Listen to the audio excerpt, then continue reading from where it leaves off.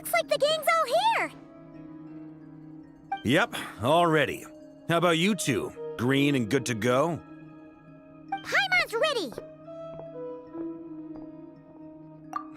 Haha, feeling nervous? Don't blame you. We're all a little out of our depth with this one. Okay, so, some time ago, Columbina was ambushed by the Doctor. It all happened pretty fast, and the last thing you saw was her vanishing into the moon's reflection.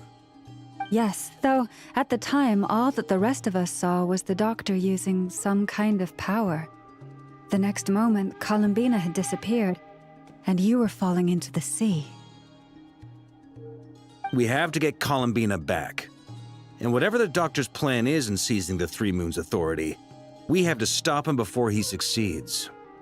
The Frost Moon Scions consider it our duty to rescue the Moon Goddess. I wasn't expecting so many others to come to our aid. So I want you to know that you have our utmost gratitude. Great. Well, first things first. Wait. Someone's here.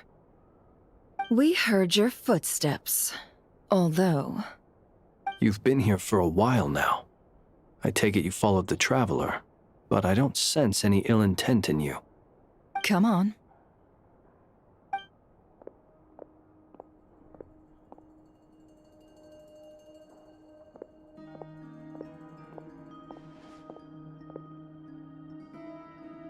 I figured it wouldn't take you long to notice me.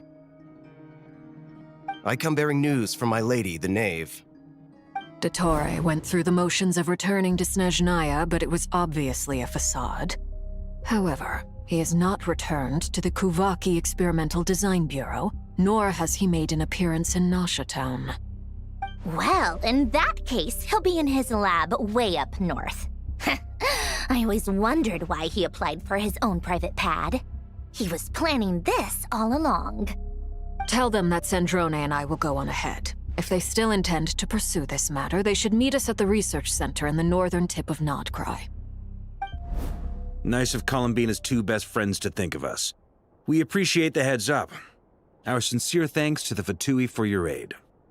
Lady Damselette may have left our organization, but at least some of her colleagues remain genuinely concerned for her well-being. Not to mention that the Doctor's increasingly cryptic conduct gives us great cause for alarm. We have crossed swords many times before, but it's not personal. We're just on different sides. We don't lack humanity. And so, as fellow friends of Lady Damselette, it's only right that you should be in the know about this.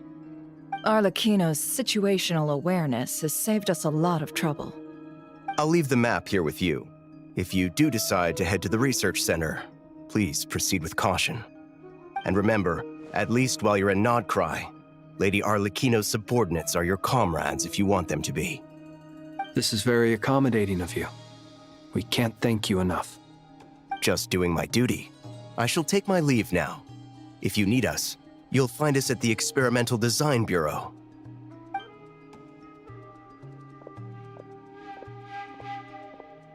So, the Doctor's left the Experimental Design Bureau and headed to some research center up north. Marionette seems to think he's been planning this for a long time. But when did it start? Before he even arrived in Nodcry? It seems his loyalty to the Tsaritsa is lip service at most. Behind the scenes, he may even be working against her. Whatever his motives, we know that he's decisive and incredibly ruthless. Facing him unprepared would be a recipe for disaster. At this stage, it's difficult to predict his next steps. I suggest we split into two groups. We need some people to stay behind and guard Nasha Town. Well, as much as I'd love to help, infiltrating research labs isn't really my area of expertise. But at least take Cool Your Jet's Ducky with you. It should be some help during the battle. And as for Miss Inefa, I suppose you will stay to protect Miss Aino? Detecting operational logic. Protect Aino. Priority. High. Just in case, Servarka, I think it would be best if you stayed behind as well. You can leave the research center to us. I mean, I would have said the Knight of Berea should probably be out on the front line, but okay, fine. Leave Nasha Town to me. Be careful out there, okay? If things get out of hand, fall back right away. Yehoda will be on hand to assist you. In my absence, she can handle any intel gathering work. You got it, boss. You guys make sure to get back here in one piece, all right? We will. Things are moving fast. We'd better head off soon if we hope to keep pace. So, it's infiltrate a secret research facility, or... Yeah, alright. Paimon will help out here instead. Sounds like it's gonna be a pretty intense fight. We all have to bring our A game here. So, anything you need to wrap up before we leave?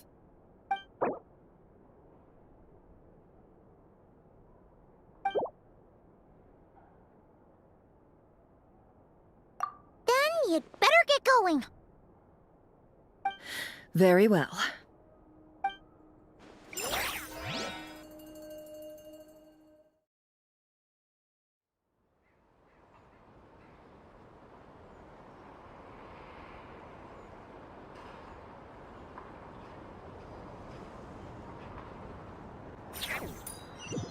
All these broken machines on the ground. Someone got here before us. Could it be Arlecchino and Sandrone?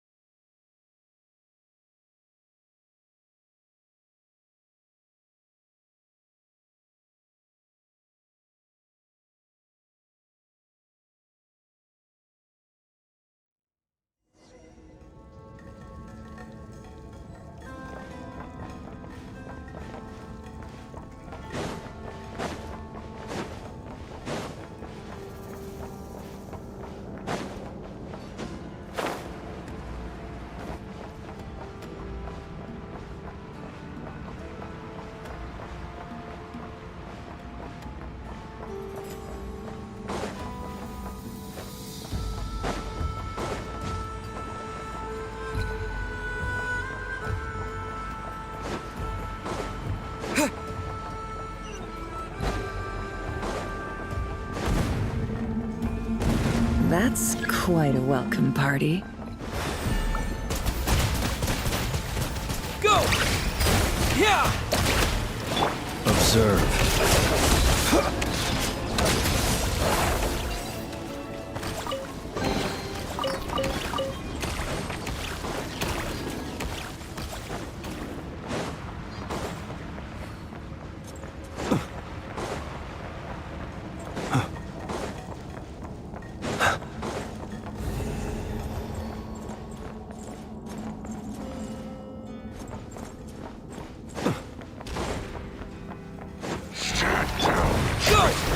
Can't hide the truth.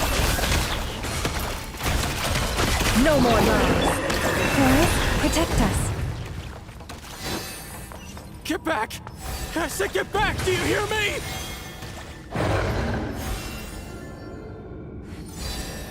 Why isn't it working? No! Don't come any closer! Don't! Ah!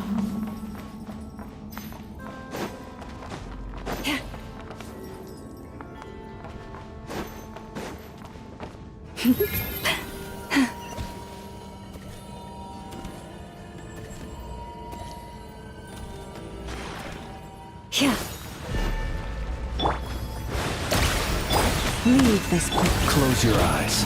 Night falls. Be silent. You poor souls. May your spirits find peace. Grab that key on the ground. We'll probably need it at some point.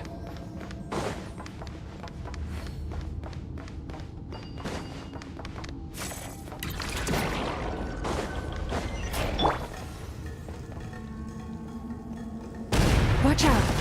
Ugh, there's no way through. Let's go around.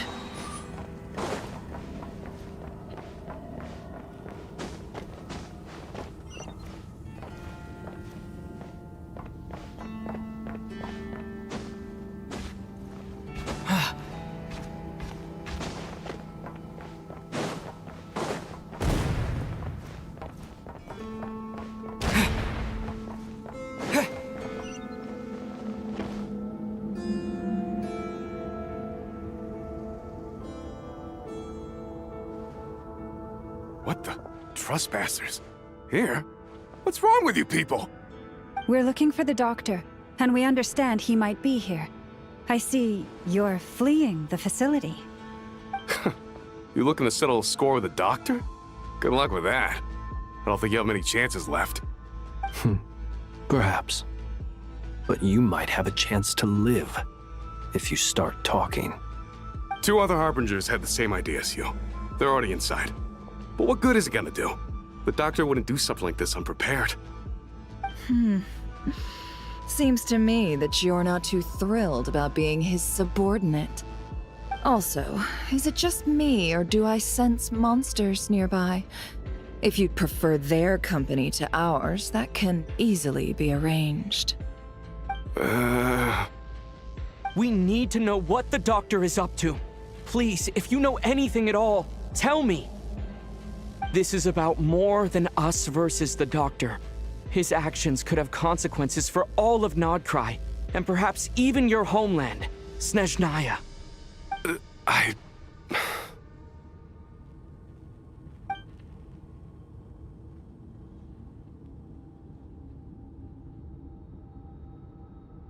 He's building something.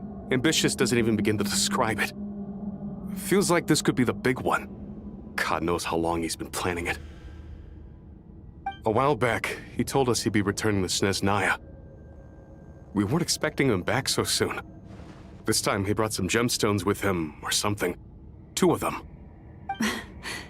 The moon marrow spheres. He stole them from their rightful owner, Columbina. Oh, Lady Damselat? Last I heard, she left the Fatui.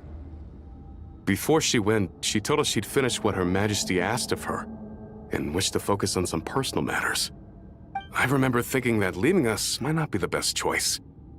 I mean, I always looked up to the captain the most, and... Back when this all started, the higher-ups dispatched 3 units to Nodcry to execute their plan.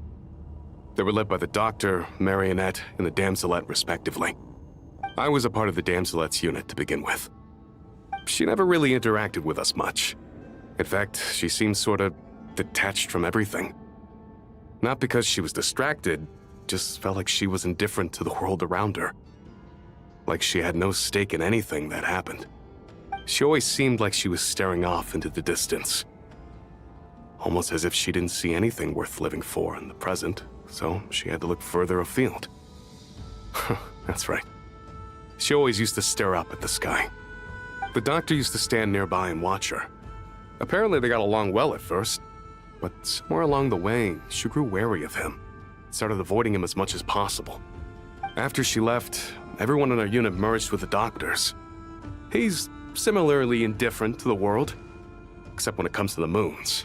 He seems to have big plans for them. Right now, obtaining the 3 moons is his #1 priority. He even said, if he can only get his hands on 2 of them, he'll create a 3rd one himself. How would he create an artificial moon marrow? Maybe the knowledge he gained from the Hyperborean phantoms has something to do with it. Thank you for cooperating. We appreciate the level of detail. I get the sense that you'd serve under Columbina again if you had the chance. Would that be fair? No, she's no longer a Harbinger. As a member of the Fatui, my loyalty will always belong to the Tsaritsa. I'm only telling you all this because I don't completely trust the Doctor. His actions do not align with the goals that first brought us to Nodcry. I understand. We'll do everything within our power to stop him.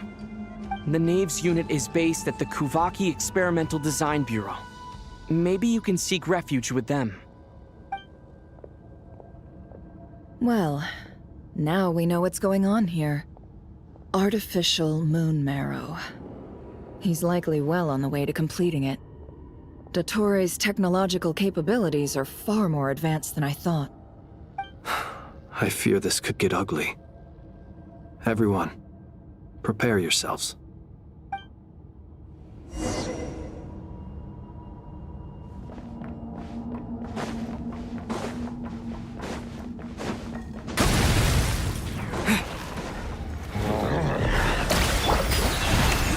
Close your eyes. Observe. Do you fear the dark? Close your eyes. Night falls.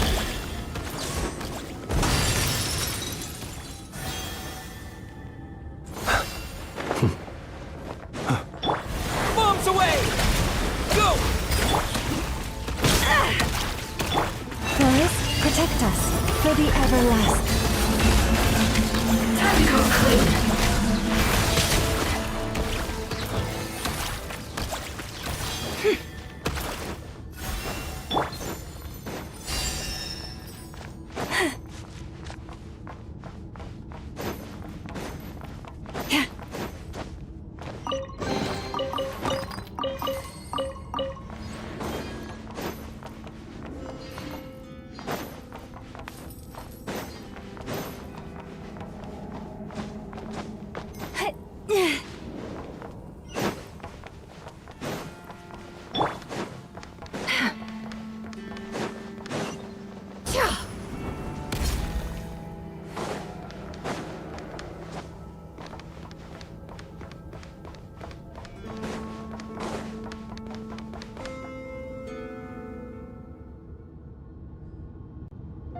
Welcome, one and all. I've been expecting you. I hope my humble research facility is to your liking. Yeah, we really appreciated fighting our way in through a horde of monsters. The gall. You expect us to believe you've just been patiently waiting for us? Of course I have. Should I be worried about something? Everything seems to be going quite smoothly so far, and you've shown up right on schedule. First Sandrone and Arlecchino, now you. Ah, quite a surfeit of guests I've had today.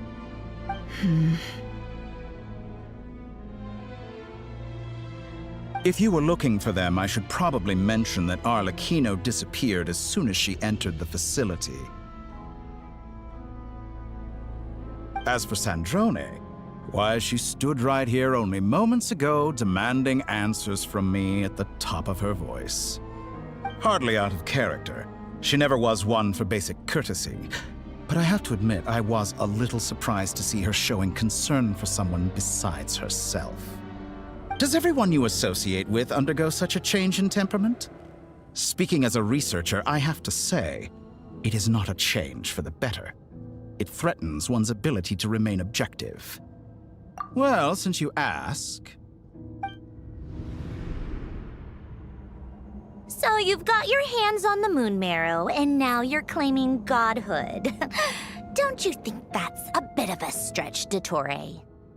I must protest what you are insinuating with that phrase, claiming godhood. I am not claiming anything. I am stating a fact. You're a researcher. I'm sure you appreciate the distinction between the two. Huh?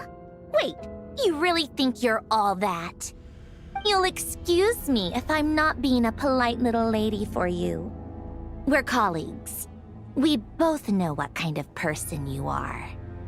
By the same token, I knew you'd respond along those lines. You and I both understand that facts speak louder than words. To that end, I've had my people send you a small gift. It should go some way toward helping you understand my present position. What gift?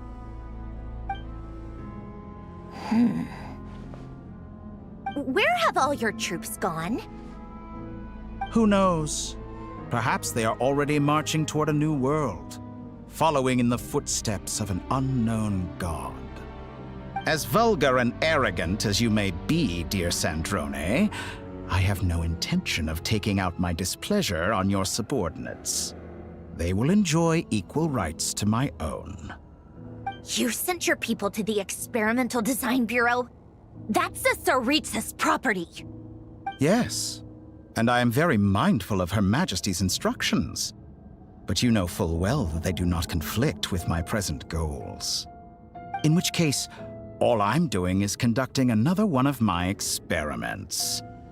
Is there a problem with that? Now then, you have a judgment call to make. Am I simply lying to stall you? Or is it possible that every word I am saying is the truth? In which case, your subordinates really are in danger. So now you've turned on fellow Fatui soldiers. You're completely insane.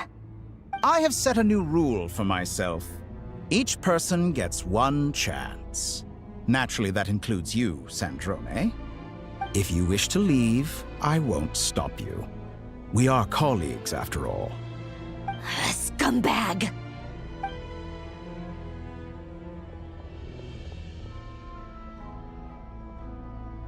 Still, I hadn't counted on Sandrone sparing any thought for the people of this world. Shame. I always found her self-centeredness to be one of her few better qualities.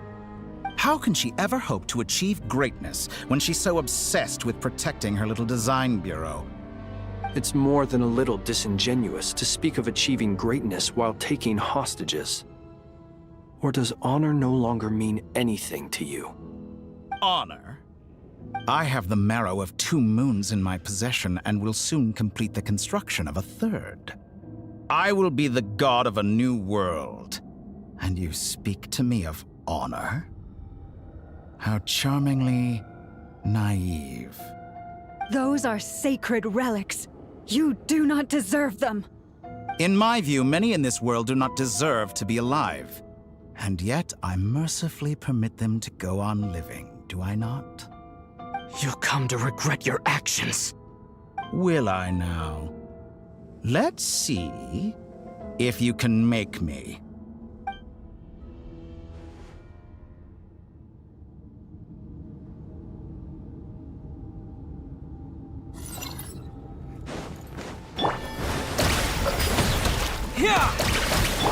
You poor lost land, with one heart. It all adds up. Seek within. Observe. Close your eyes. Night falls. You won't feel a thing. No more lies. Is this all it takes? Can't hide the truth. Get lost! Water Observe. Night falls. Be silent. Night falls. Arlecchino. Thanks for the assistance. Arlecchino. They see you as an ally. What a farce. You're clearly here to destroy my research, not the whole. I'd say your research is more valuable than your life. Am I wrong? It all adds up.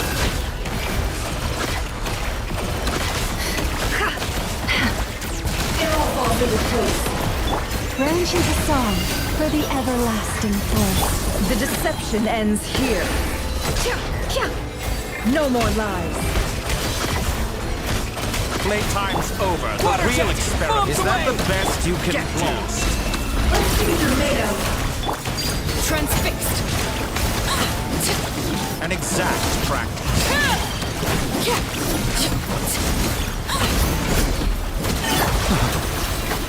Close your eyes. Observe. Too dark.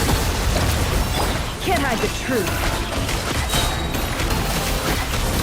Leave this place with one heart. The mystery unravels.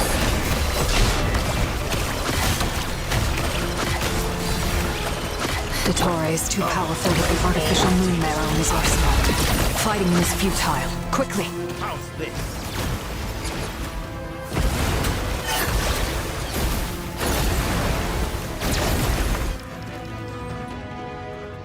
Let's go. I've always thought it is wiser to flee than surrender.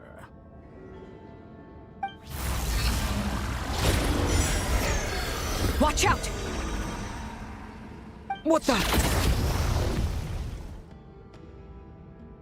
Forget about me! You should... Where's the Traveler?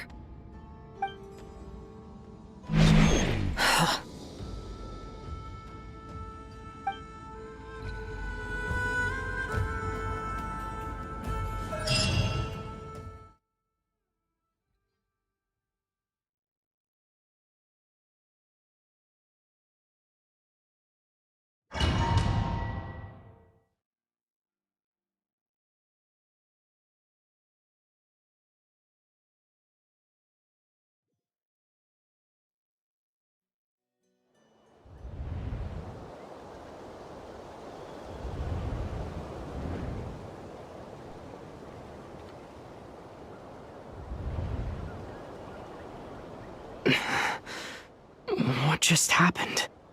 Nasha Town? How did I get here? Strange. I remember being trapped by Dottore during the battle. And now all of a sudden, I'm here. Something weird is going on. I guess I'll start by exploring the area. Huh? Traveler? What brings you here at this hour? Huh? What are you in the mood for today? A hot dog? Or something else? We've got some special discounts at the moment. Want to see the menu? Sorry, I'm not hungry right now. Ah. Well, feel free to take a seat for now. Let me know if you change your mind. Everyone seems to be acting normal. Am I just overthinking? Oh, darling, look who it is. One of our regular customers. Get the traveler something to eat, would you, dear? Wait, why is he talking like that? Well, I'd love to, but can't serve a customer unless they order something. Anyway, I take it your business is wrapped up? Yes, thankfully. It was a long trip, and it's left me feeling pretty exhausted. But the upshot is, I won't have to leave again for a good while. We can have some quality time to ourselves. Wait, these two are a couple? I see some kids around too. I didn't know they had a family. Hey there! I haven't seen you in ages! What's keeping you so busy? I've been looking forward to playing with you again. You forgot already? You're silly. Daddy brought you over to our house recently.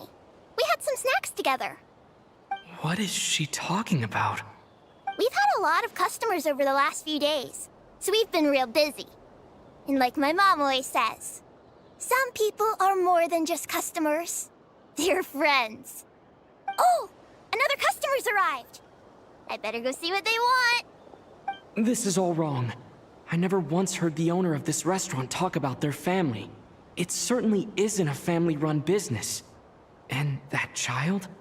I don't recognize her at all. Could this be a false memory? Very good. I knew you had it in you. Aren't you going to try the house special? When did he show up? No. None of this is real. You don't seem to like it here. That's fine. We can change venues.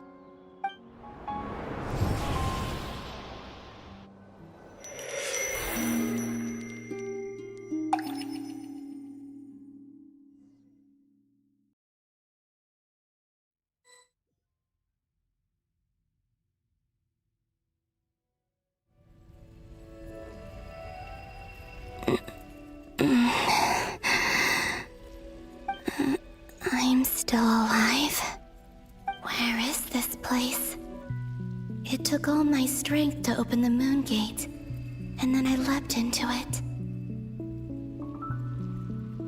So this is the moon's reflection?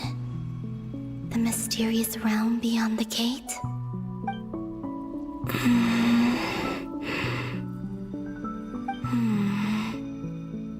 I can't sense anything.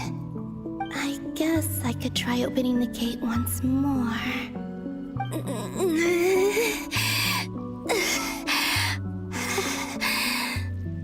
No response. Maybe this space can't be opened from inside. If this was the space that killed both Revier and his lover, then why am I unscathed? Or... no, I'm not unscathed. Even the air here feels frozen in place. There is nothing here with which I can restore my power. I should conserve my strength and proceed with caution.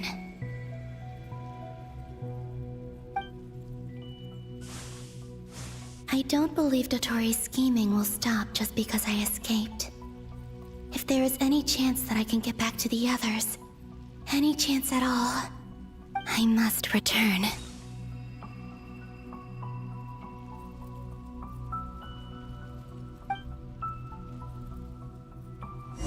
Emptiness. Silence. What is this place? Or maybe the real question is, what is it for? What's this? Looks like it responds to my power.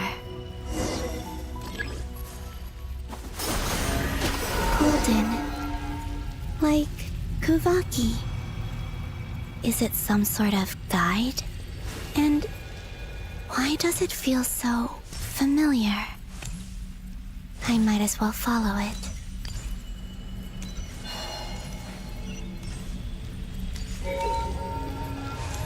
Where does this lead? Could it be the exit?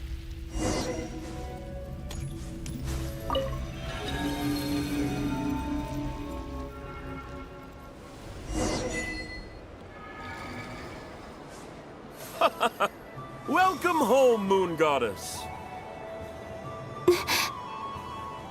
Is this Nasha Town? But isn't Moon Prayer Night over already?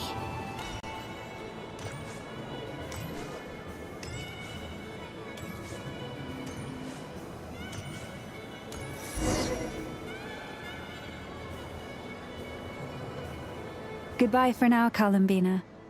I hope you have a wonderful night. I will. Llama, everyone else, and me? Are these my memories?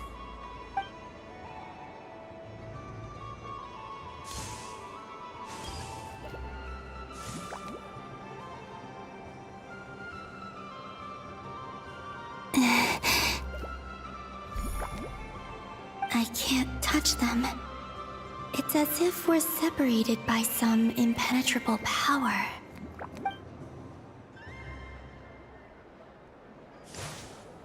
Over here! Over here!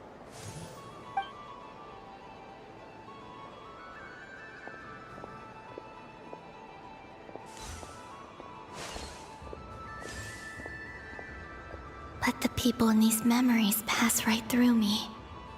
Just like when I disappeared. If only I had known what would come to pass after that. Even so, I should still take a look around.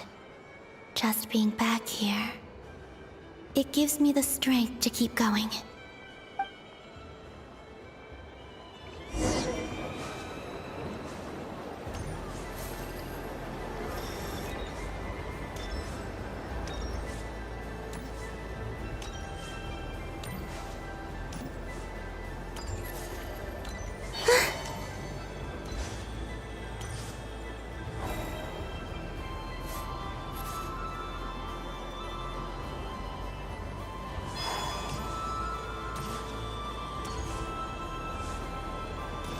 Welcome home, Moon Goddess.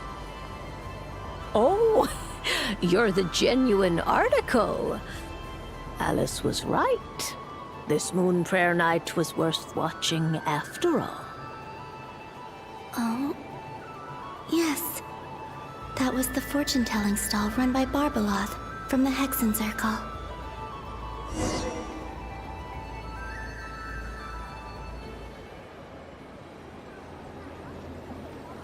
Please, draw the first lunar arcana. This represents destiny and is the foundation for the divination as a whole.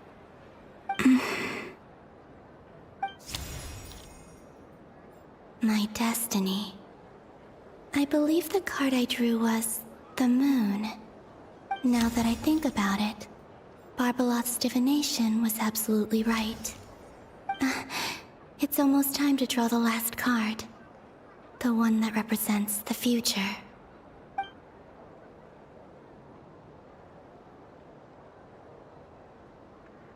That was the card that popped out on its own. From here, I think.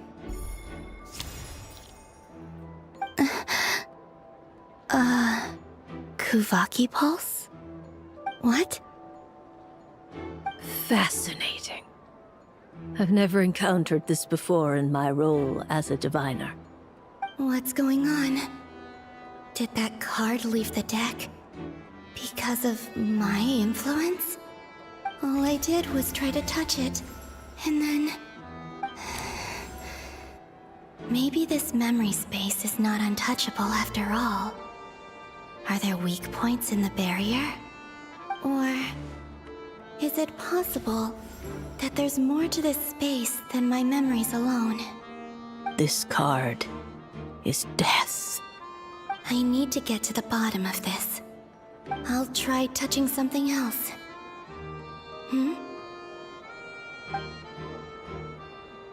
Is this... the wind? No, it's gravity. It's pulling me outwards. No, Traveler!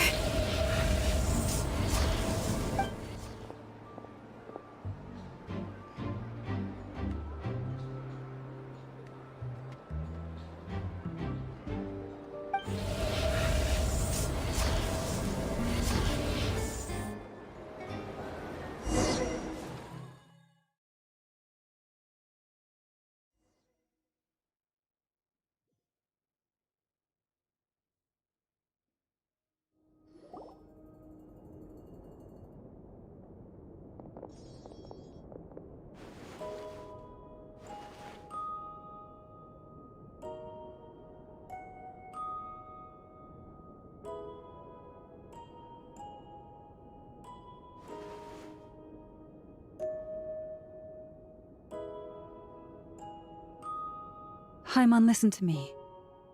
From the bottom of our hearts, we are so sorry. We completely understand how you must feel. The Traveler is trapped, and we all feel responsible for it. Don't say that! Haimon's not a little kid! You didn't leave him behind on purpose! There was nothing you could do!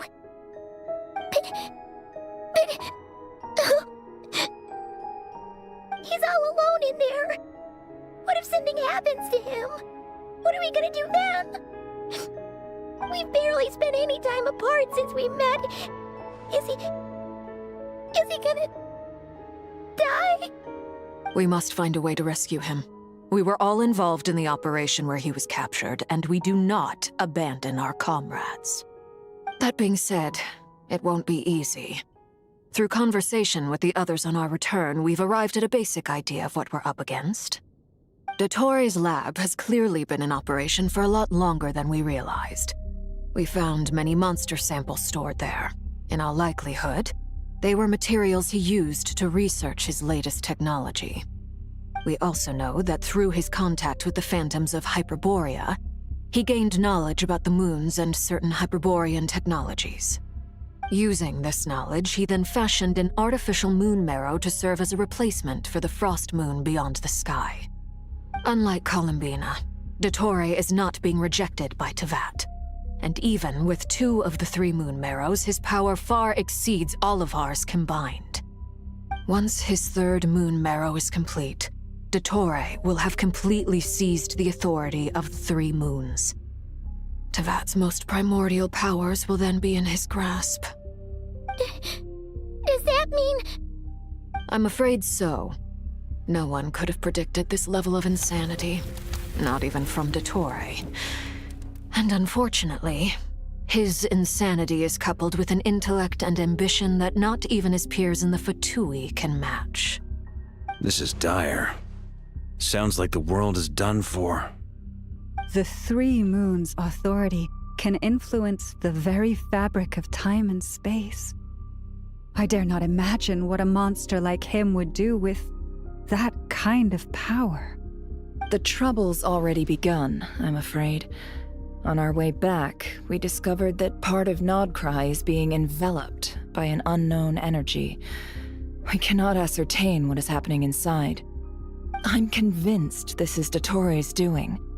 Not that there's any way to prove it. The issue is, we have no idea what his intentions are. The only thing more frustrating than facing down evil is knowing that it will surely come, but not knowing when. The Doctor is guilty of numerous crimes at Mondstadt as well. One of our knights, well, former knights. His father was murdered by Dottore. His ideology and methodology are a danger to everything in his path, from individuals to entire nations. He does not feel guilt, even when he acts against his own people. He doesn't see them as his own people, that's why.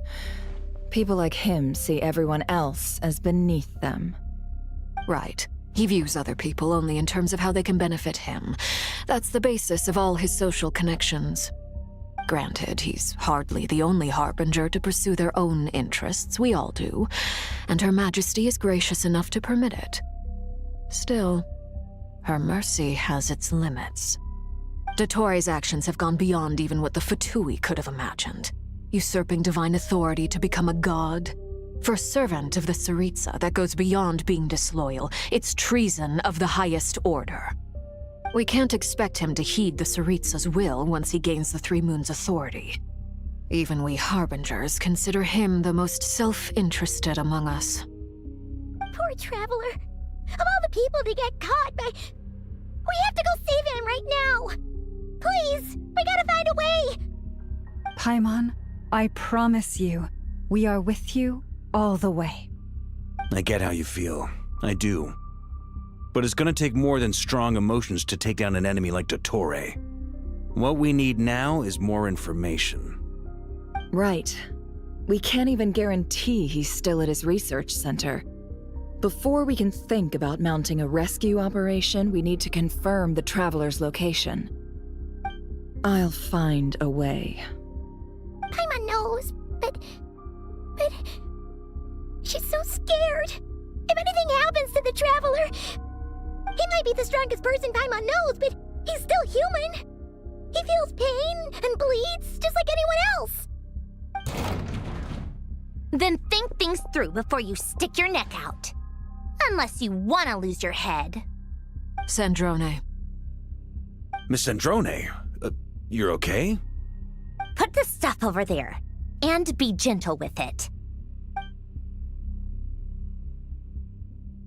Am I okay? As you can see, I've had to move my whole livelihood out of the Experimental Design Bureau. It's been swallowed up by Dottore's energy field. If I'd left it any longer, I probably would have gotten stuck there. Ugh, Dottore always goes a little loco when he finds a shiny new toy. Not that he'd ever admit that. But this time, he's gone full psycho.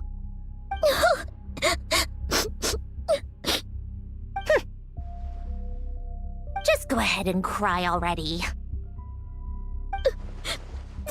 Sorry. Paimon's not trying to make it seem. It's just... She can't. Oh, Paimon. Let it all out. There's no shame in it. When you're overwhelmed by fear and despair, crying can help get it out of your system. You'll feel better for it. Okay then, while the baby of the group is having a moment, how about the grown-ups get to work?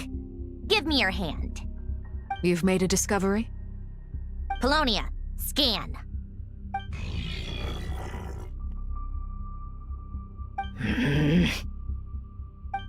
You, hand, now. Oh, I thought you'd never ask, my lady.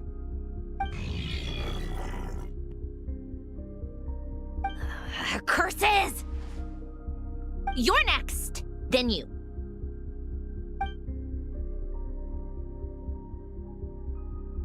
Dottore, you son of a... He's done something to us! Everyone who entered his research center has been implanted with some sort of curse. I don't feel anything unusual at the moment. Does that mean it hasn't activated yet? Is there a way to figure out its purpose and what might trigger it? My best guess is Dottore created it using the Moon Goddess's powers. 1 second, analyzing. Ugh! That friggin' maniac! So, what twisted game is he playing this time? The moment I analyzed the energy composition, some encrypted text appeared in my mind's eye. And when I deciphered it according to the Fatui standard encryption protocol, I got the following message. feel free to run. Or you will perish in nod cry. He's mocking us.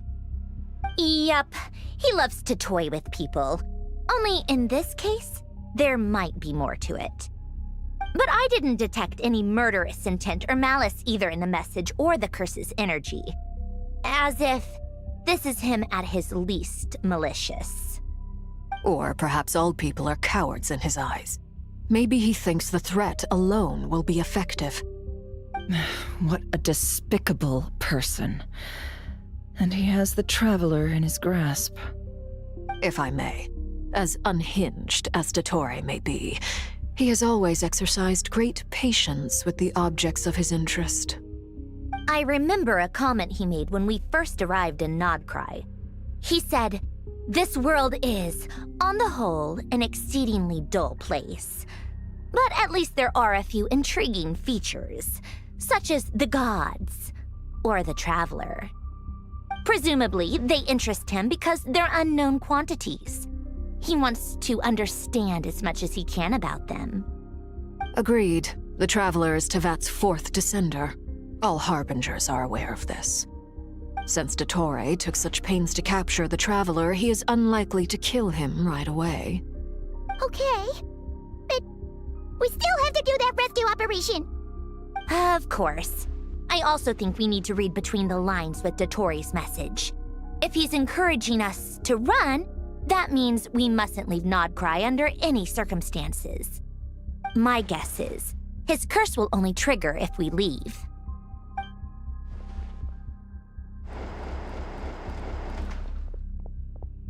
We've discovered multiple energy fields.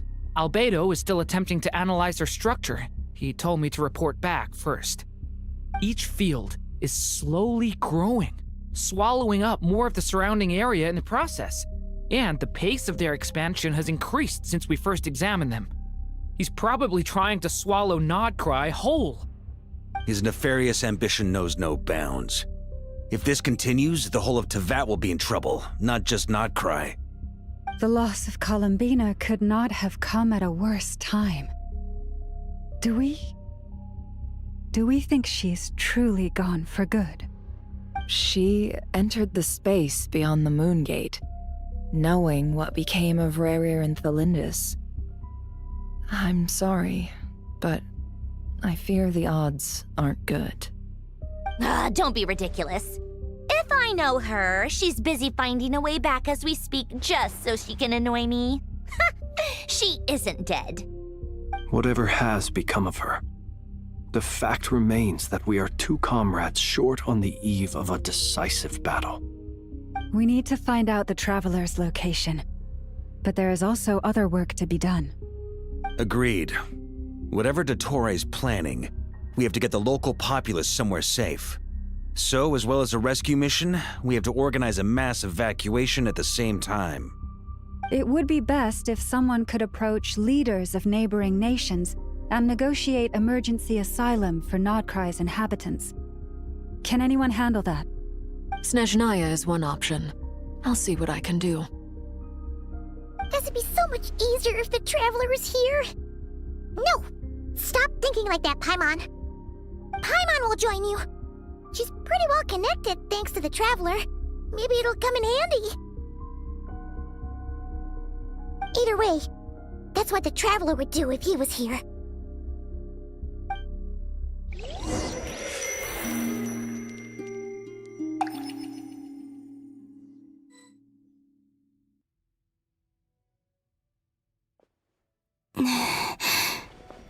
Back here again. That gravitational force that pulled me back. Is this where it came from? When I saw that memory of Moon Prayer Night, I think I influenced reality. Was it just a coincidence?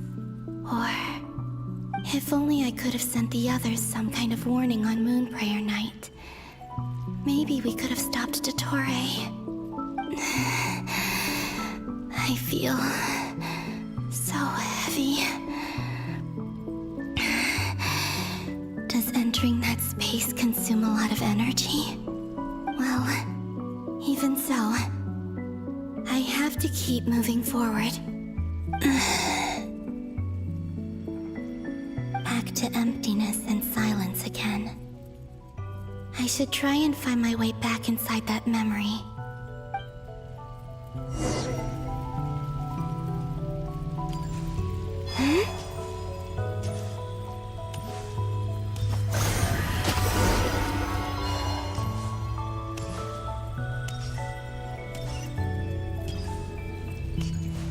The entrance from last time isn't showing up. What am I missing? Looks like I need to gather these scattered fragments.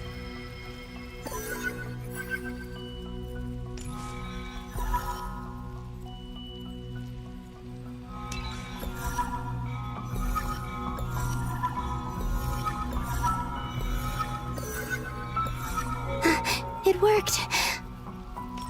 Hopefully I can stay inside for a bit longer this time.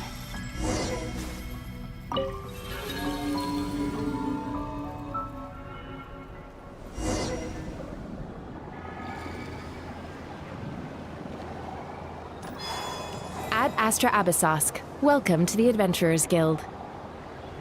What? This doesn't look like Moon Prayer Night.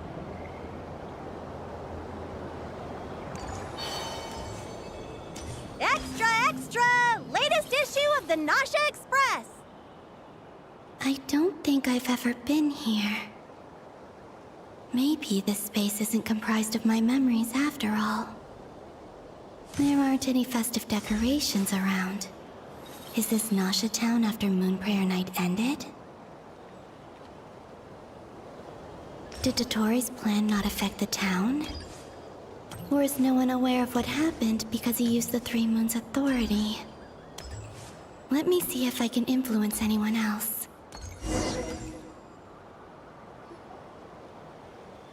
So, what do we do next?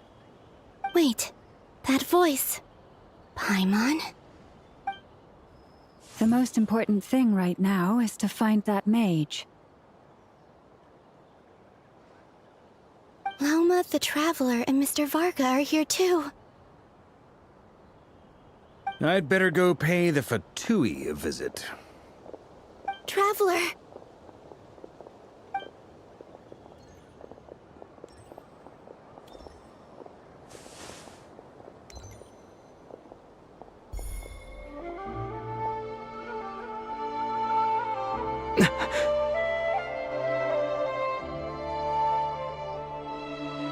Columbina?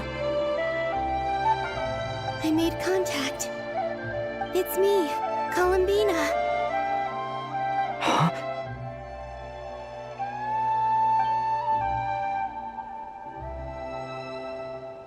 Traveler? Let's go! This is no time to be spacing out!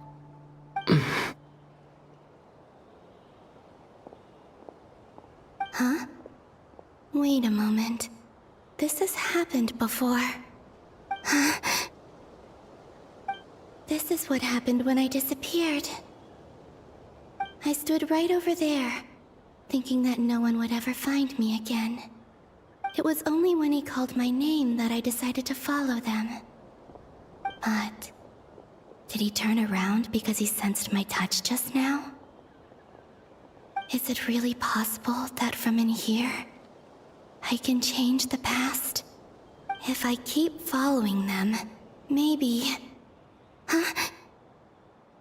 It's that gravity again.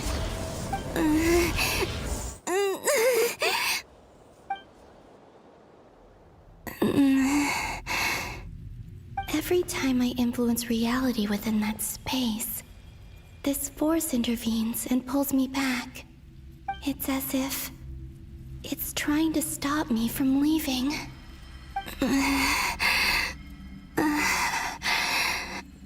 I'm getting weaker and weaker. I'll just have to try another approach next time. Come on, Columbina. Keep going. You have to tell everyone what happened.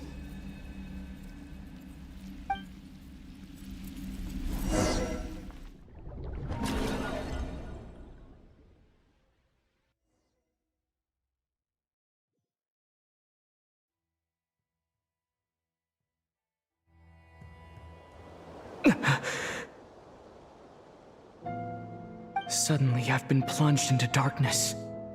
Alone. It feels strange. As if something has grabbed hold of me. Is Toray now powerful enough to interfere with space itself? Look at you, standing so still in total silence. I almost didn't recognize you. Hello there, traveler. He seems to be in a good mood. Wait, what's that behind him? Ah, so you noticed. This is the completed Trilune. 2 primordial moon marrows and 1 artificial specimen. You are wary of it. Good. Maintain that reverence. You performed well in that recent battle. Brave and reckless as always. Courage is the sign of a true hero, and impulsiveness is the hallmark of those who strive to advance. I say this not to belittle you. Most creatures are far more timid by comparison. 3 moon marrows? Does that mean the artificial one is now complete too? Well spotted. What do you think? For a replica I built myself, I dare say it looks the part. Dottore, are you planting illusions in my mind? I have no interest in fooling your eyes. On the contrary, I hope to show you the true essence of all that you see before you. Is this not a beautiful city? People live in peace and find joy in their work. The streets are safe. People can even leave their doors unlocked at night. You might say it is the Elysium everyone dreams of. All available data indicates your values and worldview conform with the mainstream. This kind of society should be quite to your taste. False beauty is deceitful. Lies are to no one's taste. I wonder, is it your moral standards that are too high? Or your expectations of reality? Answer me this. If someone existed in a sweet dream from the moment they were born, a dream in which they never once felt pain, which do you think they would consider superior? The dream or the reality? That's pure sophistry. It has nothing to do with your actions. As I suspected. You have yet to understand all of this for what it really is. What do you want from me? You sound impatient.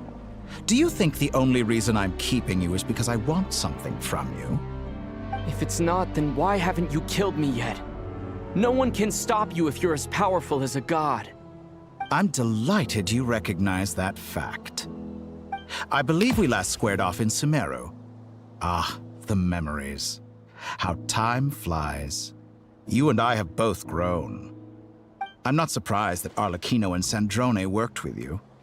You've always a way of slowly but surely ingratiating yourself with all levels of society. People laud you as a hero, but I suspect there's more to it than that. Oh, but to be clear, I don't say that to flatter you. Do you always give your opponent an appraisal before you deal the final blow? Call it a long-time habit. I'm a researcher, and one of my duties is to give an objective assessment of my subjects. But you misunderstand. We are not opponents. Not at this moment. I just want to talk. Think back to Tartaglia, Arlecchino, Capitano, Columbina, and now even Sandrone.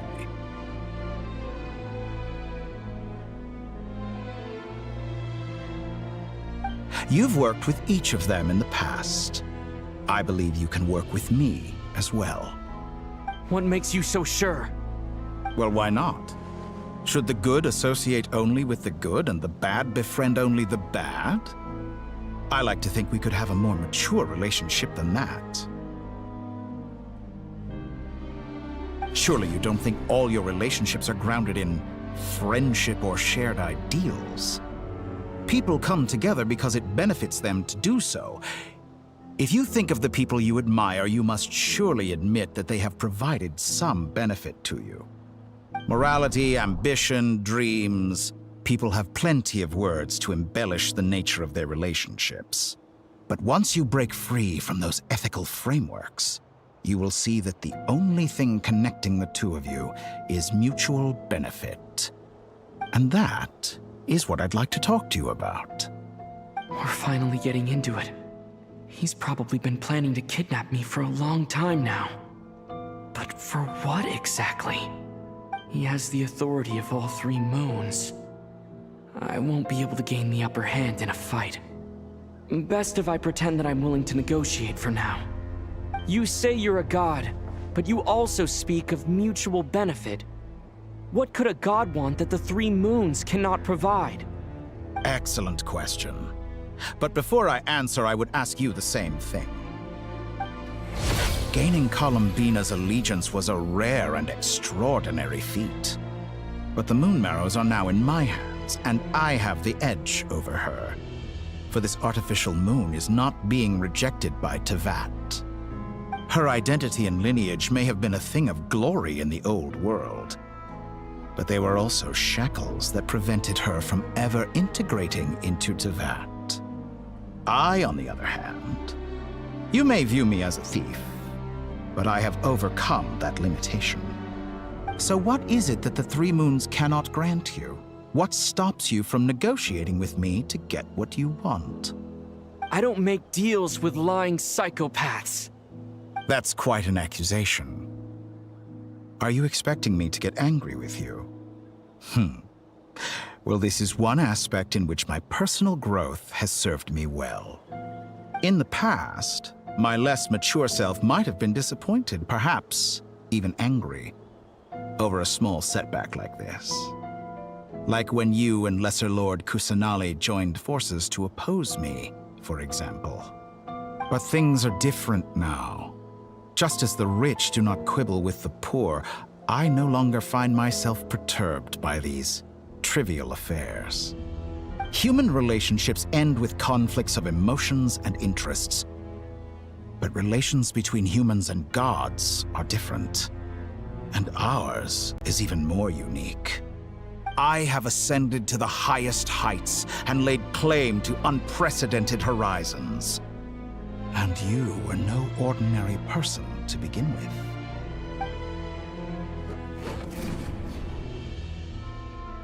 Allow me to show you the world, Descender.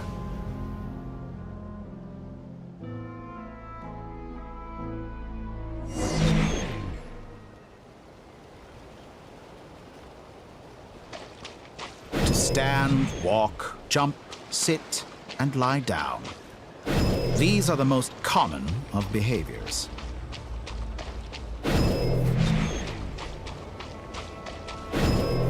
Have you ever wondered why we were born following such laws? Who stipulated that we could not fly instead of walk?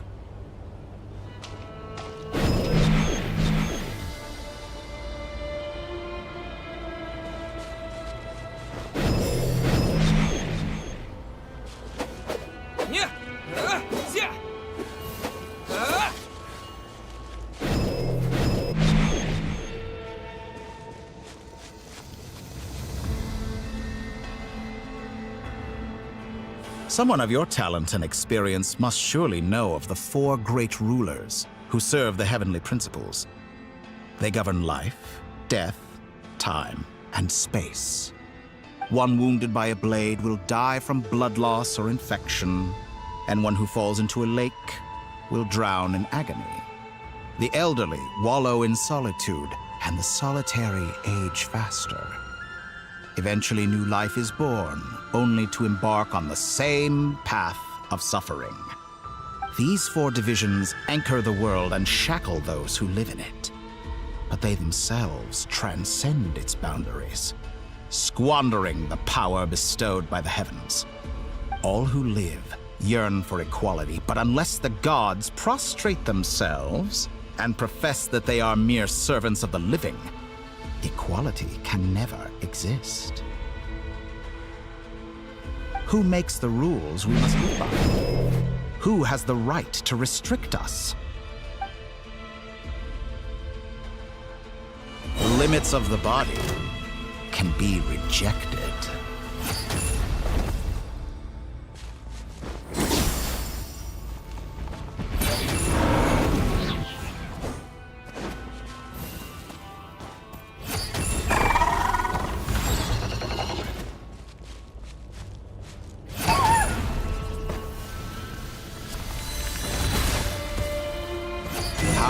feel to be among those with absolute power?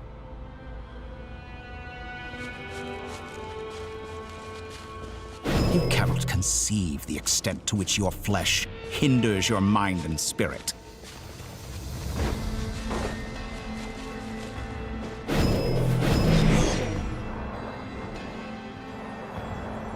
Only by discarding our useless, primitive eyes can we perceive a new world. How narrow-minded we all were in the past. Why should the final answer of the world not be the power that predates those of life, death, time, and space? The power of the Triloon. Through it, I have glimpsed new experimental possibilities. Nature suppressed, authority exiled, souls controlled.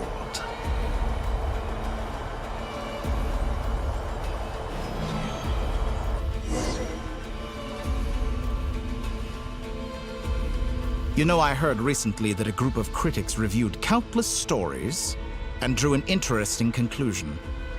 They found that it is more often than not the villains who strive tirelessly to push the boundaries of progress. In fact, long before this, someone voiced a similar idea in an academia editorial. I felt a great affinity with this perspective.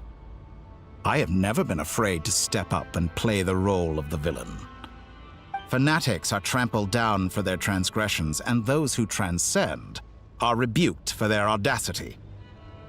And so, the majority of creatures are too timid to follow my lead. But all sacrifices made during my experiments have been worthwhile, as you can now see. I can offer you something new, something unique, precisely because I am a villain. Think about it. We are eternally bound through mutual interest. Can you truly say you would never turn to malice if it could give you the life you dream of? After all, what value do perfection and purity really have? They are fragile and feeble things, utterly tedious. I say, better to be governed by a flawed humanity than a gnosis. The true seeker of knowledge is the villain who undergoes countless tribulations in pursuit of their goal. I'm sure many people have told you that you're different. Because I'm a descender? Exactly. Very clever. But what has that got to do with you? I do not conceal my wicked deeds, my selfish desires, or my greed. A true researcher must act as I do if they are to understand and speak of the truth. And yet, a knowledge seeker like myself will inevitably grow tired of studying Tevat beyond a point. You have traveled to all corners of the world and met many people. Along the way, there have been moments when you were misunderstood or even became a wanted criminal. And all the while, you have spent your days doing some of the most mundane jobs in the world. You fight and toil, claim minuscule rewards from my friend Pantalone, then you fight some more, winning some battles and losing others as your search goes on. And this cycle continues, with no end in sight. Surely you must sometimes grow weary of being stuck in this same loop day after day. We're completely different. I embrace everything that life throws at me. I am engaged in every step of my journey. How does that make us different? I too embrace what life brings, researching everything that interests me. Think of all the novel things I've managed to create, like the artificial moon marrow. Don't you see? As unique a specimen as she was, even Columbina is not irreplaceable. Take that back! She's gone because of your actions! I didn't say that to anger you. Though admittedly, I don't see what there is to be angry about. Anything Columbina could do for you, I can do better. I know what your ultimate goal is. You wish to walk the path your sister walked, and seek answers from her at the end of that journey, don't you? Someone like you could never understand what it feels like to care about another person the way I care about her. Perhaps not. But that doesn't mean I can't help. I could find your sister right now, bring her before you, and make her give you the answers you seek. Don't be so presumptuous. You'll never begin to understand the situation between us. Oh, no. This is no presumption. I'm only offering what I know is possible with the power of the Trilune. But it seems like you would sooner continue with your journey through this world. Why? Do you truly desire this journey? Or is it simply a necessary process from which you cannot escape? Think of all the time and energy you have spent, everything you've had to endure just to make it this far. Is this really what you want? Or has your hand been forced by the promise of that final answer? Yes, you have made many friends. But do they ever spare a thought for the void in your heart and what it yearns for? What you want is not friends. It is family. But do they know this? I, on the other hand, am far more considerate. Join my experiment, and in return, I will bring your meaningless journey and all its struggles to an end. This is a malicious attempt to manipulate me. But at the same time, he's stating some very human truths. Of course he's right about my predicament. How can I deny it? I have faced ungrateful strangers, never-ending troubles, an endless quest for answers. I want to see her. After everything I've been through, words can't describe how much I miss her. How much I want to be reunited with her. Wherever you are right now. Do you miss me too?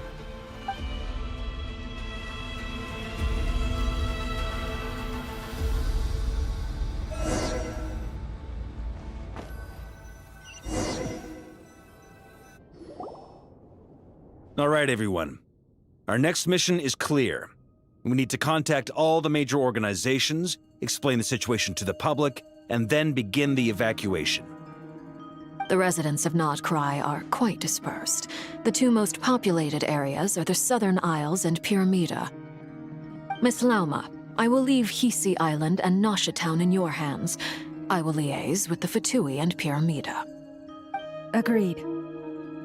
We will reach out to Natlan and Snezhnaya. Anyone found north of the Experimental Design Bureau should follow the Fatui to Snezhnaya. As for those dwelling south of that line, I will ask the Voynich Guild to help persuade them to leave. Then I, Mr. Varka, and the Frostmoon Scions will escort them to Natlan. The Voynich Guild has dealings with the Curatorium of Secrets. I will send them a letter vouching for your credibility. Yehoda, you should help Lauma. This is too big of a task for one person. My wish has come true. You're willingly lending me your most capable employee for the day. Well, good for you if all this only takes a day. Of course, if it takes any longer, I'll be charging a fee. Boss, wait!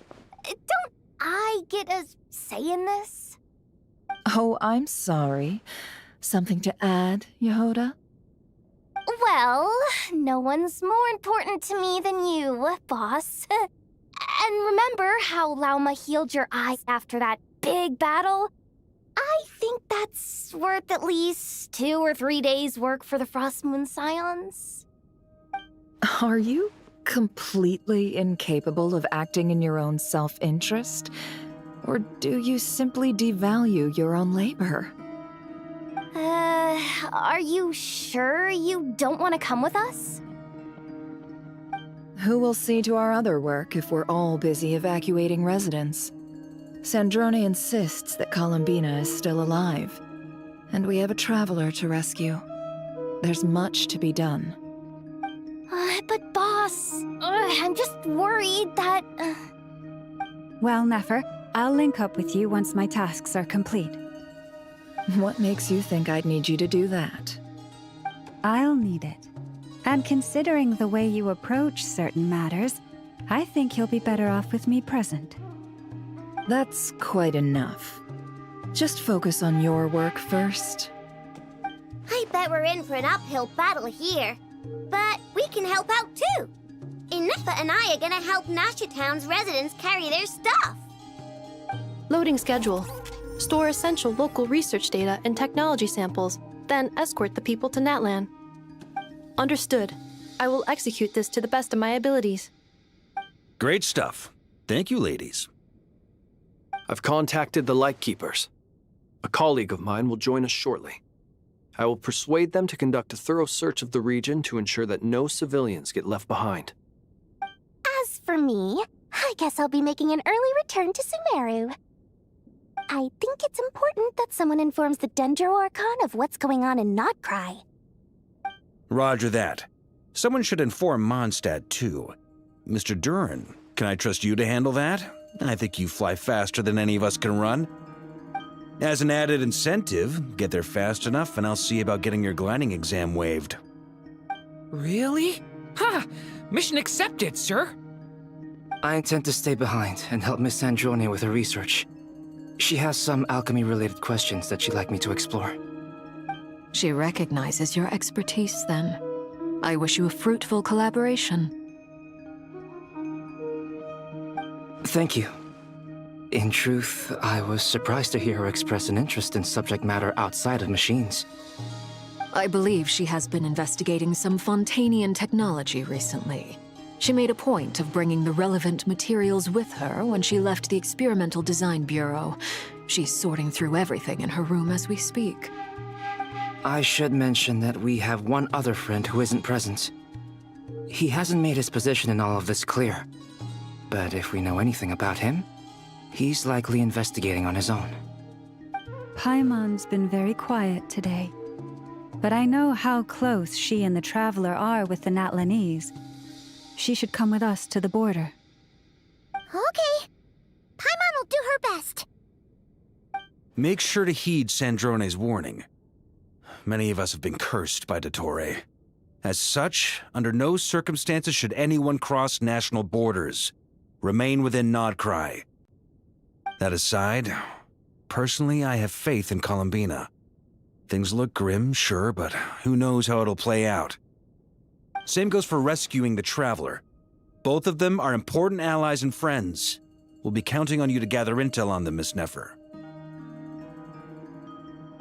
Oh, wonderful. You're all here.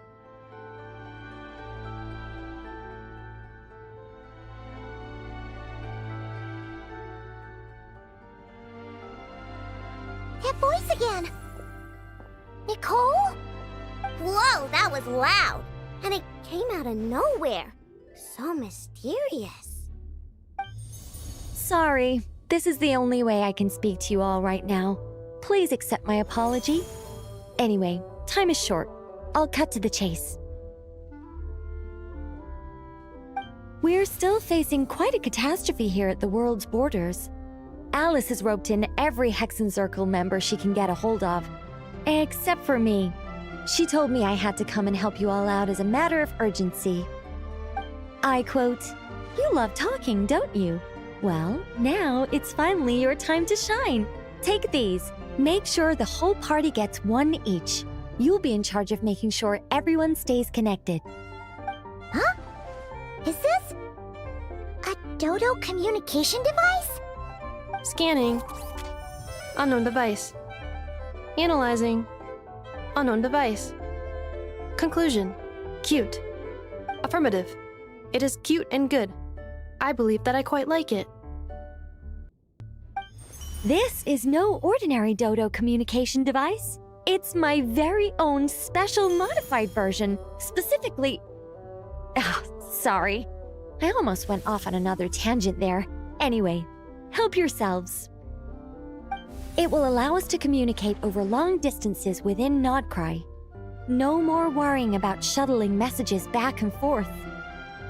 What astounding technology. Am I right in assuming that it relies on your personal abilities to function, Miss Nicole?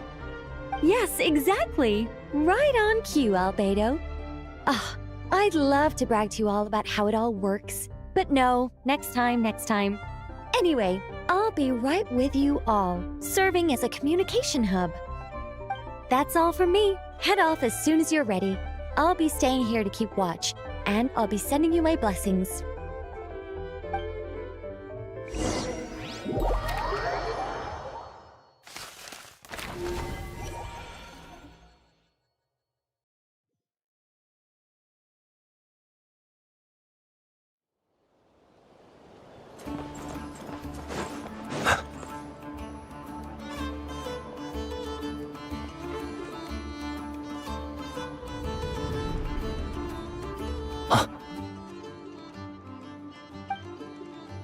Ah, Sir Flint.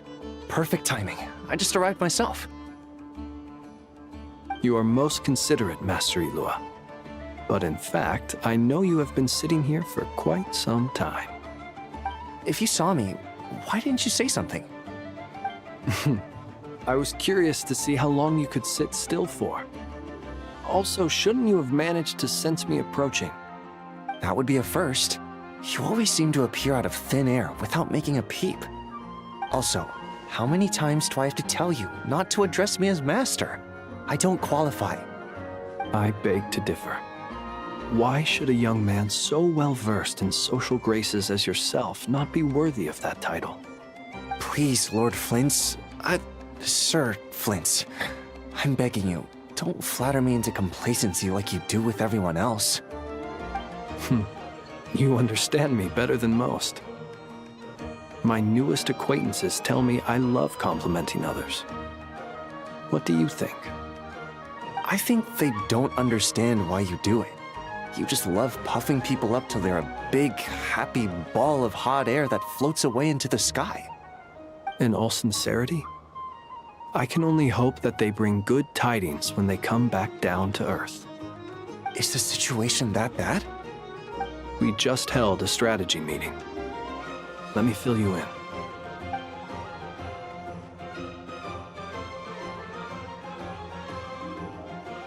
In short, we need everyone gone from Pyramida. We also need a team of Lightkeepers to scour the more remote regions of Nodcry for civilians to evacuate. I only hope we have enough personnel. We do. Old Man Nikita will definitely help, and we can recall anyone out on patrol to focus on this instead. Good. I'm sure you and the others will make short work of this. Now, don't forget, once you've completed this task, make sure you and the rest of the team evacuate to either Snezhnaya or Natlan as well. Flint? If you've got something to say, Master Ilua, why not guess what I'm thinking right now? You mentioned that you have something else to deal with later. How difficult is it going to be? I doubt it will be easy. I know you're a Lightkeeper, and it's your duty to protect others in times of crisis. But I have a feeling that you'll be walking into grave danger. However bad things have gotten in the past, Nodcry has never faced a mass evacuation before. But from the sounds of it, you don't intend to come with us. I don't mean to pry, and it's probably none of my business. But whatever it is you're intending, you don't have to go through with it, you know. I've been afflicted with some sort of curse, and I'm told it may well trigger if I set foot outside of Nodcry. As such, I cannot leave. I have to act, if for no other reason than to fight this curse. What? No. Why? Why would anyone want to curse you? There are plenty of people out there willing to trample over others in pursuit of their own goals. Frankly, Sir Flint, I am furious. You're making light of what is an incredibly serious situation. Indeed I am. And? And what? I told you, I'm furious about this. Nothing I can do about it, I'm afraid. Things happen, and we just have to deal with them. If you find yourself feeling angry, perhaps start by drinking a big glass of water. Hey, you mean you're completely unmoved by my anger? I'm devastated. Then allow me to express my sincerest regret. Come by the lighthouse sometime. We'll catch ourselves a few fish, have a little barbecue, play some cards, and bask in the sun. Maybe I need to spell this out. Lean in a little, Flint's. Oh my, this doesn't bode well. Word is that you were caught up in a real horror show recently. People were amazed that you returned safe and sound. They've been debating whether you're even human. I've returned safe and sound from plenty of crises. When you say people, do you mean other people, or do you just mean you? Fine. I'll be frank. You're not human, are you? Heavens. Now that's a horrifying thought. You know what? Forget it. We'll revisit this once it's all over. A sound plan. Albeit a little ominous sounding. Just promise me you'll come back in one piece, all right? For you, Master Ilua. How could I refuse? Also, please pass my regards on to our colleagues. Tell them, thank you all for your assistance. Please put safety first as you proceed with the operation.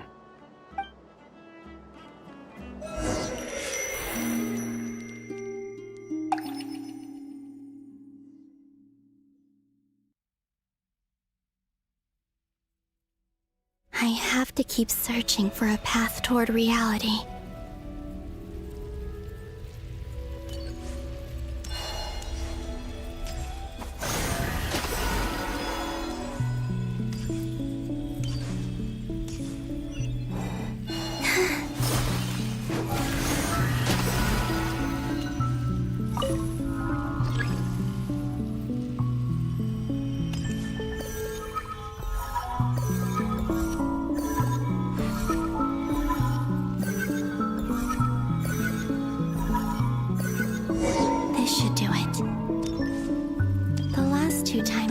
Influence reality in this space. It consumed a lot of Kuvaki. I'll try and be more careful this time. I need to leave key clues behind using less power. I hope everyone still remembers what I said on Moon Prayer Night.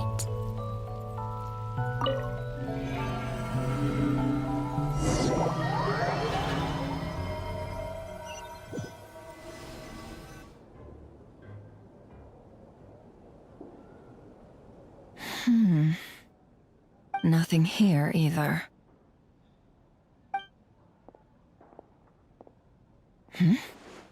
Flint's? Ah, Miss Nefer. What are you doing here? Unless... I just spoke with Itlua about arrangements for the search and came for a walk nearby. As for you, why would... It appears we think along similar lines, and neither of us likes to accept things at face value.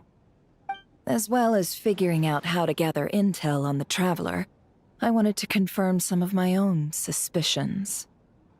Also, we'll need to bring a lot of force to bear against Ettore, even if we're only looking to rescue the Traveler. We can't leave anything to chance. You don't think Columbina perished either, do you? I'm merely considering the possibility that she survived, just as you are. How much can we really know about a deity like her anyway? Do you remember what she said on Moon Prayer Night? About using moonlight to send messages to us? Of course. I think that's why we're both here. Where have you checked so far? I've been focusing on the outdoors. Anywhere the moonlight shines. I checked most of Nasha Town, but didn't find anything.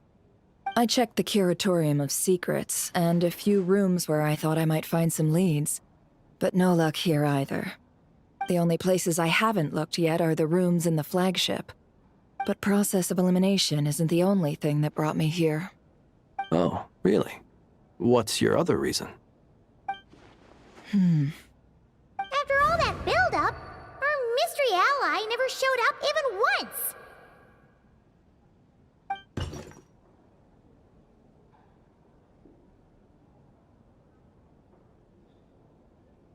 Huh? Am I imagining things?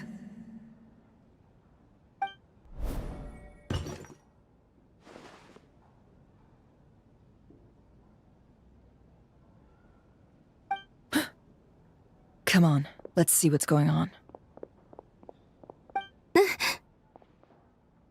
Oh no. I knocked over a vase as soon as I came in. It must have been caused by a Kuvaki fluctuation when I entered the space. Although, it seems like I'm not about to be pulled away this time. It looks like as long as I'm careful with my actions, it doesn't count as influencing reality. Anyway, is this the flagship? The Traveler mentioned that's where he was staying. I only went into the lobby last time, so I've never actually been here before. How does this space work? If nothing else, I can now be sure that it is not simply memory. He mentioned where his room was. I think it's this one.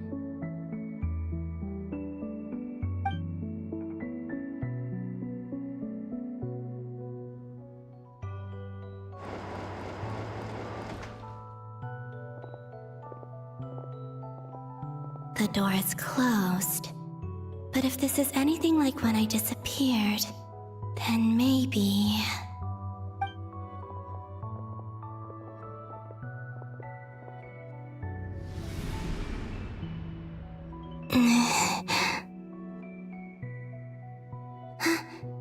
I'm in. He and Paimon aren't here at the moment. I hope he's okay. I wonder what happened to him after that battle with the Torre. Best not to dwell on that for now. I need to try and leave them some clues.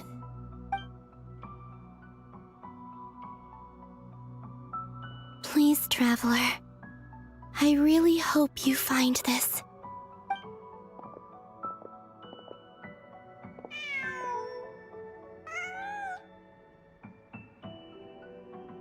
Huh.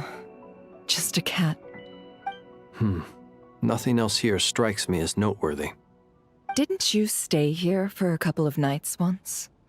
Before Rerir showed himself, yes. It's also where the Traveler and I first met. Did you notice anything unusual during your stay?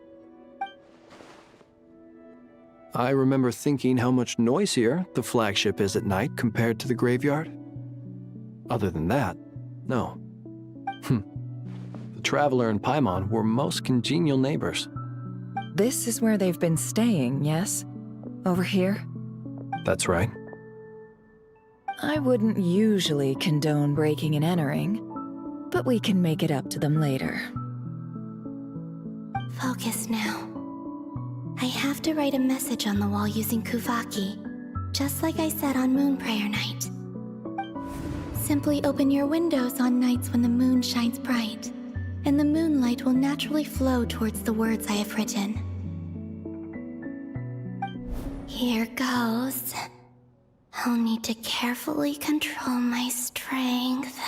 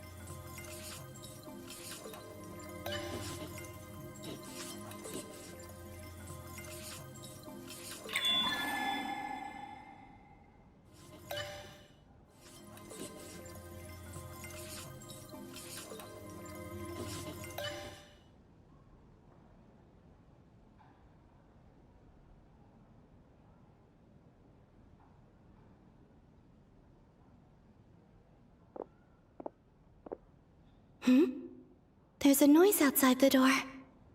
Is he back?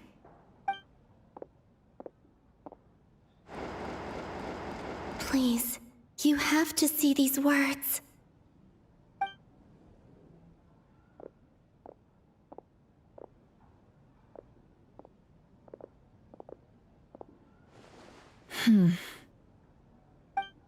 Well, do you sense anything? Unfortunately, no. And this place was our last chance. Not necessarily. We've only looked in Nasha Town so far. Miss Columbina said she would leave messages at her friends' dwellings. It's still worth checking where Miss Lauma lives and where I live. Let's try and make some time to look into those then. Wait. What are you waiting for? Oh, Paimon might have overeaten slightly. What's that look for? This is a victory feast. It's normal to eat a little more than usual. The Traveler in Paimon. It's really you. But why are they talking about a victory feast? Huh. You worried Paimon sick while you were out there fighting Rare. So this is your chance to make it up to her, alright? Wait. So this is the night after the battle against Rare. How did I end up here? That's quite a long time ago now. Wait. Time. That's it. Every time I've entered reality within this space, it's been at an earlier point in time. Every one of those points has been before I fell into the moon's reflection. And everything I've done to affect reality really did happen in the past. Does this mean that within the moon's reflection, time flows backwards? Starting from the moment I fell in? Not long till Moon Prayer Night now. It's gonna be even livelier than tonight. Although, it's gonna be sad saying goodbye to the damselette. She seems like a really nice person. Paimon. No, I can't. Even if I make contact, they probably won't understand what's going on. And in any case, I'll likely get pulled away again if I do. Instead, I have to find a way to get them to notice what I've written using the moonlight. Wait, even I hadn't thought of doing that before Moon Prayer Night. They'd never conceive of that possibility. Is there truly no other way? Don't lose heart. We'll find a way somehow. Huh? Oh, you say that, but the Frost Moon is beyond the fall sky.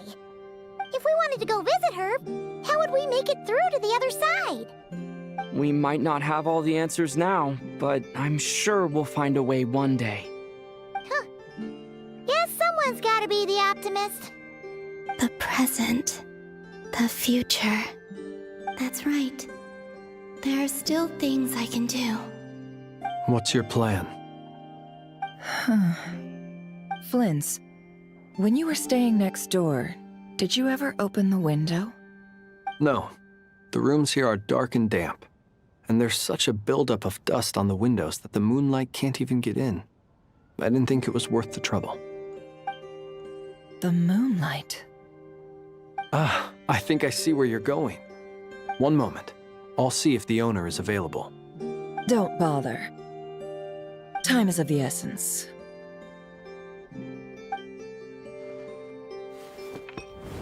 Time. Even if no one sees what I've written at this moment, maybe someone will remember what I said after Moon Prayer Night. I need to write down as much information as I can. And maybe one day...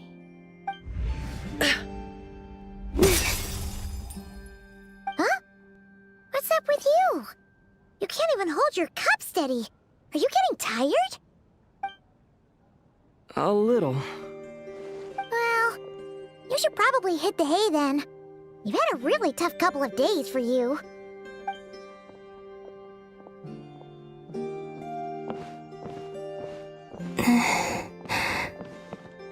You truly have. You helped defeat Rerir, helped me reclaim my name, and you helped the others organize Moon Prayer Night. Wherever you are right now, I'm sure you're still fighting against the injustices of fate. This is all I can leave for them. How I wish I could stay here. But it's time for me to go. I hope to see you again in the next time. And if the opportunity presents itself. I will surely return to your side. Huh. Columbina. She's alive. Not only that, but she's left us an entire wall's worth of clues. She even wrote down what would happen on Moon Prayer Night. It's just a shame we found it too late. I am here. Time in this place flows backwards. I am constantly moving forward. It sounds like she's found a way to influence the past using Kuvaki. But her future is our past. So, these words have been here ever since we defeated the Ray Hero Solnari. We just never discovered them. Which came first, the chicken or the egg? Do you ever mull over questions like that? Only when I'm in a good mood and at leisure. Well, I never do. Everything that has happened already belongs to the realm of fact. As a business person, and especially an intel broker, what I do is extrapolate from those facts to try and read the future. An admirable philosophy. It's a means of survival. Let's go. We have a wall's worth of clues to share with the others.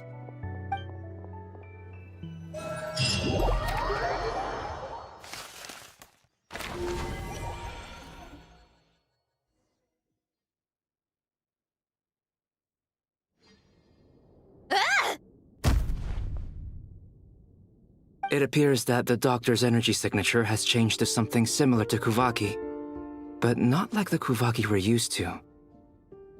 Nodcry's Kuvaki devices will only have a limited effect on it. I can see why you've chosen to place your hopes in alchemy instead.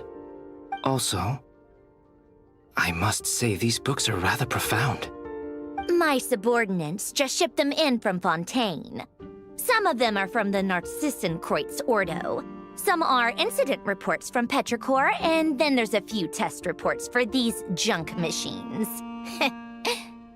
Additionally, after some further scanning, I've discovered something extremely annoying. What's that? Tevat's skies contain multiple moons. A long time ago, when I did my first scan, I detected 3, just as the legends say. But when I checked again just now, I detected 4 moons. So there's one extra? Yeah. Originally, I thought that if I could still find 3 moons, that would at least mean Columbina's still alive. But then it occurred to me that apart from the frost moon, Tevat's moons are just husks. And husks surely shouldn't show up in the scan, since they're not alive.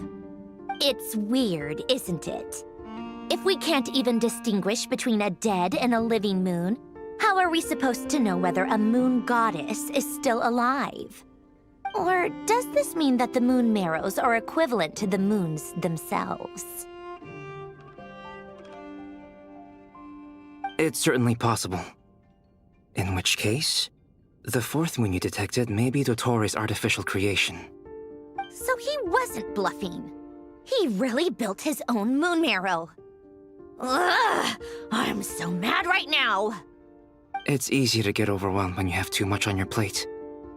Maybe you need to relax. Perhaps try going for a walk. Or simply take a few deep breaths. Nothing can calm me down at a time like this. I need more time, and I need progress.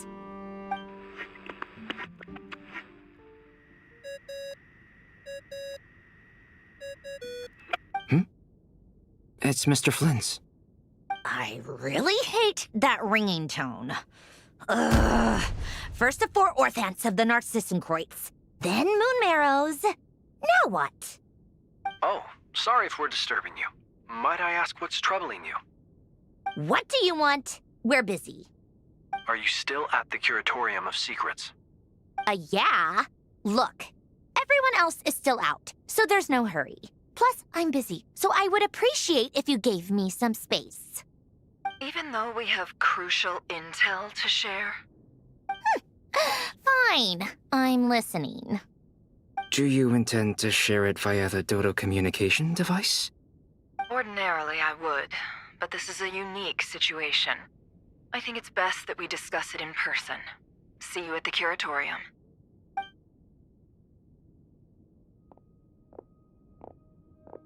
All right then. So, what's the situation? The rest of the team is still out working on their missions and evacuations, but we've decided to fill you in on the most crucial information first. Sandrone, you were right. Columbina is most likely still alive.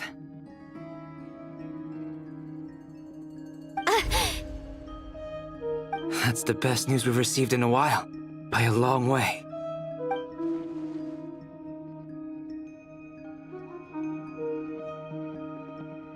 Random locations. Appearing in reverse order? Are you serious? So not dying isn't enough for the moon goddess, huh? She has to show off too. Anyway, does this mean we can deduce her condition from the moon marrows? Miss Androne, there's nothing wrong with simply admitting that you're happy to hear the good news. I'm not. And she's the least of our problems. We're facing a huge crisis. If she can't control the flow of time in there, she's just gonna keep moving backwards. Different points in time won't intersect, and she'll never find a way out.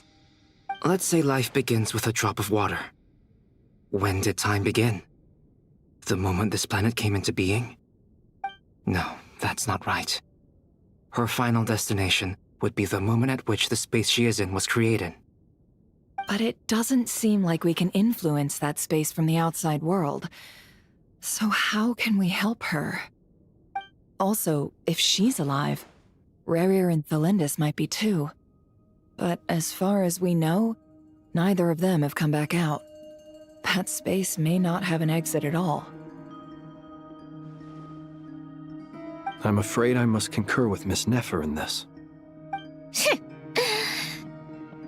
Can't exactly argue with that. Let's leave it there for now. I've taken notes on everything you said. Will it help with your research? I doubt it's gonna help with breaking Dotori's energy fields. But who knows when it might come in handy.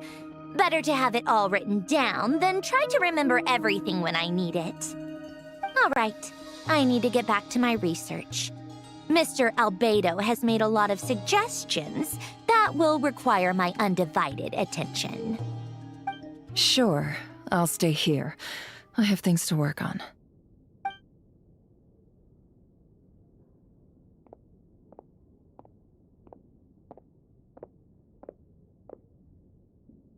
Paimon, are you there? Oh, right. She went with Varka to Natlan, didn't she? Good thing we've moved her and the Traveler's luggage in here. Speaking of the Traveler, where could they be? There's a note from Paimon. Paimon here. Not in at the moment, but if anyone needs to borrow her stuff or the Travelers, go ahead and help yourself. Paimon won't be mad.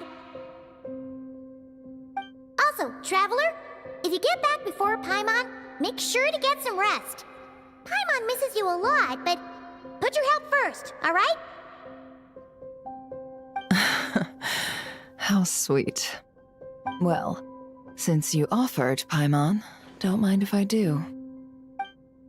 This is the Traveler and Paimon's luggage. All the items they use day to day are here. It's well organized. I wonder which of them is responsible for that. What do we have here?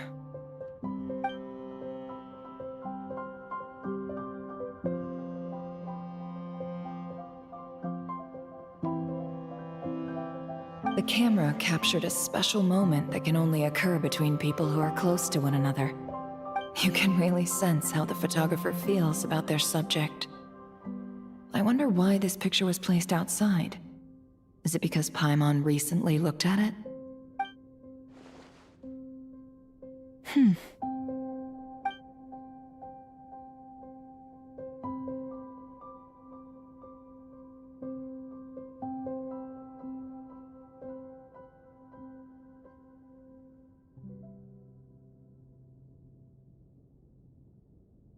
This must belong to the Traveler. Perfect. I'll use this. Hang in there. We'll find you.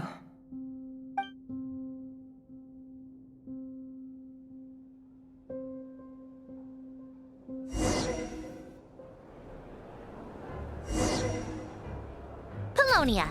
Search keyword world formula and bring me all relevant books.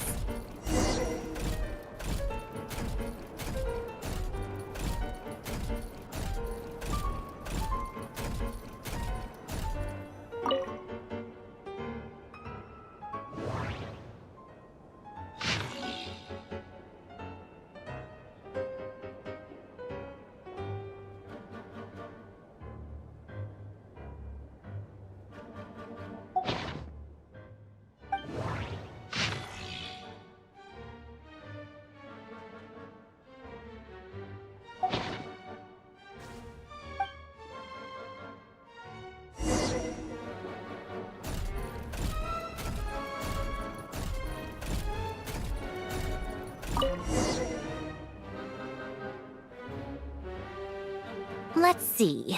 This one is on Tonki's sermon dictation concerning the apocalypse.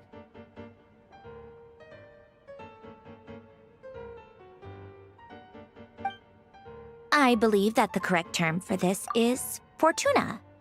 This was an ancient Romorian technology, a wisdom unparalleled. I never imagined that Romorian ideas would be so similar to the diagram I have named, the world formula. This is strong evidence that human civilization should gradually shed possibilities as it continues to explore and evolve.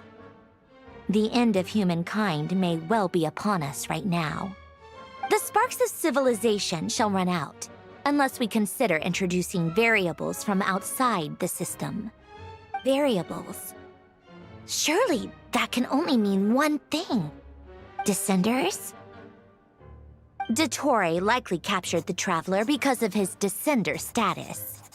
But the Three Moons' authority comes from the world itself. Why would Dottore need anything beyond that? Where does this variable factor in? The world formula calculates the fate of an entire world. Introducing a variable would therefore give us...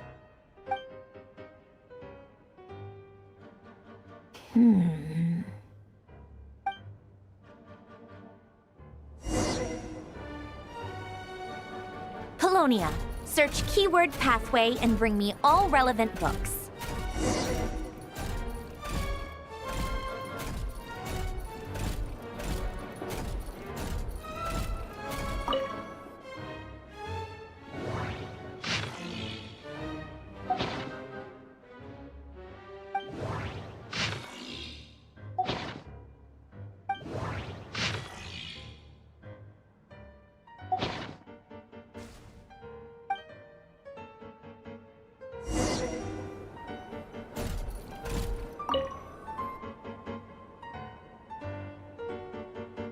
Otonki Sermon Dictation.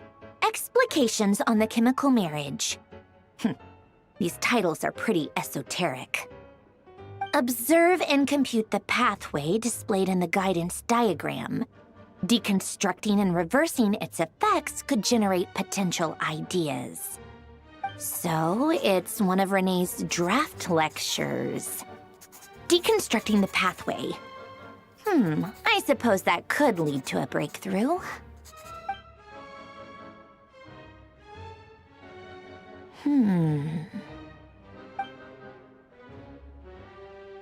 This is so long. This guy sure loves showing off his knowledge.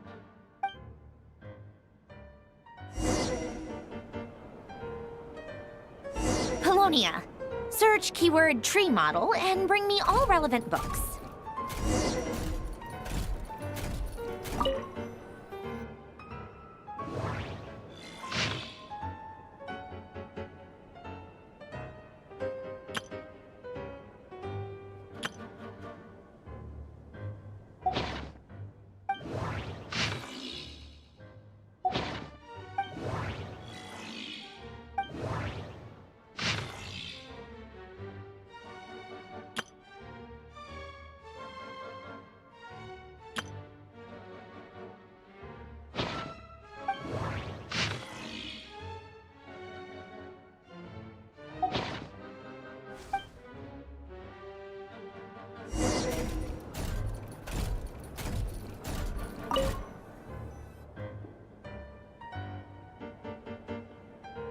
Most of the experimental devices proposed by the Lilia Crucis Ordo are built based on the simple and basic logical structure of a tree model.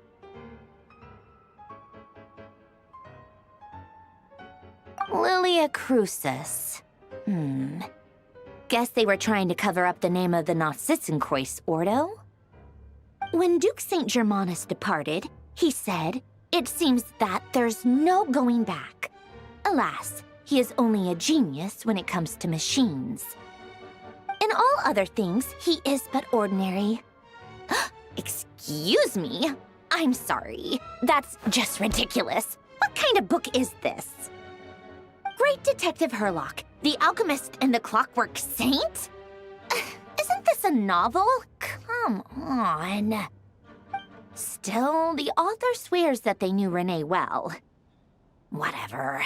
I guess it's not beyond the realms of possibility that Renee would say nonsense like that on occasion. Memory, wishes, souls, and persona. Frankly, this sounds more like occultism, but if Albedo vouches for it, I suppose there must be some alchemical basis to these techniques. The way Alain Guillotin saw it, the world was comprised of machines. The universe needed machines, and thus his technologies were created. That's why I was born. René, his full name was René de Petrichor, if I recall correctly. Sounds like he and the town must be intricately connected. That place was also the source of most of our information regarding Remurian civilization. Seems like some of his projects were based on their technology. The cutting of souls and storing them in vessels. These seemingly unrelated techniques underpinned René's research, assuming that the 4 orthants correspond to alchemical categories. The chemical marriage model? Alain would have scoffed at that. He never would have let those theories or parameters anywhere near his mathematical formulas.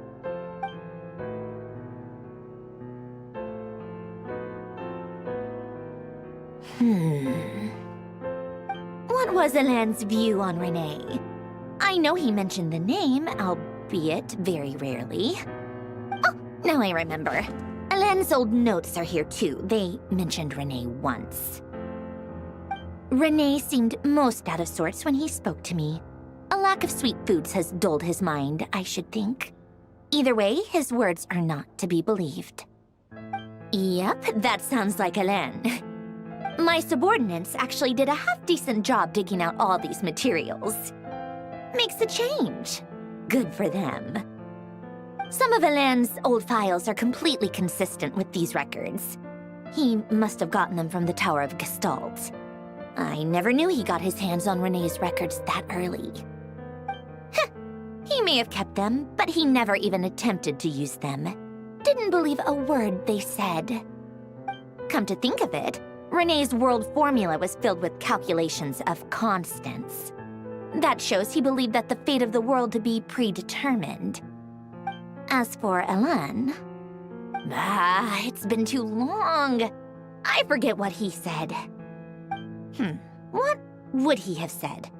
A guy like him, fervent believer in machines, but not headstrong enough. The world can be changed. It is worth persevering.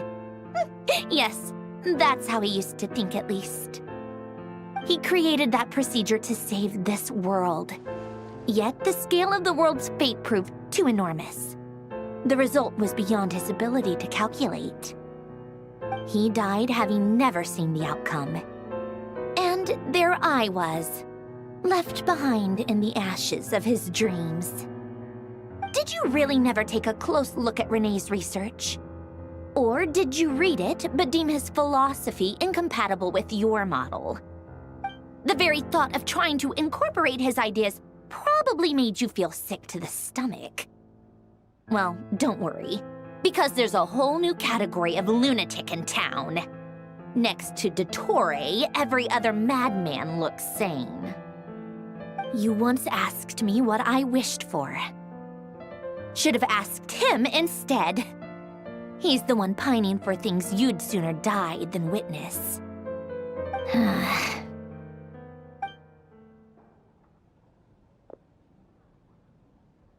Even the tiniest variable can make big waves in the present.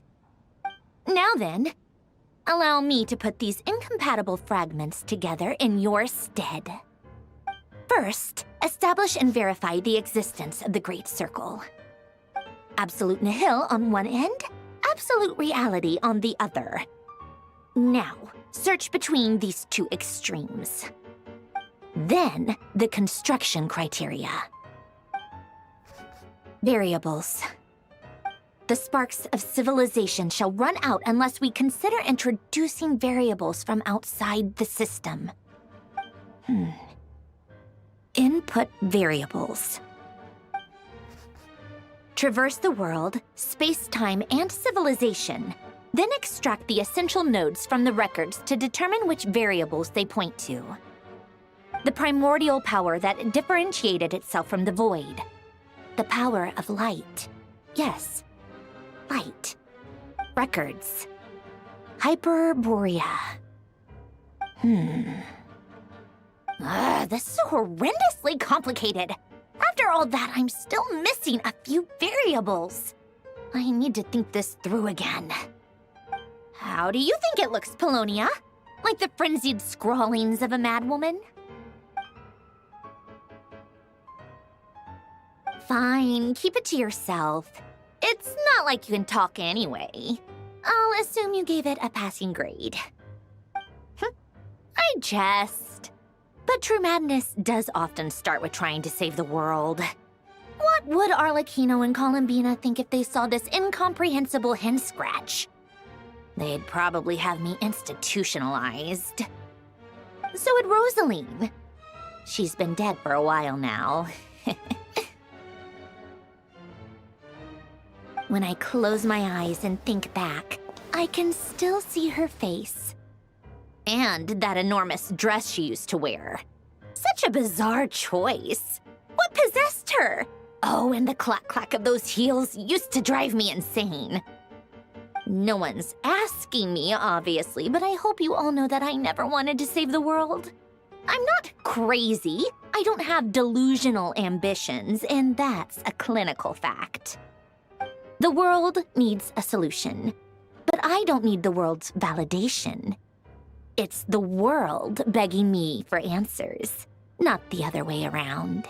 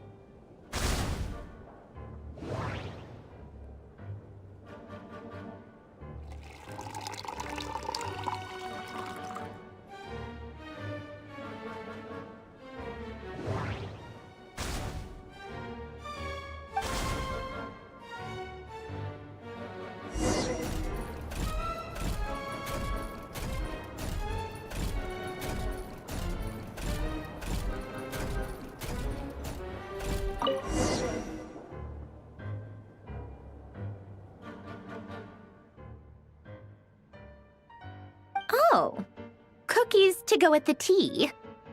Let's see. They must be from that person who brought those documents. I see they're from Hotel de Boer.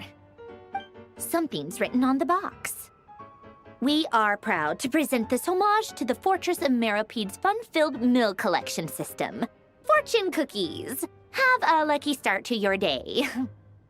Sounds like a dumb gimmick to me. Be early to bed and early to rise. Get plenty of sun and drink plenty of water. Then things will surely go well for you. What? Are you kidding me? Somehow I doubt that an early night and a glass of water is magically gonna save a world on the brink of existential peril.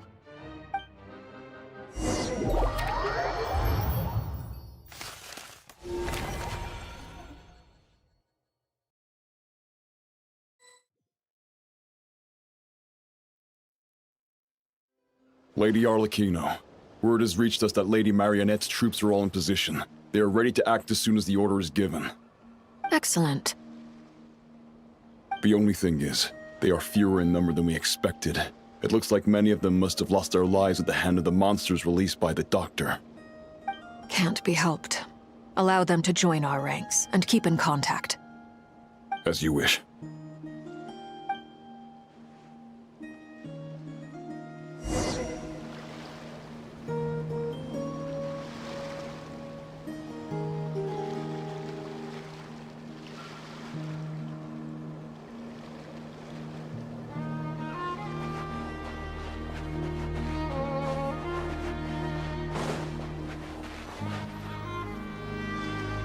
It's been a while, Arlecchino. You look well. Did Dottore really have to build his lab right on the sole path between Snezhnaya and Nodcry? Had to go on a huge detour to stay out of its line of sight. Sounds like an arduous journey. I assume you've brought word from Her Majesty? Of course, all part of the job.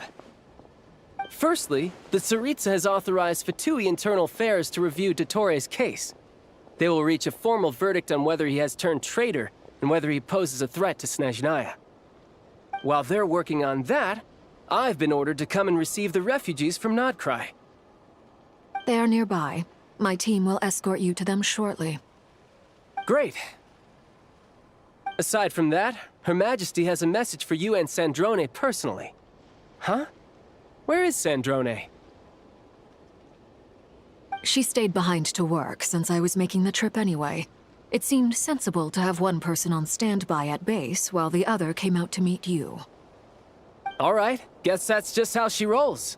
In that case, tell her that the Tsaritsa's decree this time is pretty awesome sounding. I think she'll like this one. Still, I wonder what... Wait, what's that? Did one of our troops turn into a monster? Take him out.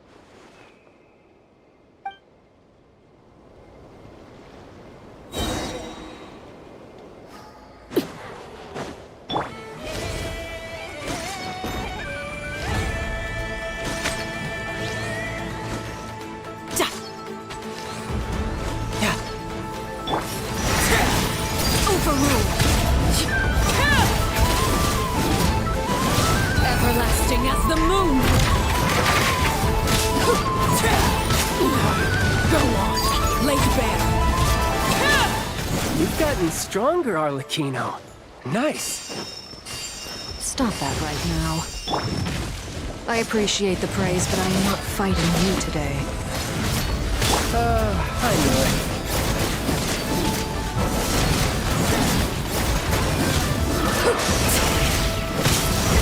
Transfixed!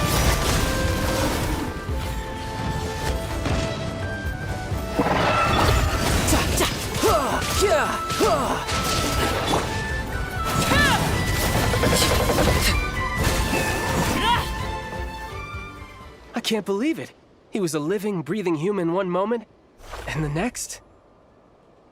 Another fine piece of work by our dear colleague, I'm afraid.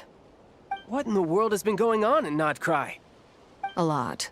But long story short, Dottore stole 2 moon marrows that should have belonged to Columbina, then built a 3rd moon marrow of his own to concentrate the Trilunar Authority in his hands. What? What do you mean he built a moon marrow? People build roads and houses, not moon marrows. What's his next DIY project? He's gonna build a god? You could stand to be less surprised. We are harbingers. The work we are engaged in makes the creation of gods seem mundane by comparison. I tell everyone who asks that you once crossed swords with Rex Lapis while serving as a key supporter for Rosaline's plan. But right now, you're acting like a common adventurer. Thanks for speaking up for me. Those two really took me for a ride back then. Then again, surely no common adventurer would manage to get tangled up with them the way I did. That's gotta count in my favor, right? It almost sounds like you wish to repeat the experience. I might have to lower my opinion of you. No. I'll stop talking. Please, go on. Dottore is currently still experimenting with his newfound power in ways that continue to corrode the outside world. As for the human mutation, I believe this is simply a consequence of his experiments, and not a strategic move. That radiant beast was once a subordinate of Sandrone's. I suspect he was only allowed to live so that he could become an experimental subject. Also, those of us who fought Dottore have been afflicted with a curse. As such, I cannot leave Nodcry. This is so much worse than I thought. No wonder Her Majesty's decree is so extreme. While these exceptional circumstances persist, the Harbingers are hereby authorized to use unilateral executive powers. Should Dottore pose a threat, Arlecchino and Sandrone are permitted to eliminate him. My thanks to Her Majesty. I will pass these good tidings on to Sandrone. Her Majesty has also declared that she will refrain from launching an attack on the now evacuated Nodcry due to the presence of unretrieved research material. A wise decision. By the way, how's my old partner doing? I'm assuming they're with you? Partner? You mean the Traveler? I'm afraid I have bad news. He was captured after our failed assault in Dottore's lab. His whereabouts are currently unknown. What? Why? Since when does Dottore have a bone to pick with him? That is indeed the question. I'm not sure he does. He must have some other goal in mind. This won't do. I have to rescue him. You can't. We have no idea where the Traveler is. What am I supposed to do then? Stand here twiddling my thumbs? Sandrone is working on it. The best thing you can do right now is complete your mission. Fine. I guess I'll leave this to you then. One last thing. Tell the Rooster to get the message out to the gods and citizens of every nation in Teyvat. Beware. An uncontrollable pollution is spreading forth from Nodcry. The source of that pollution is a madman drunk on the success of his experiments. The Fatui and our allies will endeavor to contain the threat. However, if Nodcry falls, things are likely to escalate. Considering Dottore is one of our own, all Fatui stationed in Nodcry consider it our duty to stay and fight him to the bitter end. Whatever the cost. Hey, don't be too pessimistic. If it comes to it, I'm sure Her Majesty won't stand by and do nothing. I hope you're right.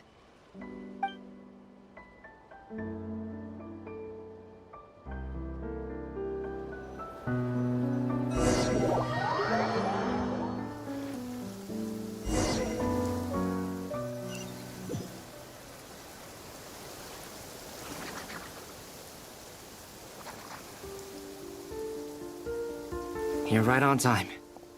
Thanks. Hey, do you think I'll get that gliding exam exemption?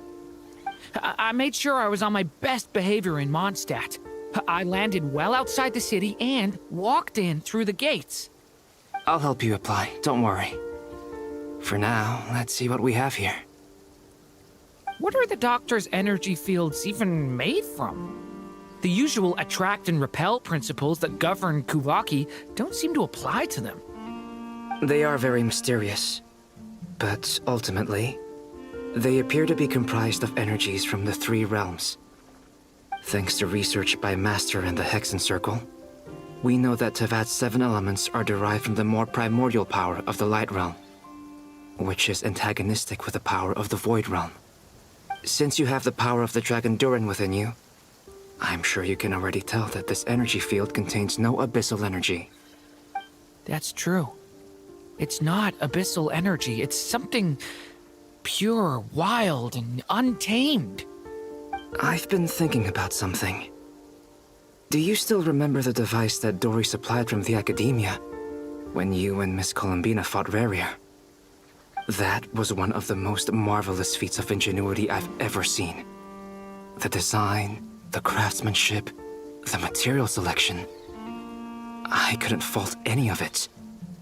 Not to mention the operating principles. Surely the most ingenious feature of all. Dory didn't go into detail on how it functions, but I have a working theory. The clue was that Miss Columbina was somehow able to use the pyro energy that you provided, despite the fact that, as a moon goddess, she should only be able to use light realm energy in principle. Now, all elemental energy is, of course, derived from light realm energy to begin with. Hence, I suspect that the device works by restoring elemental energy to its original state. This presumes a theoretical model of the seven elements akin to that of light refracted through a prism. Perhaps it is no mere analogy. Maybe there is indeed a prism in this model. I almost wonder if the idea for the device was conceived based on direct observations of said prism. It would explain how such an ironclad design concept was achieved. It is at once a masterwork of engineering and a groundbreaking application of the Academia's latest elemental theories. I suspect only Lesser Lord Kusanali herself could have devised such an ambitious technology. But back to the energy field before us. If this is pure light realm energy, its relation to elemental energy is one of integration versus division. Or you could say that the former contains the latter. Could this mean that elemental energy can dilute the power of the light realm? Should we give it a try? We should.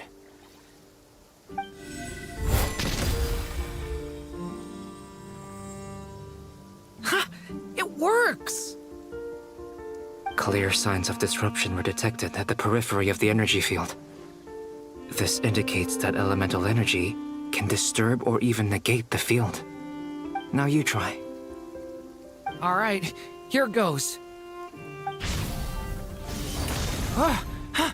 It's working! Switch to abyssal energy and attack again.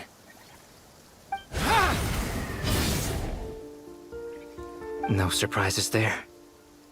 Abyssal power drains the energy field to a significantly greater extent. I now feel confident in asserting that the energy field is indeed pure light realm energy, and that elemental energy can dilute it. But the energy field is huge. How much elemental energy will it take to neutralize it? We don't have to neutralize it completely. We can try other approaches. That's all for theory. Would you like to continue watching? So you knew I was here? Huh? When did you get here? A while ago. But Albedo sounded like he was working on his thesis defense back there. Back in Sumeru. You can end a person's whole career by interrupting them mid-speech. Very thoughtful of you. I'm truly touched. Could I ask you to lend me a hand? With what? A little test. Try using Anima to unleash a concentrated assault with circular blades, with the goal of breaking through at a singular point. Nice! This time it tore through the field. Tremendous. This is a major breakthrough. Should we go through? We probably shouldn't risk having mutually antagonistic energies in such close proximity. Durin, you stay here and watch the entrance. Hat Guy and I will go in to investigate. Sounds sensible to me. Keep your eyes peeled, Durin. Don't worry, I got this. You two be careful in there. Just give me the signal if you need help and I'll dive right in. What do you mean, signal? It's based on a new alchemical concoction I developed last month. When 2 bottles of it are smashed on the ground together, they emit a blinding burst of light.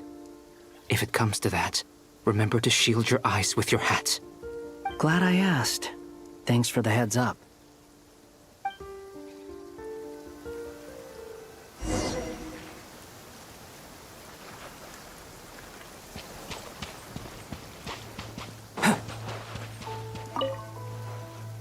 Like I thought.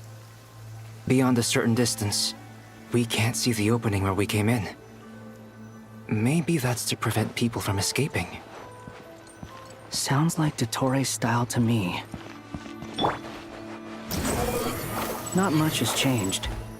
Things are basically the same here as they were before the energy field appeared.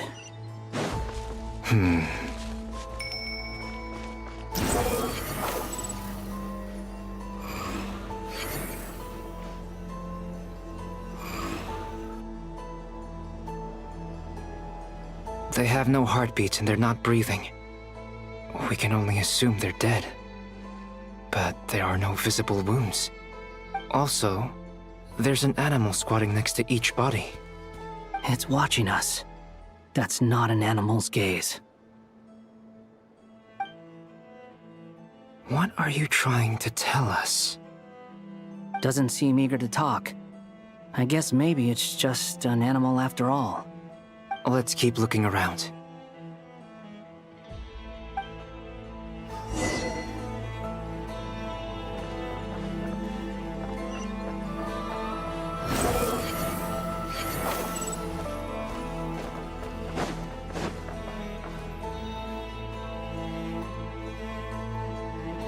Same situation everywhere. Not a living soul in sight. Just countless bodies with animals standing watch over them. Well, I think we can safely rule out the possibility that they're all pets. Is skirting around the topic your way of showing consideration for other people's feelings? Just being cautious. I don't doubt that you can handle the truth.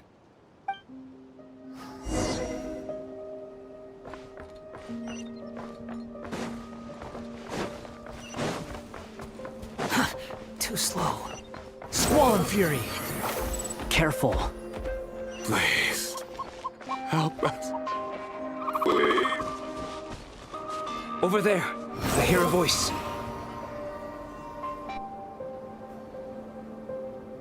Please, help us. Please. What happened here? I don't know. Suddenly, everyone collapsed. Then my line of sight got lower. I still have some of my senses left. I gotta get out of here.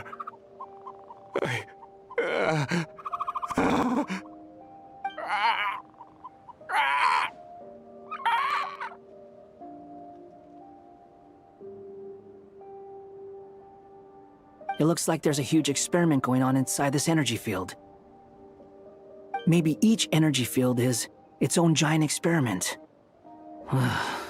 Vile. He's swapping human minds with those of animals. Even without the other circumstances, this would be an extremely radical experiment. Those people may have lost their sense of selves, but they are not fully animals either. If they were, they would have left. But instead, their instincts are driving them to remain by their dead bodies. We should go. No sense in sticking around here longer than we need to. Agreed.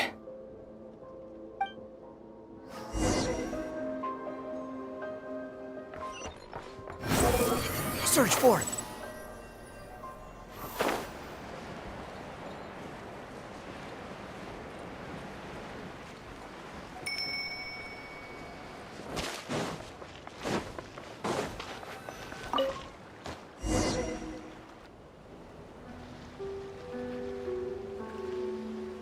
You're back! Everything okay? We saw some things that take a strong stomach. Otherwise, we're fine. We should share our findings with the others.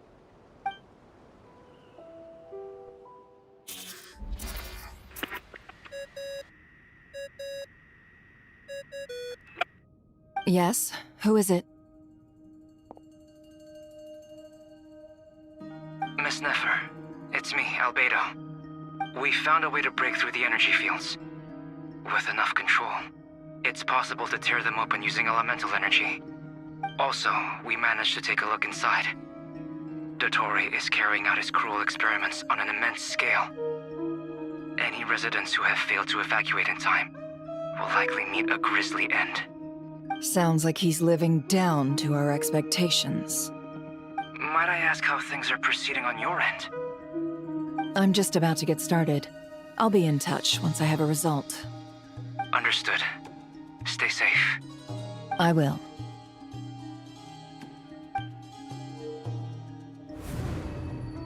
Well, Nefer, I'll link up with you once my tasks are complete. What makes you think I'd need you to do that? I'll need it. And considering the way you approach certain matters, I think you'll be better off with me present.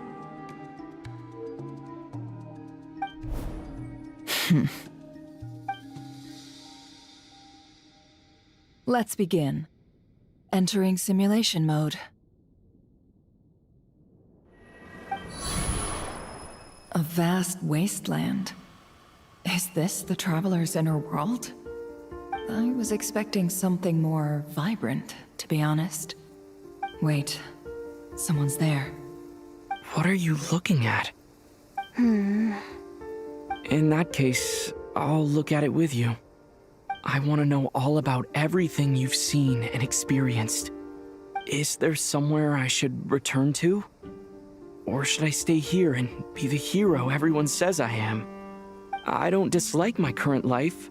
Roaming the land, fighting battles, accomplishing missions, earning a living, looking after Paimon. It's not so bad. I guess the only thing that's missing is that you're not here with me. This is the conscious layer, which contains a person's true feelings. It is filled with both longing and kindness. I suppose anyone who lives long enough ends up wishing for someone who can't be there. Maybe it's the only way we can feel truly alive. Time to delve a little deeper.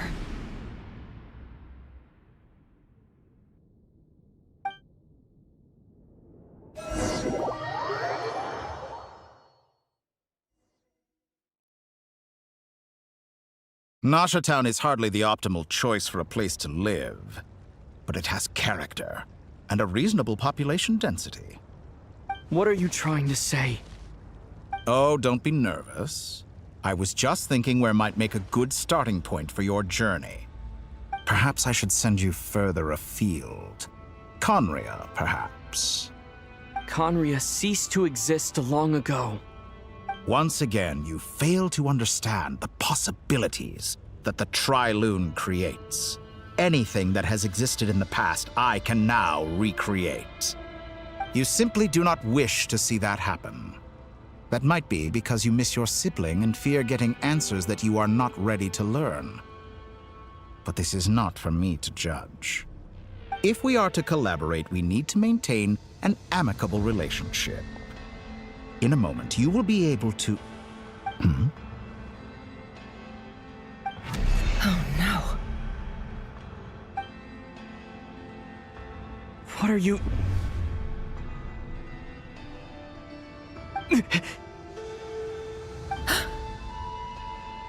What are you gonna do? Don't move. Something unwanted has crept into... Oh? Gone as quickly as it came.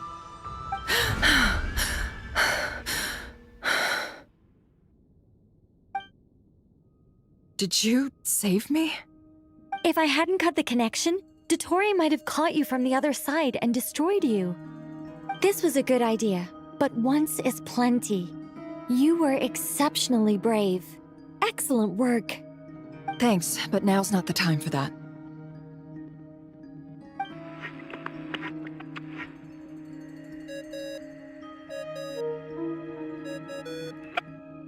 Albedo speaking. I think I know where he is. What is this endless darkness? I can't see anything, even though my eyes are wide open. Why? What happened? Ah, sorry about that. I take it you didn't notice. Just now, a friend of yours took a little peek into your mind. Could it be Nefer? How did she do it? Did she use something as a medium to connect to me? Do you think she's aware of your current circumstances?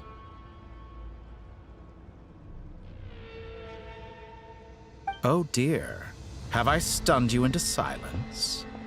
I only wanted to slow down your time a little so I could stop your intruder in her tracks. It would have been nice to capture the spy. I must say, I'm finding the ability to adjust the flow of time rather intriguing. The moment you closed your eyes, time seemed to grow impossibly viscous, didn't it? A whole month passed before you opened your eyes again, but only for you. No one else was affected. I dare say this is something only a god can achieve. Point taken. You've proven once again that you have god-tier powers. Oh, you misunderstand. This wasn't about proving a point. I was testing things out. I find I learn best by doing, and I have to admit, time is not the easiest dimension to control. I only wanted to make you sleep for a short while, but it ended up lasting a whole month. Clearly some finesse is required to wield the authority over time as I wish. I hope you're not angry with me. It was only a month's discrepancy, nothing too serious. Had I been off by a year, a decade, or even a century, that would have been quite a different story. You could have frozen me for millions of years. So much for collaboration. You aren't showing much sincerity. Millions of years? To what end? I wonder if you don't understand humans all that well. They are very pragmatic creatures who understand only that which they can perceive with their senses. If I had you sit here for a week, I imagine people might sympathize.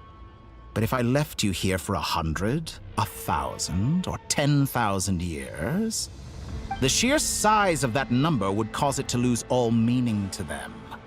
They would not have the capacity to comprehend your suffering, and thus they could not empathize. Unfortunately, while gods do exist in Tevat, it is ordinary humans that account for most of the population. Their lifespans are so limited, their bodies so fragile.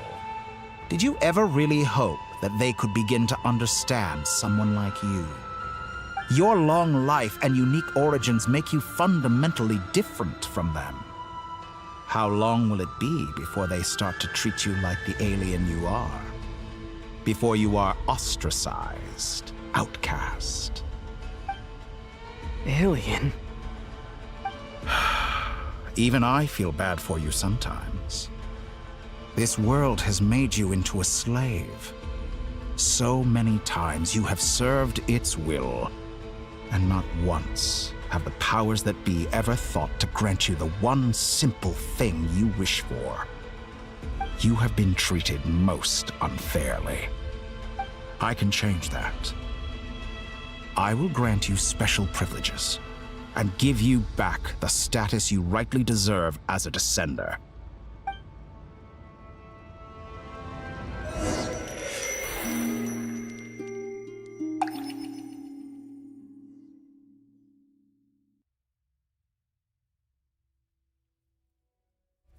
I've entered the past 3 times at this point, but I still have so many questions. For instance, beyond each point being further back in time than the last, what determines the specific locations at which I can make entry? So far, the common thread linking all 3 scenarios is that the Traveler has been present. But it's more than that. I know I sensed something familiar around him. What was it? I'll keep this question in mind as I carry on.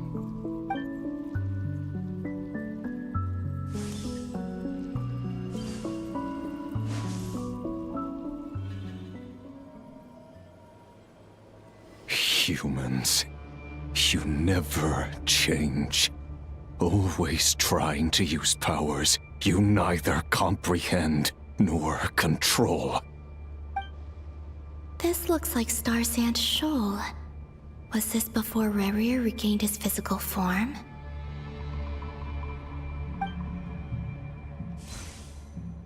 You've messed with the cannon again, huh? Sorry, but this round's not gonna go your way. The cannon. That's right. I was at Silvermoon Hall and I sensed an abnormal Kuvaki fluctuation coming from Nasha Town. And right after that, came an ominous power emanating from Star Sand Shoal. My body was once torn into countless pieces and hurled into the swirling chaos of time itself. But even so, my life and will were not extinguished. I wonder if I could try to prevent his resurrection. But how would I do it? What can I do, here and now? Traveler! Behind you! Look at that light!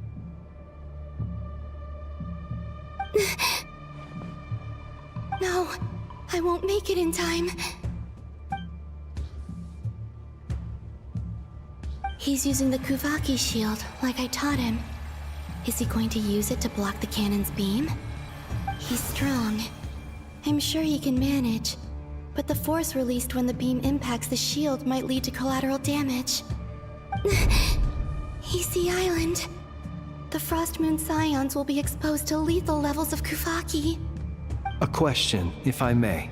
Kind Miss Columbina.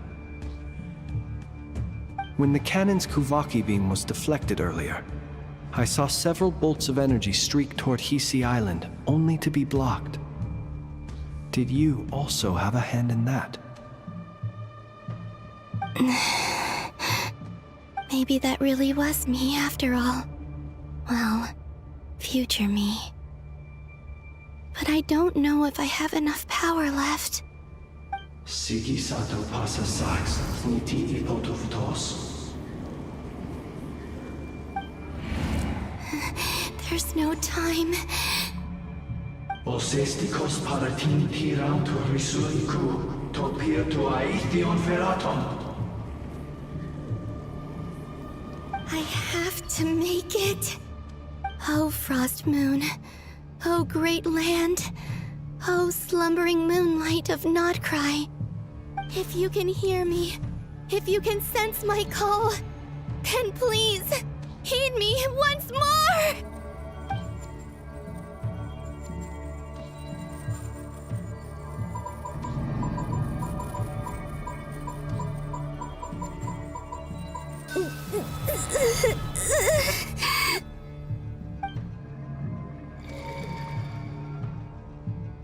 Did it work?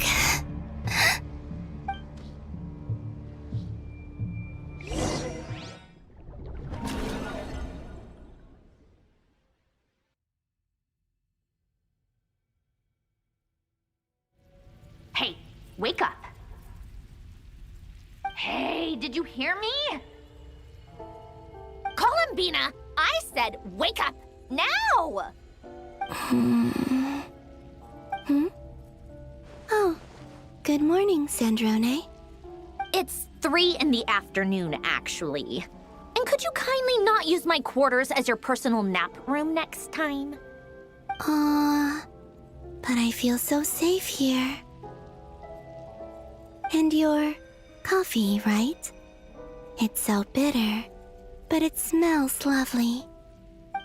It's like you were raised by wolves in a forest or something. What did you drink growing up? Grass tea? The Frost Moon Scions certainly led a more frugal existence than the Fatui. Then I'll bet you've never eaten one of these before. It smells delicious. That's because it's a Fontanian recipe. I had a little free time today, so I made a batch. Rosaline will be here shortly, but if you really can't wait, I guess you can go ahead and...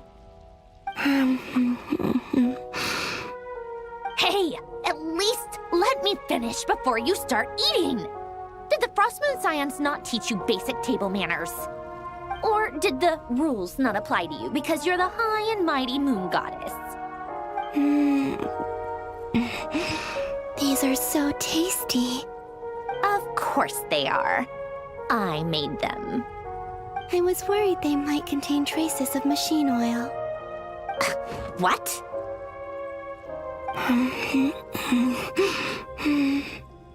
You know, there's something I've always wanted to ask you.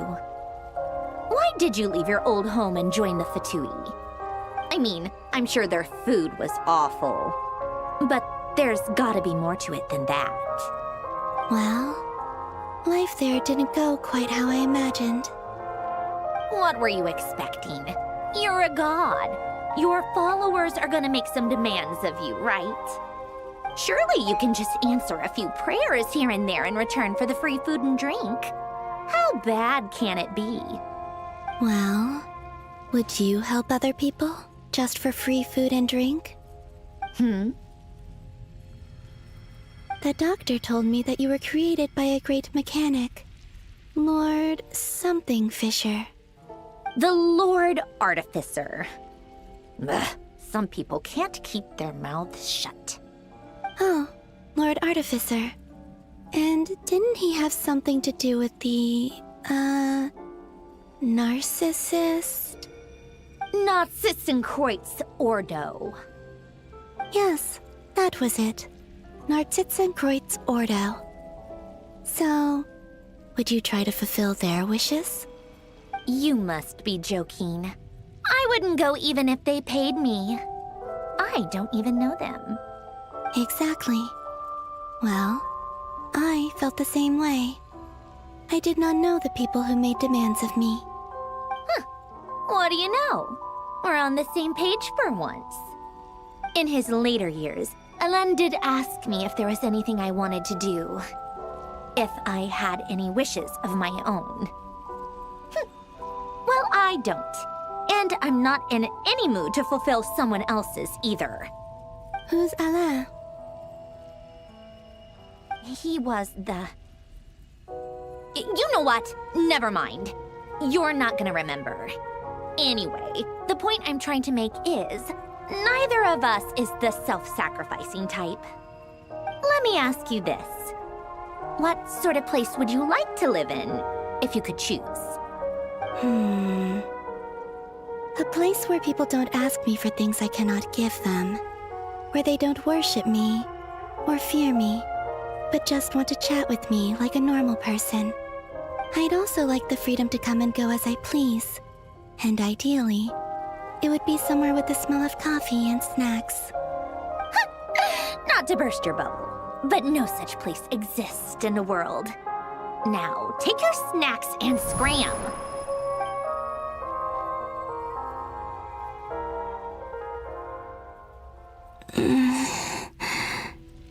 Did I pass out? Of course. I'm back here again. I dreamed of events from my past. Sandrone. Traveler.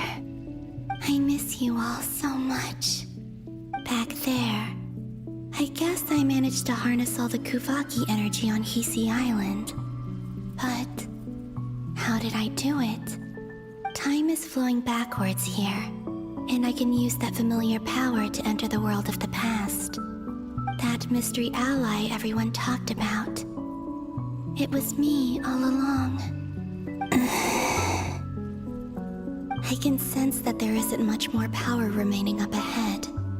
What lies at the end of all of this? Will time keep flowing into the past? And will I ever find my way back?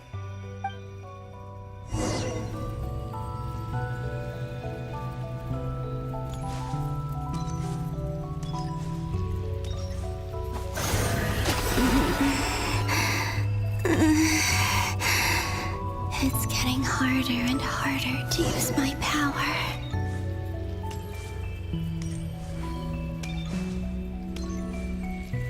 I'm no match for the Abyss in this state. I need to avoid the contaminated fragments.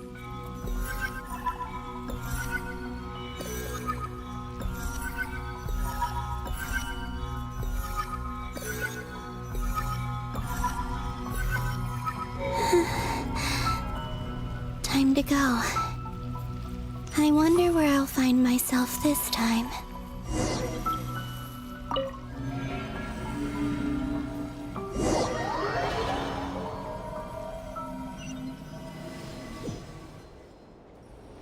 The Final Night Cemetery. This is where Flint's is based. Or not! How are we supposed to read through this many files? Difficult, yes, but it is also our most efficient option. Seems like they're searching for information. Oh, I remember. Flint's and Varga talked about some files on the Wild Hunt. Was this my doing too? To expose the true intentions of this Rarir, we need to dive into Notcry's history. Are my actions changing the past? Or are they simply completing a process? Is all of this inevitable? Or am I the one making these decisions? If I choose not to help them now, will it change how things turn out? Hope we don't land on our heads then. They're my friends. I can't not help them.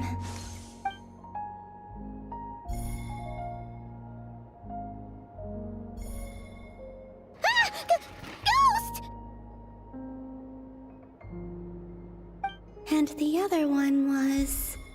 here. Hey! Another file's moving!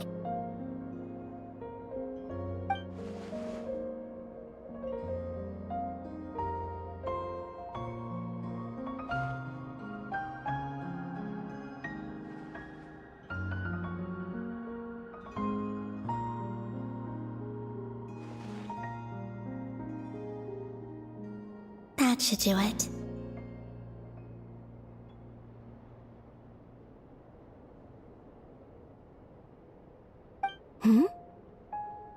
Luanatar? You can sense my presence? Wait!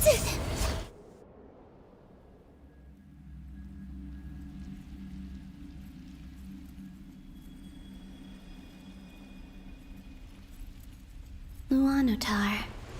So she's that familiar presence I've been sensing all along. She's always been by the Traveler's side. That explains why the Traveler has been there each time I've entered the past. But why Luanatar? Is it because she has a connection to me as the Moon Goddess's familiar? If so, why not any other Kuhenki? That's...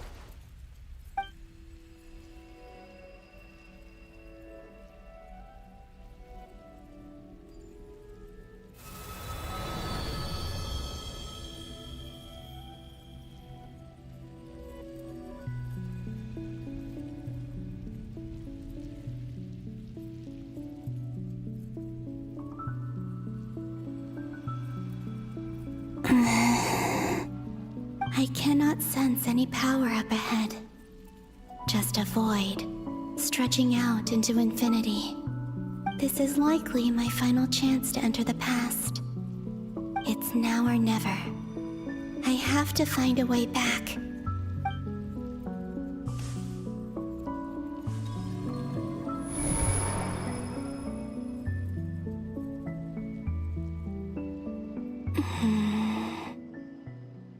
Hisi Island?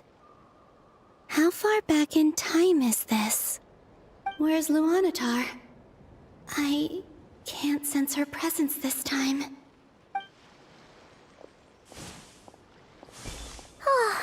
Seeing Enefa and Aino reunited like that sure was heartwarming.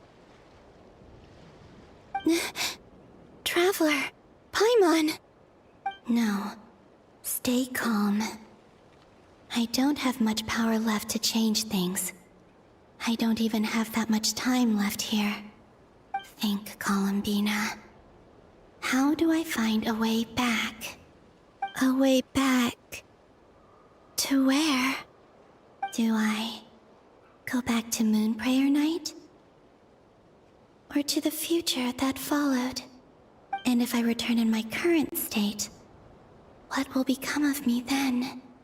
Dottoro's actions that day proved that he'd been planning that for a long time. He had already seized the power of 2 moon marrows before capturing me. Even if I managed to get back, how can I fight against him when he wields the Tri-Lune Authority? I can't. If I go back like this, I'll be playing right into his hands. I have to find some way of rivaling the power he has usurped. Wait. Time flowing backwards.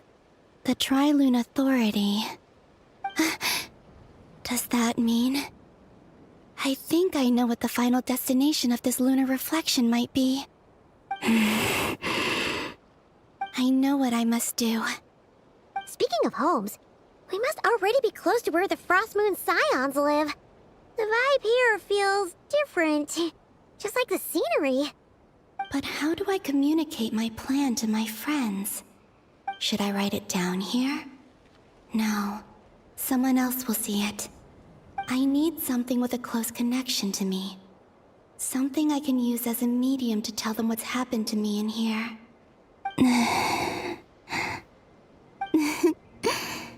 Now it makes sense.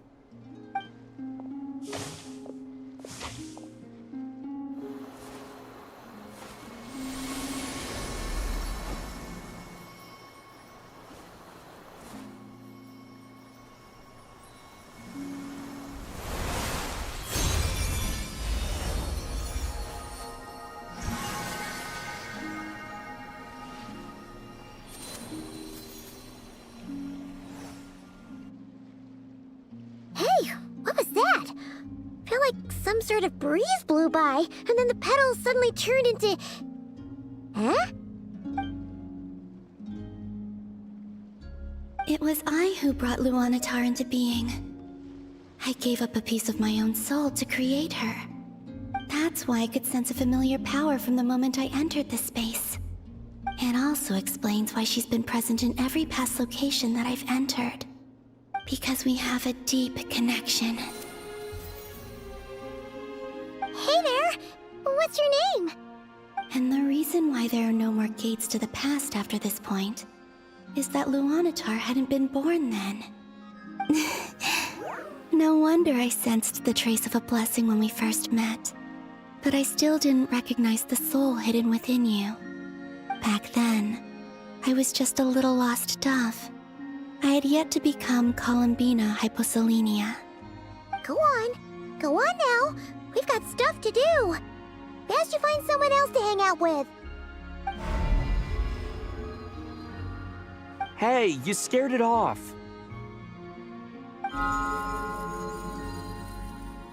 I'll be counting on you.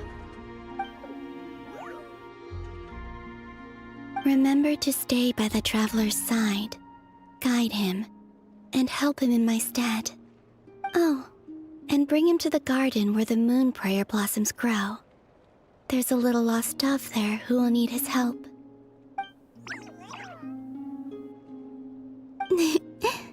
Go on.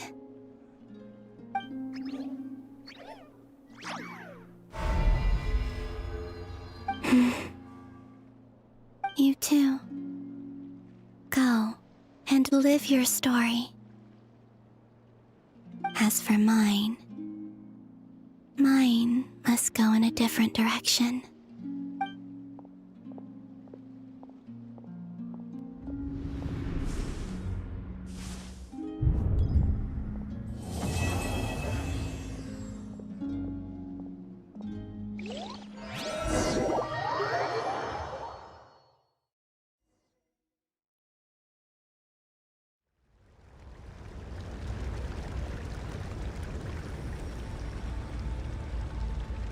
How would you like to experience the thrill of never being held accountable for your actions? You could crush people like ants without consequence, or tear off their heads or limbs as you please. Believe me, such a life is but one small step away. What point is he trying to make? Freedom? But the freedom to kill? To do evil and get away with it? Why would you offer me that? The creation of a world is the ultimate scientific experiment.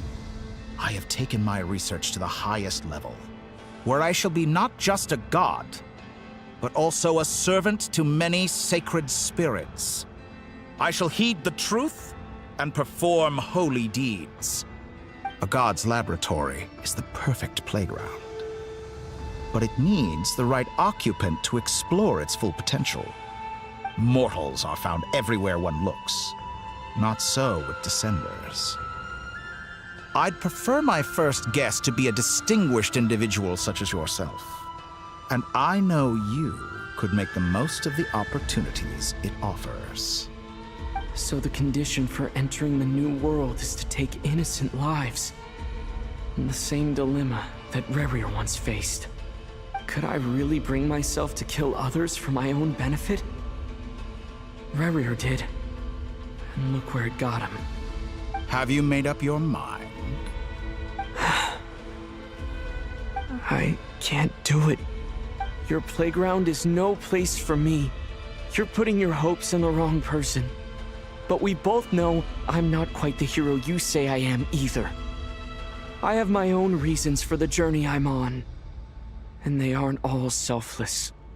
You've grown a lot since we last met, but there are still things you are unwilling to compromise on. This will only hinder you. Why don't I lower my requirements a little as a gesture of goodwill? I'll give you a little time to learn to be a less noble soul. That'll make things much easier for you. I really doubt I could live that sort of life. And yet you already sound less defiant than a moment ago. The benefits appeal to you because you can read the signs of the times. Why don't we return to my research facility? Your last visit was so rushed. There is much that I have yet to show you.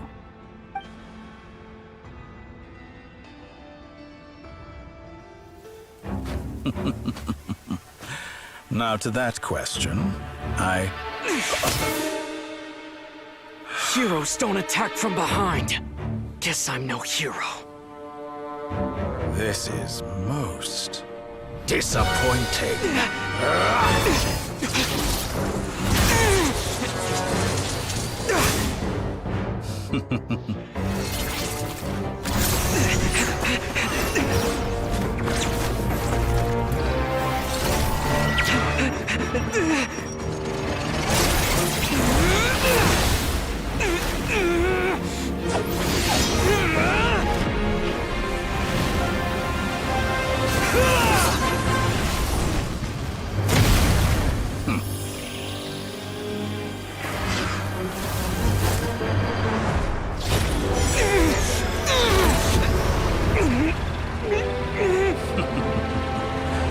Now then.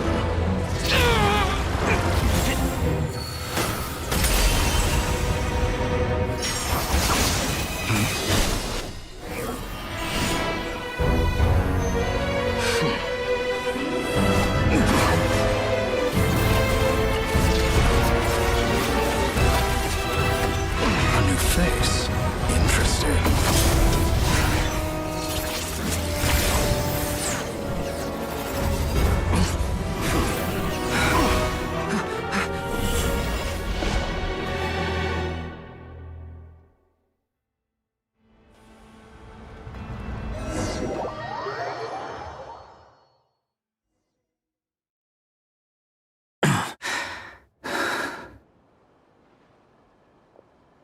You're still gonna call me Hack Guy after that, huh?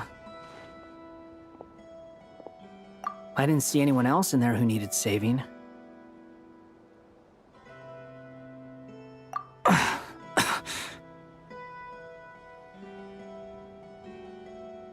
It's nothing. I'll be fine.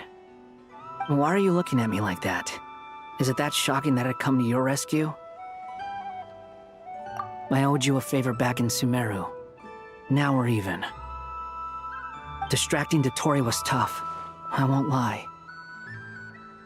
He's not gonna fall for the same trick twice. That was my one shot. I'd hoped to use it to take him out. Ugh. I never wanted to obliterate someone more than I do right now. Dottore doesn't recognize me, but his segments were originally made based on an analysis of my operational principles. I expect it's only a matter of time before he figures out what I am. So Dottore doesn't recognize Wanderer because he deleted himself from Irminsul. Did he really miss his only chance for revenge by saving me? Why the long face?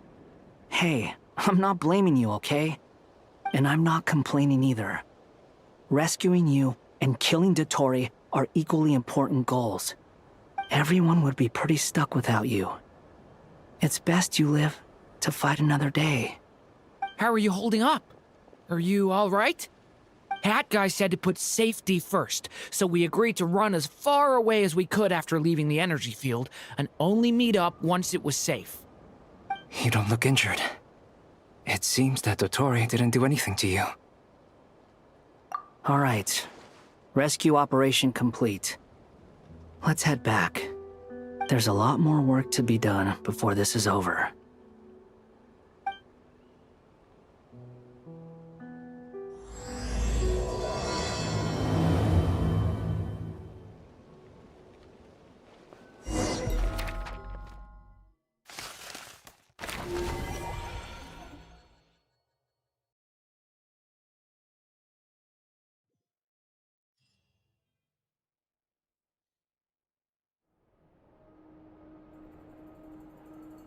Understood.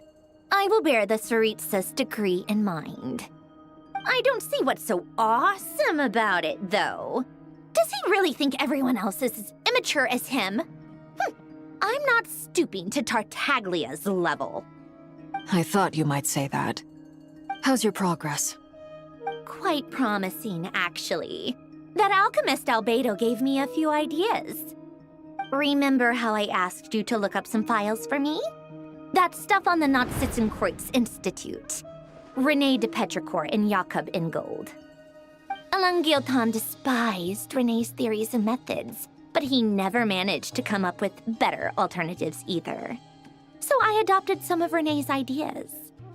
I thought Alain was like a father to you. He and René were mortal enemies, were they not? And what would you say if Lenny and his friends one day learned something useful from someone you utterly detested? I would applaud them for it.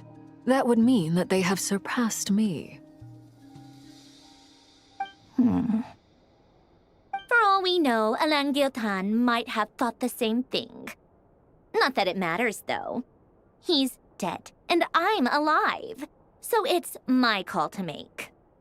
Once you die, it doesn't matter how great you were in life. Only the living get to decide what happens next. Hey, come on out. They're back. Huh?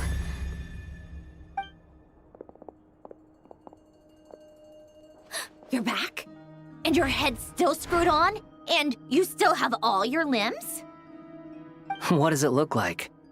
Way to keep your composure, madam. Excuse you. I am perfectly composed. Glad you're okay. Yes, it's a huge relief. Worry? Oh, yeah, right. You think we, the Fatui, were worried about you? We were worried sick. Hey! The Traveler and I were already friends. You are free to join this mission in whatever capacity you please, much like your tea parties. It's a laugh a minute with you guys. I must say, I was quite surprised when Mr. Albedo told me he would need no additional aid. We discussed this on our way back as well. I am rarely so unequivocal, but in this case, we had full confidence in Hat Guy. He said he knew what he was doing. Albedo and I pretty much had to just wait outside on standby. Meanwhile, Hat Guy broke into the energy field and rescued the Traveler solo. You didn't have to mention that. Well, I'm thoroughly impressed. You are a force to be reckoned with, Hat Guy. Is he back? Is he really back?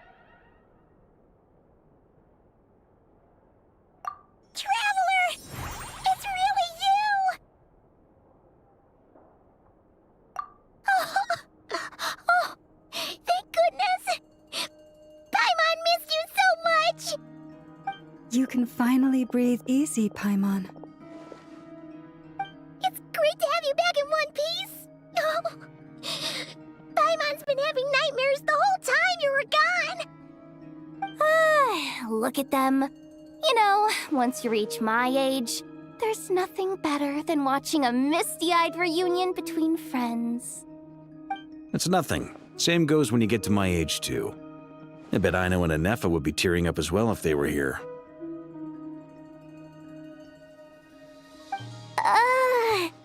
Varka, I'm not sure Anefa can cry.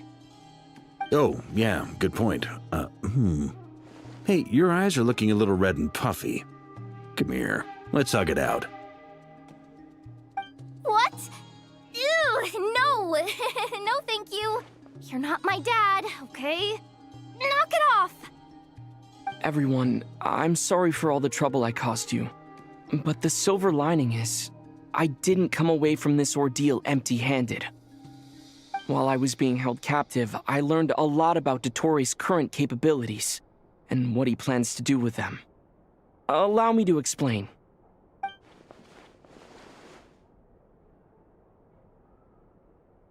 The three moon goddesses were even more powerful than we imagined.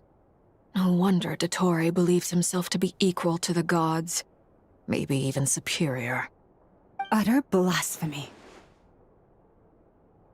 While everyone was gone, Nefer and I made an interesting discovery, and I believe Miss Sandrone has something to share too. Ma'am, perhaps you could do the honors?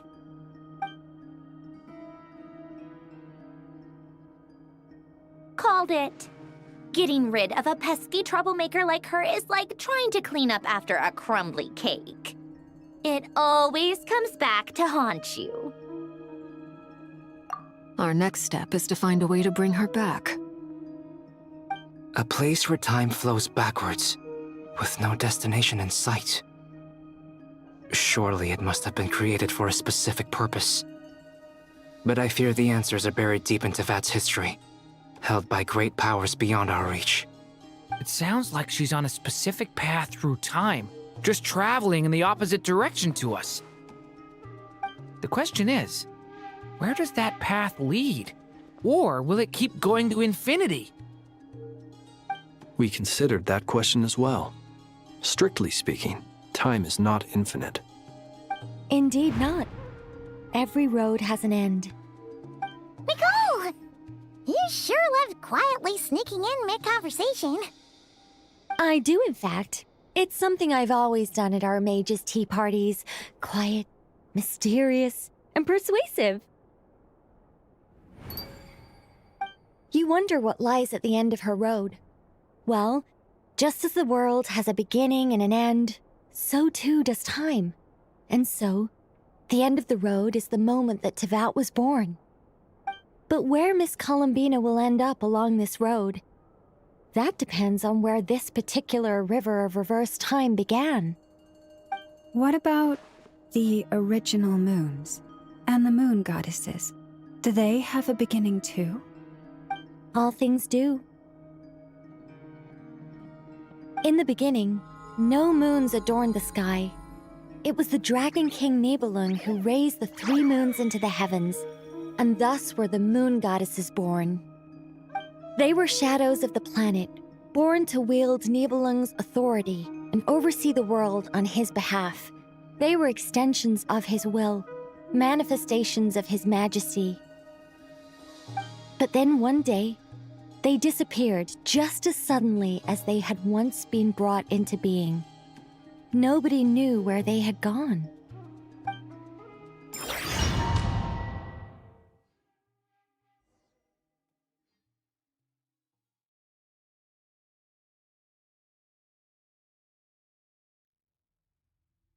Like I thought, no more paths back to reality have emerged since.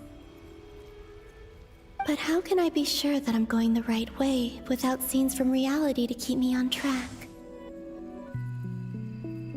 I can't even be sure of how long I've been walking for.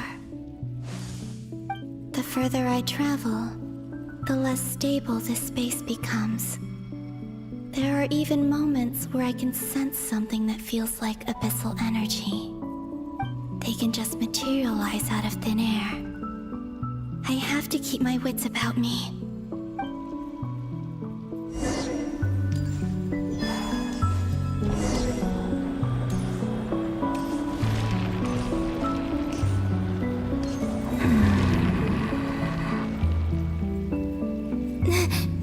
Is that the Ray here of Solnari? I can't believe he survived.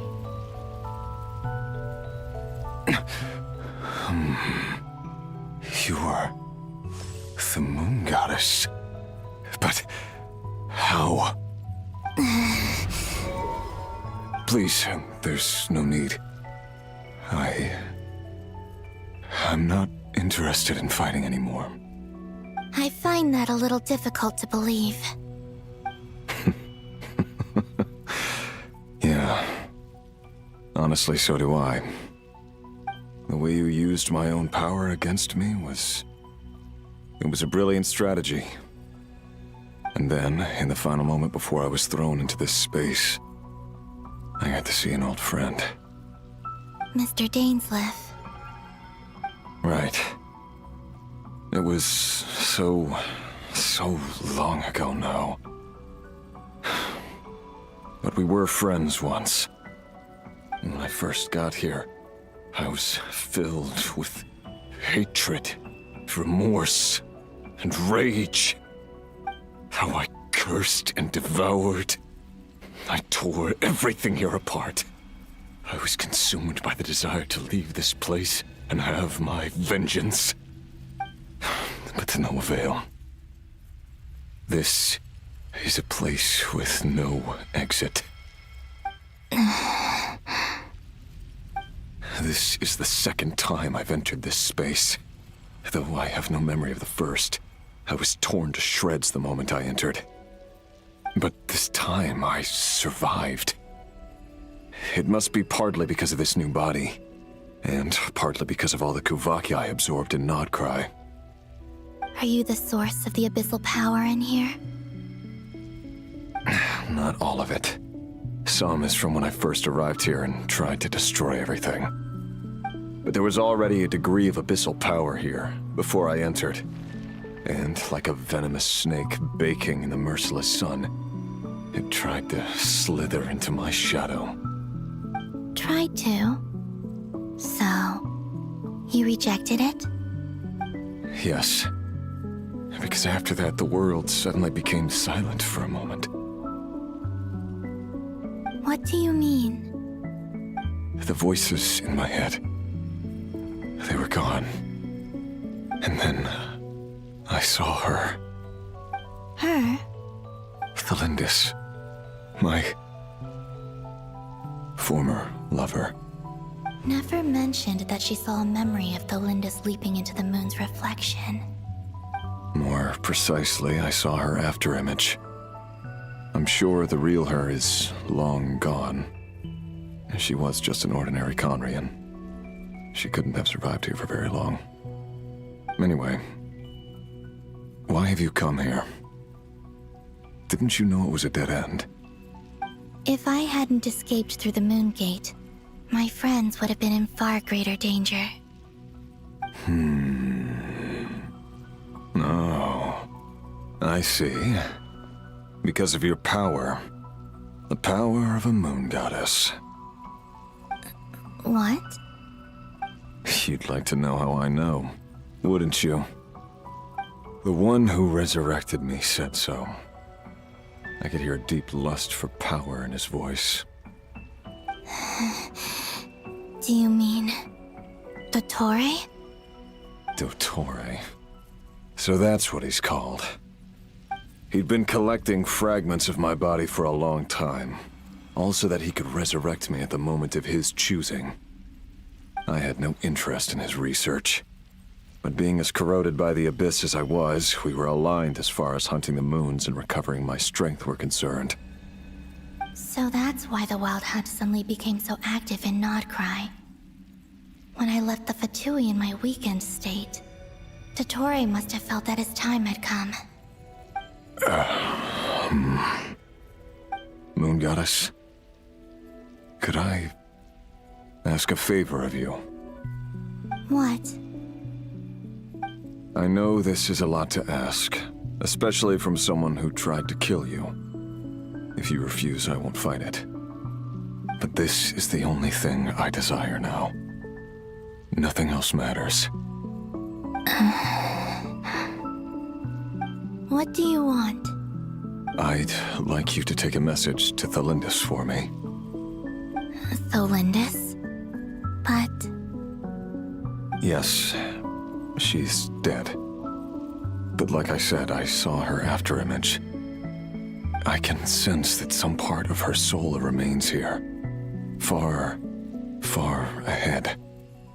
Why don't you go and speak to her yourself? I can't. I don't know why, but I can't move freely in this space as you can. All I can see is a glimpse of her, walking away. Just like the moment when I last saw her in life. In return, I will clear these abyssal obstacles for you. No, not in return. I'll clear them for you, whether you want to help me or not. It feels like something I ought to do. Why? Yeah. Why, indeed. I've been asking myself that question a lot recently. Why did I do the things I did? I'm tired of it all. Tired of the person I became. People used me. And then I turned around and started using others. I hurt a lot of people. I think I grew tired of it long ago. But I wouldn't admit it to myself. And ultimately, that's how I ended up here.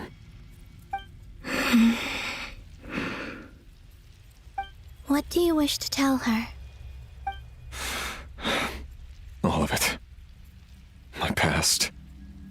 My mistakes. Everything that happened after we were separated. Is it okay if I give her the abridged version? Yeah, I'm sure there's plenty you can skip over. Just tell her the important parts.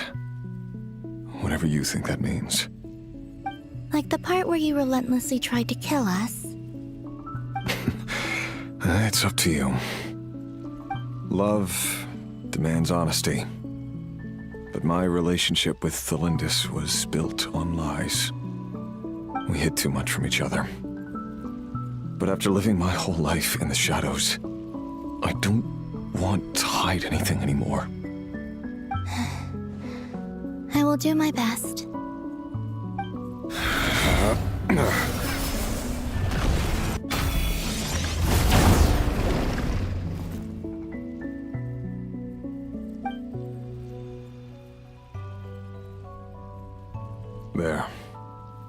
The abyss will no longer stand in your way. Even though Mr. Dainsliff felt he had to fight you, I think he still regarded you as a friend. Dane? He said that you betrayed him, but he also felt great remorse at never having understood what you were truly going through.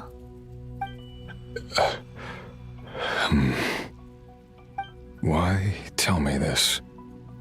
Because if he'd known that someone could take a message to you, I believe that's what he would have said. Thank you. It means a lot. I know this will sound strange coming from me, but don't die, Moon Goddess. I can tell that you're determined to get out of here.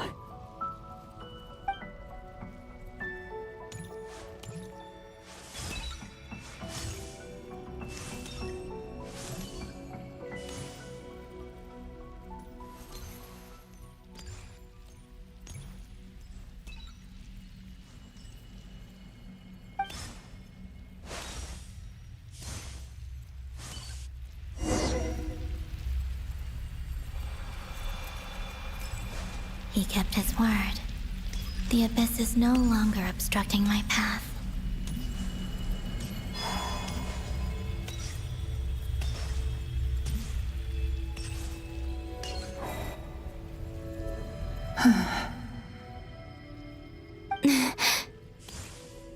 Is that the Lindis? She wasn't far off at all. And yet, they can never meet. Hello, Miss Lindis. Who are you? How do you know my name? I've never seen anyone else here before. You can call me Columbina. I promised Rerir that I'd bring a message to you. Rerir? My Rerir? Is he well? He's doing better than he was. Better than he was, huh?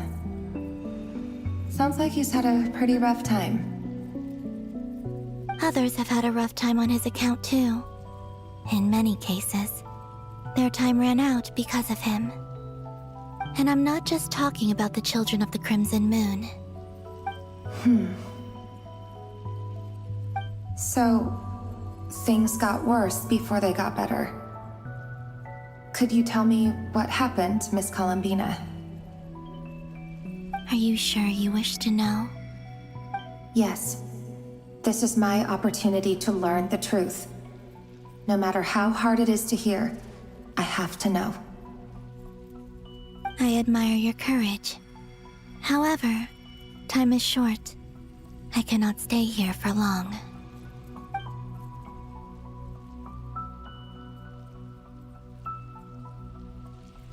Rerir had seeds of hatred in his heart, and many people nursed them for their own ends. On some level, everything he did was to try and find a way to see you again. But in the end, he came to regret his mistakes. He wanted to apologize for hiding his past from you. Beyond that, he did not say specifically what it was he wished to convey to you. But I'm sure that you've always been on his mind. You are what has kept him going over all these years.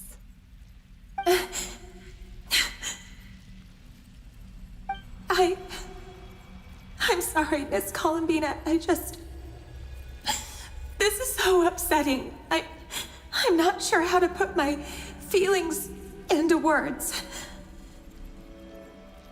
It's all right. I understand.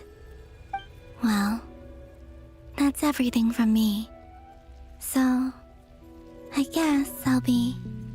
Wait. One moment. Time flows backwards here. The road ahead only leads further and further into the past. I know. I intend to reach the end of that road. Without a moon marrow, without the 3 moons' power, you won't make it far. Wait, unless... Are you one of the moon goddesses? You could say that. I see. I often think to myself, if life is like a train ride, why haven't I reached the terminus? Where am I even going? And it's not just me, it's this whole place. Wherever it is, it seems like it's existed forever. It's such a mystery. Where is it going? I must seem so ridiculous. I can't answer these basic questions, and yet I jumped right in here without hesitating, only to be torn apart the moment I entered by powerful energy currents. Only my soul remains now. Thinking back, I was suddenly overcome with fear and terror in that moment. Perhaps I too became bewitched by the abyss. I may have been the leverage it needed to control Rerir. I used to be a researcher at the Universitas Magistrorum in Conria, researching the iridescent moon's marrow. Eventually, I came to the conclusion that time in here flows in reverse. Rerir was one of the Venster King's retainers. With me, he was in an impossible position. It plagued him constantly. I wanted to help him escape his lot in life. I wanted him to be happy, so I thought I'd use this place to return to the past. At the time, I thought I could just go back to the day that the Venster King first found the princess. It was only after meeting the princess that the Venster King started going too far with his research into the abyss. That was the day all of our woes began. I thought I could stop the king from ever meeting her and solve everything. I couldn't kill the Venster King himself, so I had to find another way to save Rerir. That's why I wanted to go back, to kill the person who had brought new possibilities to our realm. I'm sure it was a futile endeavor, but the abyss probably enhances the basest human desires. So I naively hoped I could change everything. But I was simply too weak. Like a speck of dust against the whole universe. Look at me. I didn't even survive the journey here. Not physically, at least. I know I'm never getting out of here. But you're different. You can make it, and I want to help you. I owe you that much. How do you plan to help me? Have you noticed the golden energy that exists here? Based on my past research and my observations since coming here, I believe they carry you forward faster. I can share what I've learned and help you understand the pattern in which this energy appears.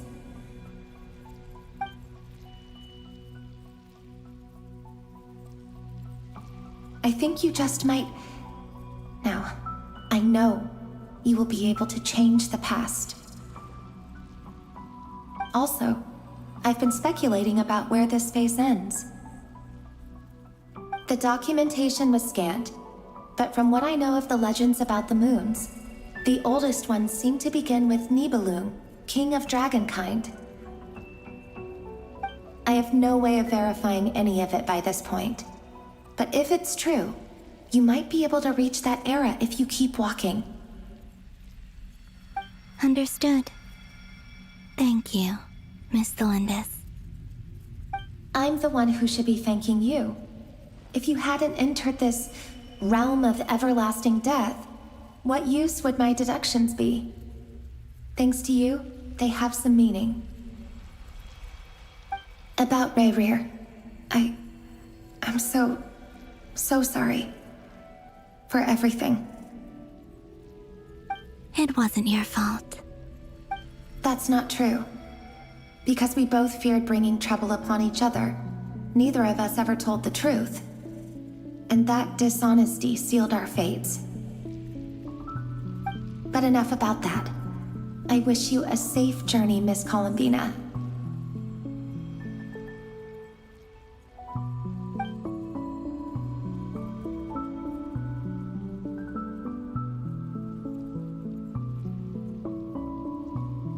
And may the outside world never have to experience pain like this again.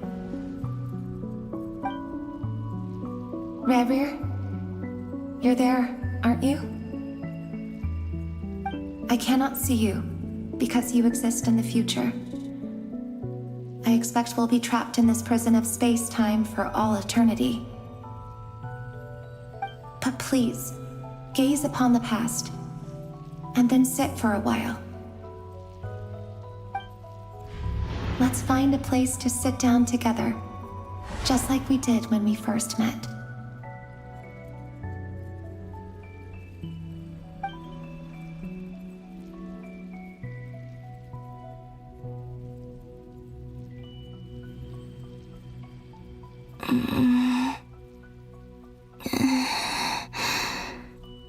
How long have I been walking? How much further till I reach the end? Is there even an end to be found? Everything's getting blurry.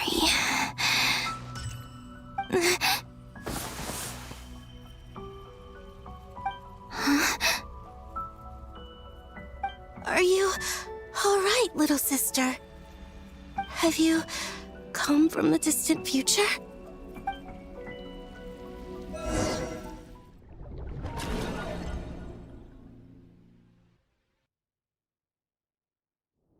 So, how exactly did the moons just disappear? Shouldn't it be a little harder to get rid of major creations like moons? The world is a vast and ancient place. On a certain scale, all life lasts for but a fleeting moment. Miss Nicole explained that the moon goddesses likely perished in the War of Funerary Flame. The moons themselves were also destroyed at that time, save for the Frost Moon, from which a new moon goddess was later born. Am I missing something then? 'Cause the stories say that the moon goddesses were born on the moon, but doesn't Columbina say she was born in Nodcry? Huh, you're right! Why do their birthplaces differ? What's the difference between the two generations of moon goddesses? Also, remember what Sandrone said? Her scans detected 4 moons. In other words, 4 moon marrows. Technically, the result of the scan means that 4 moon marrows were detected and positively identified as moons in that moment. In other words, this piece of information alone isn't enough for us to know how Miss Columbina is doing right now. Yep, we have no way of staying up to date on whether she's dead or alive. She's on her own for now. But at least she's trying her best to get back to us. Yeah. She's a tough cookie. And a sore loser, too. We have to trust that she'll find a way. Because we really need her power. As much as it pains me to say it, we've got no chance of beating Dottore in a straight-up fight. He's much too powerful. It wouldn't even be close. That maniac is going to devour everything in his path until he reaches us. We need to find someone or something that can stop him before he does anything worse. I'll be frank. Our only hope of defeating this false god is with a real moon goddess on our side. I'm not just saying this because Columbina's a friend and I want her back safe and sound. It's just the truth. And I know that even she was no match for him when he attacked, but I don't have a better solution. We're not giving up on saving her, whether she can defeat Dottore or not. Right. Don't worry, Miss Sandrone. We're all aligned on saving Columbina. No one's trying to argue that we can only justify saving our friend because it will help save the world.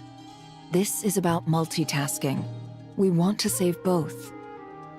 So, she's more than just a moon goddess to you guys? Absolutely. Duh! She's part of the gang! And you are too, you know.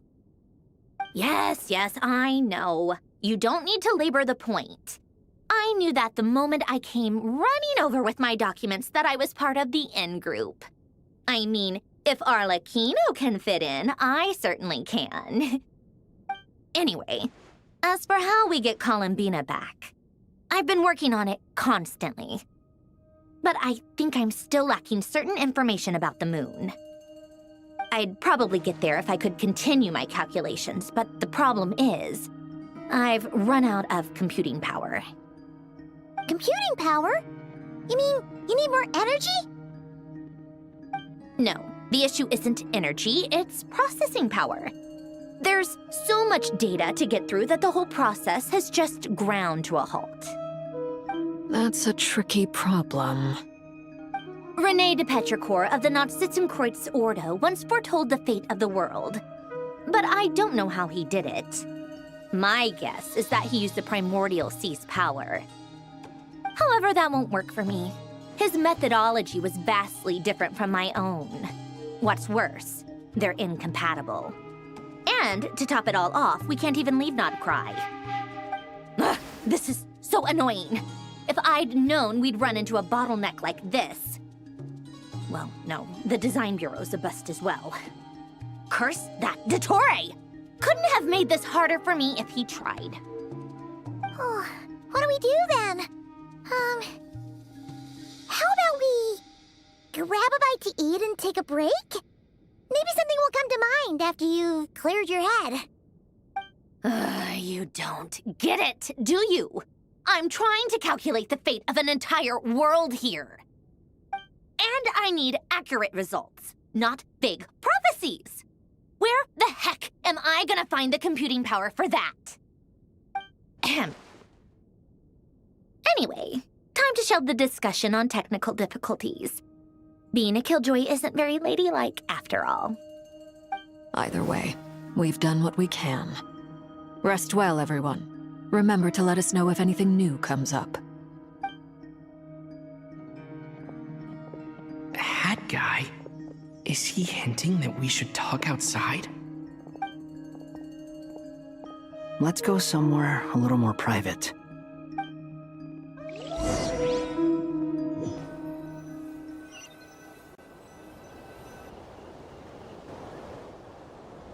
You know that Dory went back to Sumeru, right? Yeah, she mentioned she was planning to head back. Things aren't looking good for Nodcry. She's gone to spread the word so that Sumeru has a chance to prepare for the worst. From what I know of Dottore, there are two possible reasons why he hasn't made a move yet. One is that he's still working through some kinks in his new powers. The other is, he wants to see how we're going to react. He'll easily devour everything eventually, so I guess he's in no rush to make it happen. The first false god he made was me. Now it's his turn. Even though my records were erased from Irminsul, Dottore's ideas haven't changed one bit. He once told me that becoming a god was like turning yourself into a hungry wolf or giant serpent to devour the moon. Clearly, he began studying the moon goddess's powers long before he even tried making a god. He's always wanted to get his greedy hands on divine authority one way or another. And in the end, he devoured the moon where I failed. In the desert of Sumeru, there is a chessboard built by King Deshret, also known as Al-Ahmar. I don't know if it was a real game, or if he was just trying to challenge his servants and citizens in some way. But creating games and setting rules, gods do that as a matter of course. That's the kind of power Dottore craves. Now he has the Trilunar Authority. His power is leagues beyond the common people. I don't think there's any point in other nations rushing to the front line. They're better off focusing on defense and hoping they can fend off any threats that spill out from Nodcry. Either way, Dory will inform Lesser Lord Kusanali, and she will contact the other gods in turn. The Seven will have some recourse available. If nothing else, their protection should keep the rest of the world from descending into chaos as quickly as Nodcry has. So on the bright side, even if Nodcry is doomed, your friends in other nations won't be in any immediate peril. That's good to know. But I'm not ready to give up on Nodcry yet. There's a word for people who refuse to let anything go. It's called being greedy. Maybe it sounds greedy to you, and probably naive too.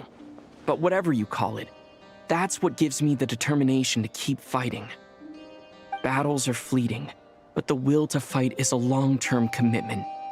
Give up for even a moment, and your resolve will shatter. Why do you always feel the need to do the right thing?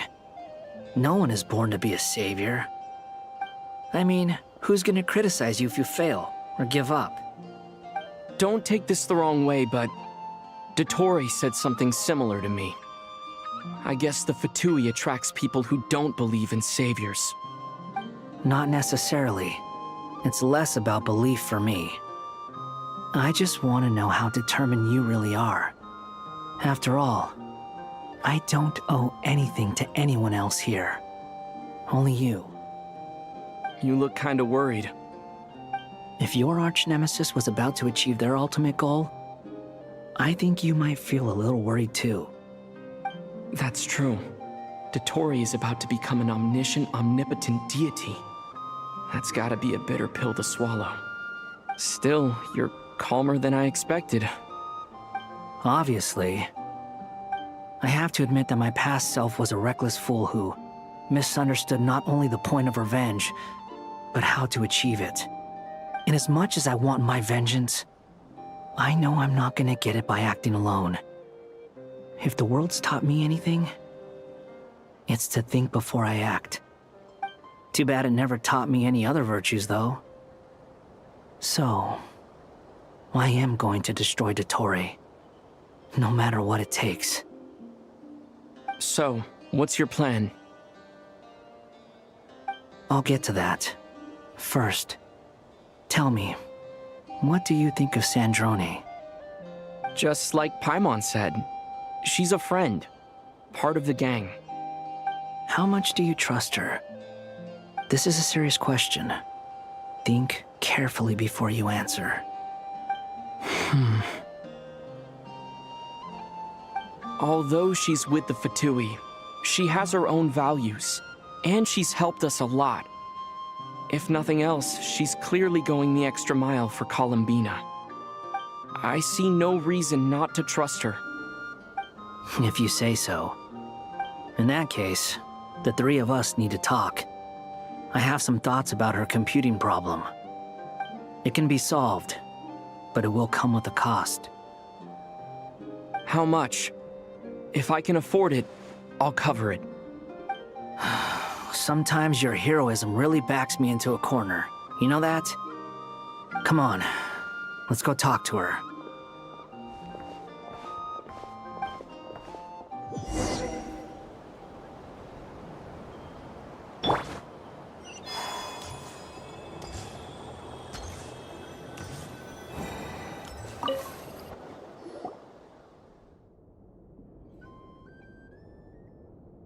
Miss Androne, Traveler. Hey there. Paimon's here too! She was just helping them sort through their things. How did your chat go? That was fast. The call only just ended. Well, you said it was urgent, so we got here as quickly as we could.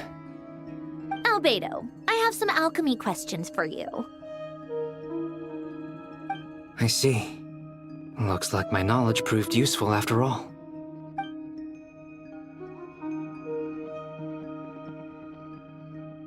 If I might ask, what is the end goal for the modified formula you'll be using? I needed to predict the future of the entire world. But I've run into some teething issues since trying to implement Renee's theory of the four Orthants. I see. I'll have a look at it. Still, computing power is the real issue here. How do you plan to solve it? About that, it's been sorted. Oh, with the Traveler's help?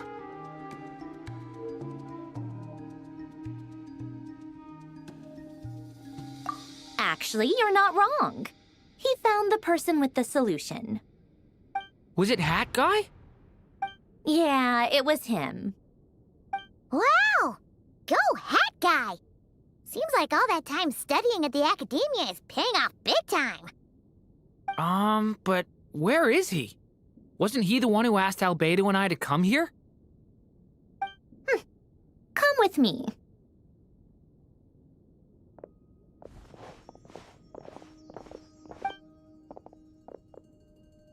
Hat Guy? What's happened to him? Hat Guy! Can you hear us? No response. I guess he's in hibernation. Hat Guy mentioned that he was a puppet. It seems that his functions are currently shut down. I presume this has something to do with the solution to your computing problem. That's right. He and the Traveler came to see me. Wait, what? You have a solution? Would you calm down? Why do you always react so hysterically to everything? Excuse me? How would you know? You shouldn't be so quick to judge complete strangers. It's very bad manners. Oh, please. It doesn't take that long to figure out that you have a temper. Where does a mere student get that kind of confidence? I've actually published more papers than you. Not that status counts for much. Even Paimon's applied for academia admission. Huh? Are you serious? See? This is why I can't be bothered to explain myself. She recognizes no one's skills but her own. Okay, fine. I'll hear you out. So, tell me, how do you propose to solve my computing power problem? This world itself is constantly processing all kinds of information. If it's the world's future you're trying to calculate, you need a processing device that's designed to cope with that volume. Easier said than done. Only Irminsul can handle that kind of... Wait, is that what you're suggesting? But surely we can't just plug my formula directly into the ley lines. You should be able to tell that I'm not human, right? Yeah, I noticed. The technology, though, seems pretty ancient. Very different from Fontaine's. It's a completely different system. Conrian, to be precise. I'm what they would have called a puppet. Puppets need an energy source and processing power. The artisans who built them sought out the materials most suited for that purpose. You? Do you mean... The Traveler and I have talked it over. He's willing to vouch for you. So, I'll allow you to borrow my core for your calculations. It was built using wood from a silver white tree, which makes it a small part of Irminsul. Conrian technology and Irminsul wood. Who in the world could have built you? Are you sure about this? A puppet without its core will cease functioning completely. And if it's left in that state for too long, it might not recover. You could die if you do this. You do realize that, don't you? I can put two and two together, yes. No need to rub it in. I won't lie to you. This has never been done before. I cannot guarantee your safety. Doesn't matter. I'm prepared for the worst. Did you two actually talk this through? Is he... Are we really considering this? Yes, we discussed it. The bottom line is, he trusts me, and I trust you. Let's give it a shot, shall we? Honestly, I have no clue where this kid even came from. But for whatever reason, he lent me his core to use in my formula. I'm very close to finishing my calculations now, and the core is currently in use. So I'm sorry, but I can only show you a sketch right now. This is what the core looks like. A silver white branch. It certainly matches the legends told about Irminsul. Is Hat Guy gonna be okay? He's not gonna die, right? Right? In theory, he should be fine. As long as we put his core back in time. Beyond that, all I can say is that I'll try my best to avoid risk and make sure the core doesn't sustain any damage. I think I know why you called us here now. Someone needs to watch over his body and make sure it's protected until the process completes. Correct. He said that the only ones he trusts here are you two, and the Traveler. And the Traveler will have other work to do. He will have our undivided attention. Aw, hat guy. On a more positive note, things are progressing steadily on my end. I'll call everyone in for a meeting once the results are out.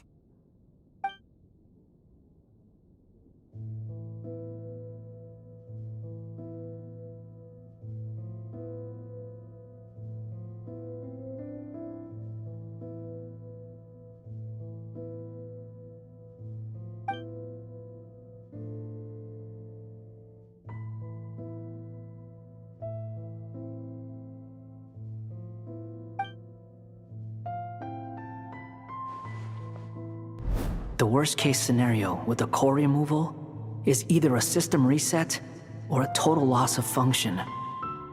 But I'm not afraid. A quiet death should have been my fate long ago. A core is completely different from a heart. It's like another vital organ entirely. I never believed it could be a true replacement for what I sought. But in the end, it turns out the core was more useful to me. Pretty funny when you think about it. It's like the punchline of my entire life. Do you think there's any difference between a puppet and a human? If not, then this would just be another samsara. I have already experienced both a past life and a next life.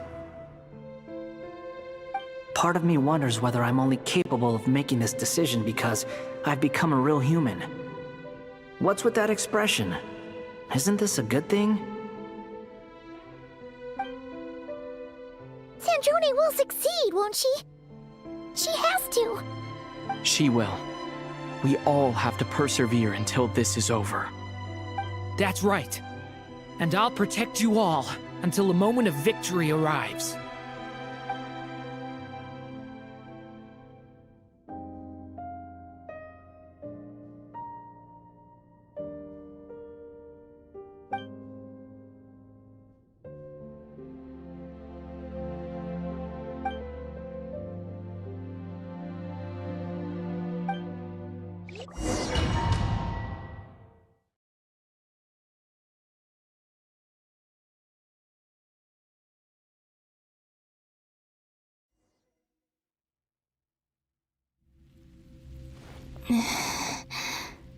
Who are you? Call me Sonnet. You have the same power as Canon. Sonnet. So, you're the goddess of the iridescent moon? Oh, goodness. You recognize me? Well then, what's your name? Columbina. Columbina Hyposelenia. Hyposelenia. What a lovely name. Did you choose it yourself? It was a joint effort between me and my friends. Friends? You mean your friends in the heavens? Huh? Oh, sorry. You must be exhausted. I apologize. Hang in there. Let me introduce you to my older sisters. Do you mean the other two moon goddesses? Arya and Canon? Wow, you sure know a lot. Hey, does that mean that our story goes on into the future? Oh, I guess that wasn't the best question to ask. It's all right. We were prepared for that possibility. You could say we were too prepared. I can't even remember how long my sisters and I have been here by this point. When did you get here? How long has it been? I can't say for sure, but it feels like it's been forever. I see. Are you feeling alright? You look a little unwell. I can hold out a while longer. We don't have far to go. The place where my sisters and I are based is just up ahead. Don't worry, they're both really nice. I'll introduce you.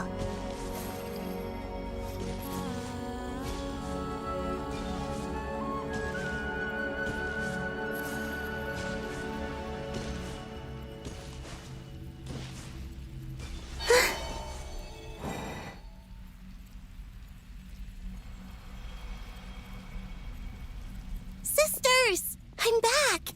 And look who I've brought with me!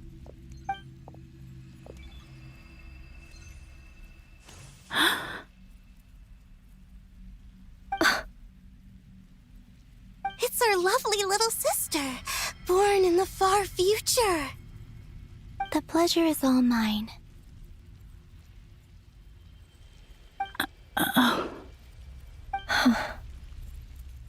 Allow me to introduce you to Columbina Hyposelenia.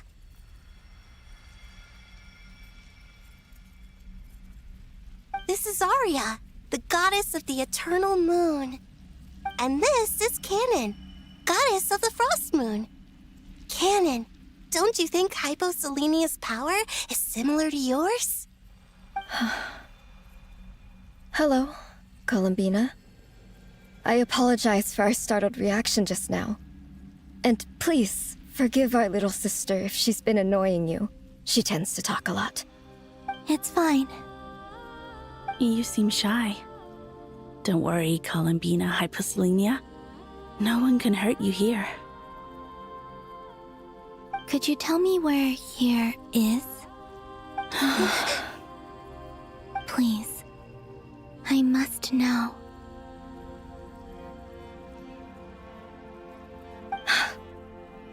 My dear sister, this is where Tevat's original ruler, the Dragon King Nibelung, imprisoned the moon goddesses. What? You're scaring her, Canon. No, I'm fine. Please, continue. Nibelung, our original master, created us in the distant past to maintain Tevat. But he left this world and traveled into the dark universe beyond, to explore worlds vaster still. Day and night, we fulfilled our duty in the heavens, until the day that the first Descender arrived. The great ruler of the firmament. The heavenly principles. Is that what later generations call them? I see. But we did not reject them at first, nor did they seem to harbor ill intent towards this world. We coexisted in peace. They were like a guest in our home. Slowly, however, we came to realize that our guest had a growing desire to change and dominate the world. And you didn't stop it? No. There was an order to the rules they set up that Nibelung never taught us. We wanted to know if this order would bode good or ill for Tevat.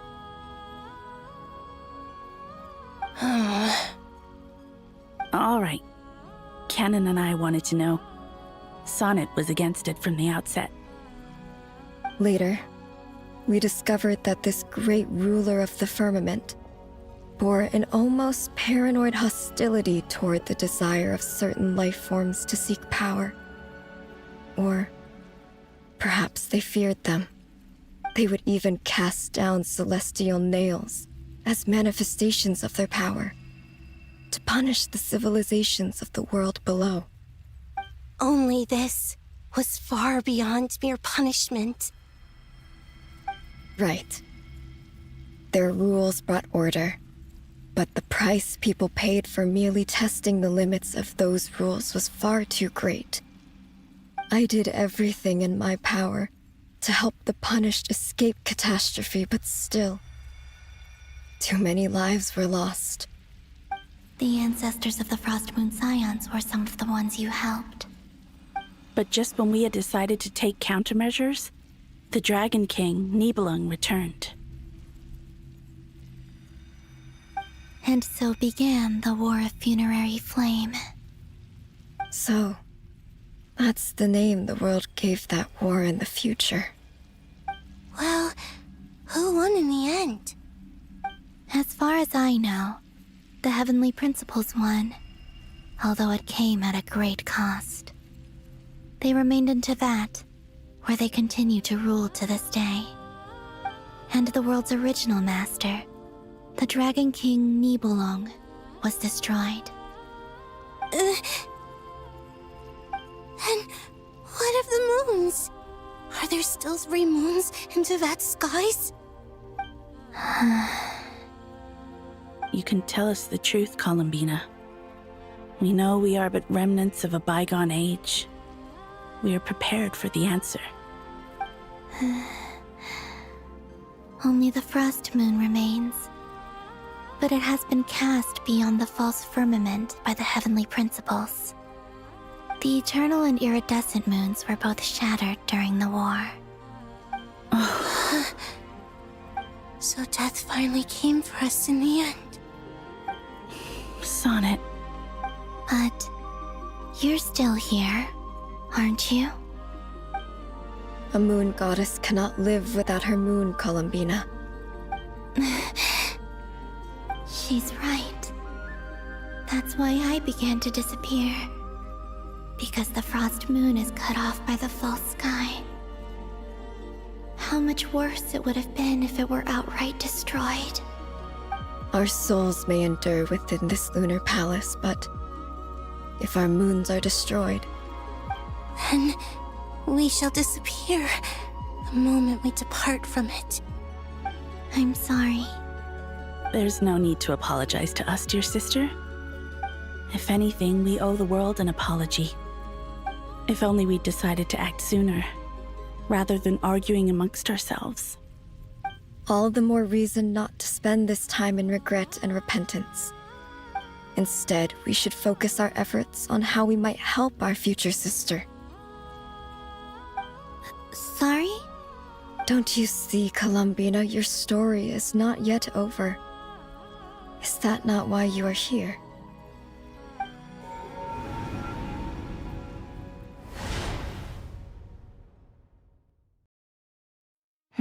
It's done.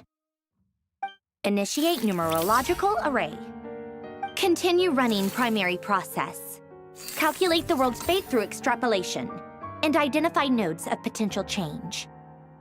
Secondary process, scan for moons.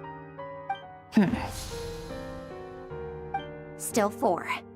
The number of moon marrows hasn't changed. Wait, let me think. Is it possible that there's something I've been misunderstanding about the moons all along? Variables. Variables in the world.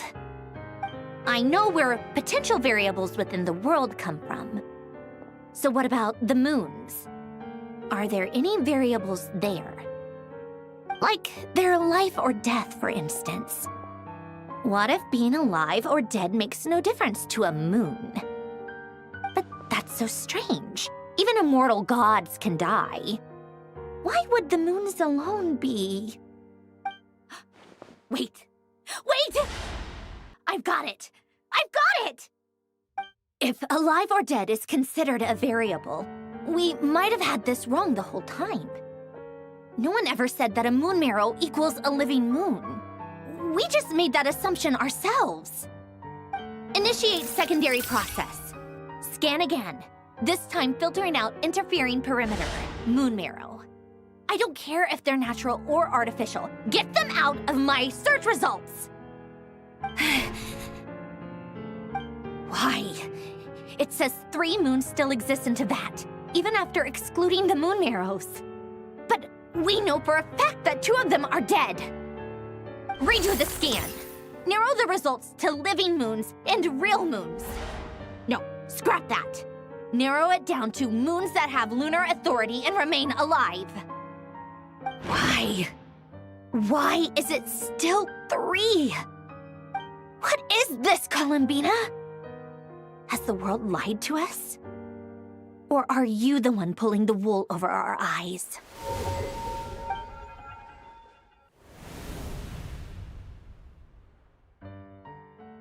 So, you think that the moon's reflection might be where Nibelung imprisoned the three Moon Sisters?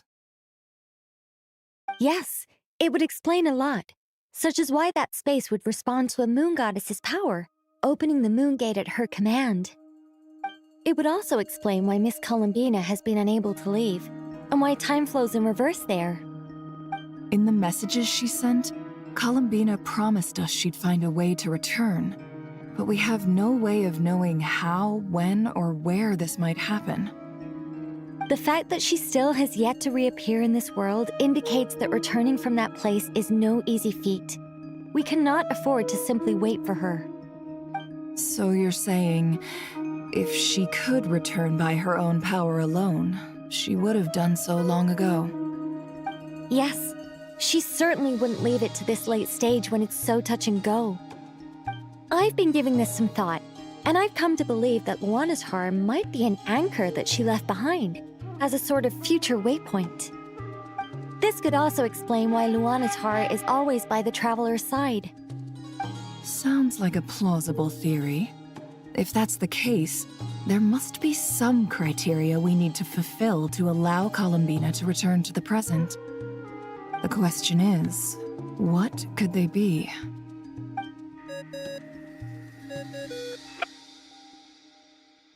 Hello? Listen up! This is extremely important!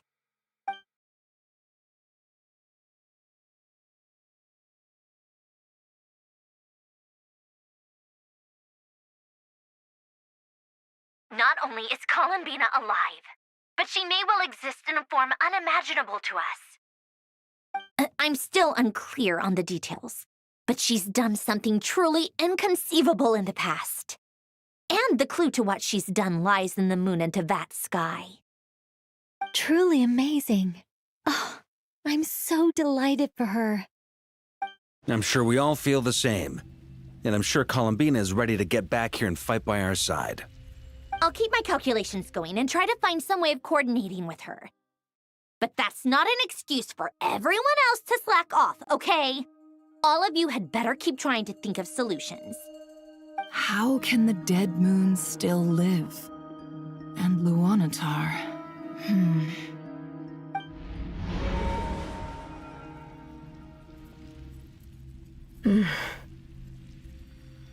It's hard to believe that's what will happen in the distant future. Our authority is linked to the most fundamental rules of Tevat. I suppose it's no wonder that many would covet that power. I didn't realize that when you said friends, you meant people who live down in Tevat. That's so lovely. I always wanted to go down there and have some fun. Have you ever tried leaving this prison? Of course. Between us, we've tried everything. But no matter where we go, this space will eventually bring us back here. It's like the center of a whirlpool. Everything ultimately converges here, at the moment when Nibelung imprisoned us. In that case, have you tried using any of those pathways that connect this space to the real world? Sorry? What are those?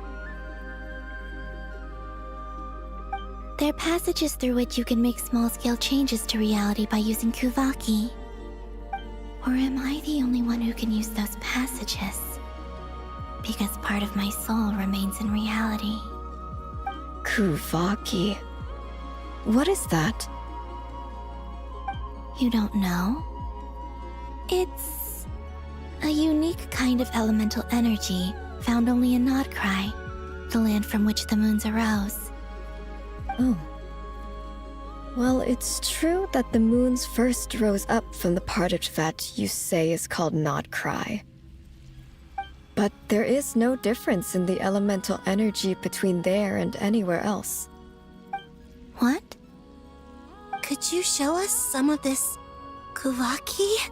Hyposelenia? Maybe if we see it, it'll make more sense. Okay.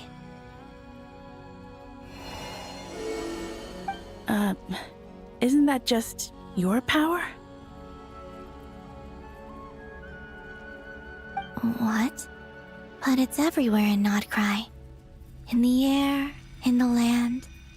Even the creatures who live there have adapted to its influence. How curious. This Kuvaki certainly did not exist anywhere in the world before we were imprisoned. Let alone influence living creatures. So, how exactly does it affect them anyway? Can they float in the air like us? This is so strange. Why would their reality differ so much from mine? Columbina, you're looking for more than just a way out of here, aren't you? Yes. If I am to help my friends, I will need tri-lunar authority on par with that of our foe. You mean... you'll need our power? This sounds extremely risky. The Three Moons' powers are not mutually compatible. Concentrating them into one goddess will be a very painful process. And if anything goes wrong, it could tear you to pieces. I know. But I'm willing to take that risk. Even so, let's say we successfully transfer our authority to you. How will you take it outside this prison? Niblin constructed this realm specifically to prevent us from using our powers to interfere in his war. No moon goddess can leave this place alive.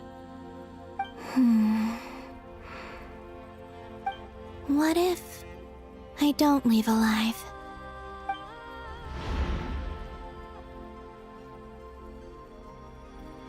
Where do we even start?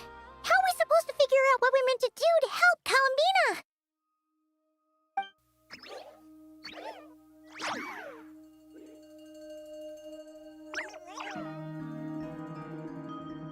Columbina? What do you need from us?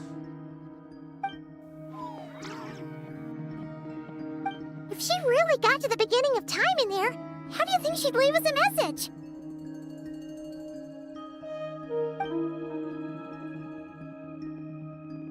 You don't think she'd write it down on a stone tablet somewhere in the hopes that we'd find it, do you? Seems unlikely. Columbina may not talk a lot, but she thinks deeply about issues like this. Let's review what we know. This is the Columbina who fought alongside us against the Reikir of Solnari, and with whom we celebrated Moon Prayer Night. She knows our personalities, our ways of doing things, even our unique strengths and abilities. So, if she wanted to tell us something from a long, long time ago, what would she do? Oh.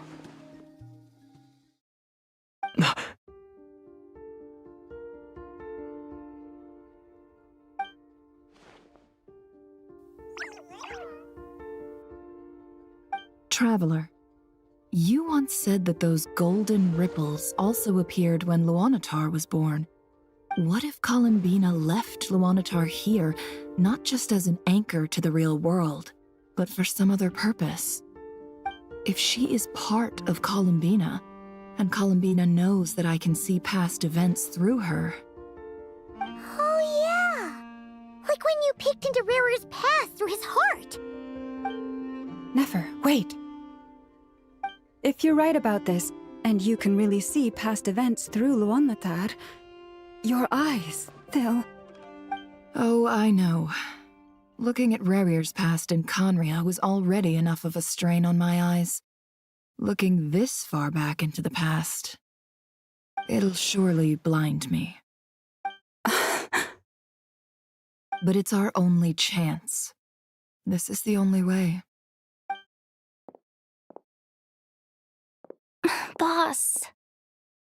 We spoke about this once, a long time ago. Do you remember what I said, Yehoda?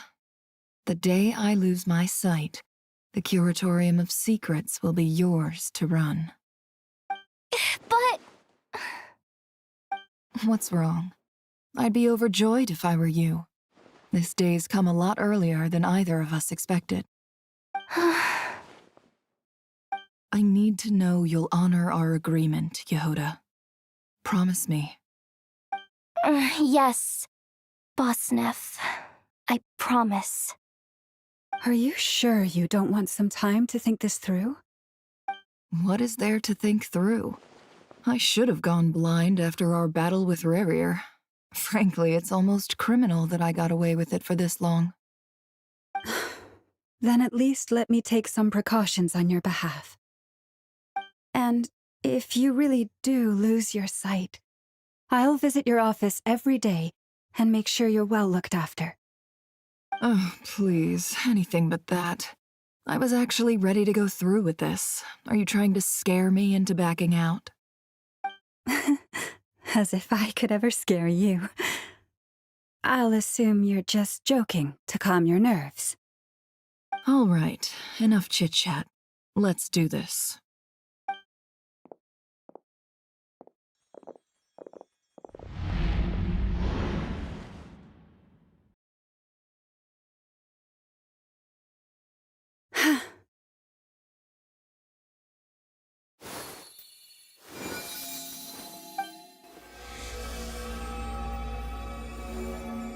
All done.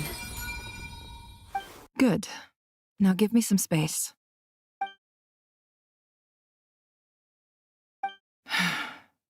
Come on then, little one. Show me what happened in the past.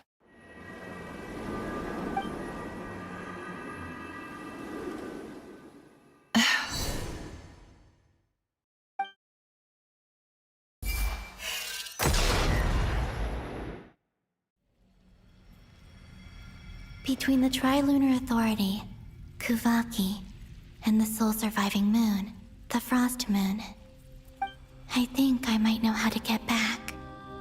But I will need my sister's help. Time to go talk it over with them.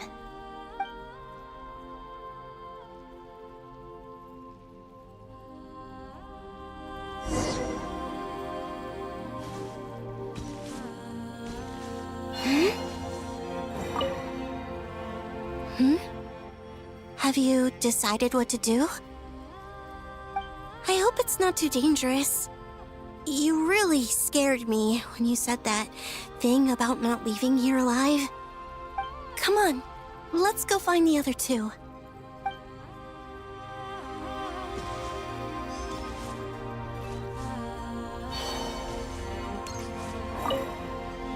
It seems you have reached a decision. I'm all ears. What do you propose?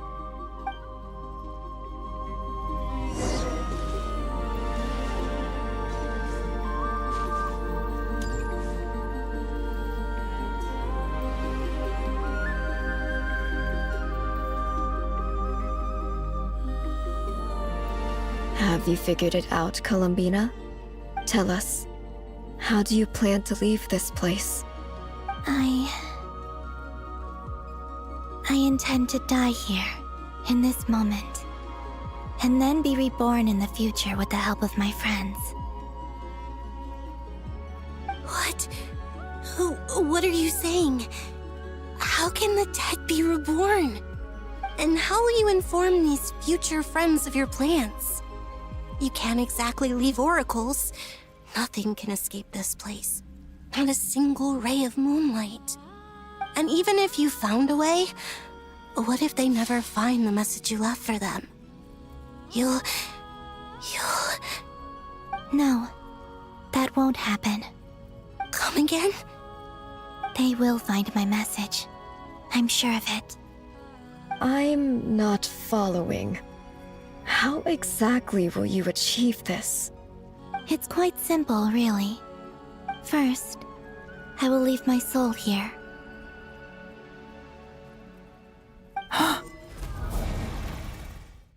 I see it. Your soul?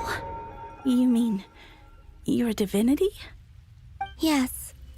I once left a portion of my soul in the future, one so small that this prison barely noticed anything.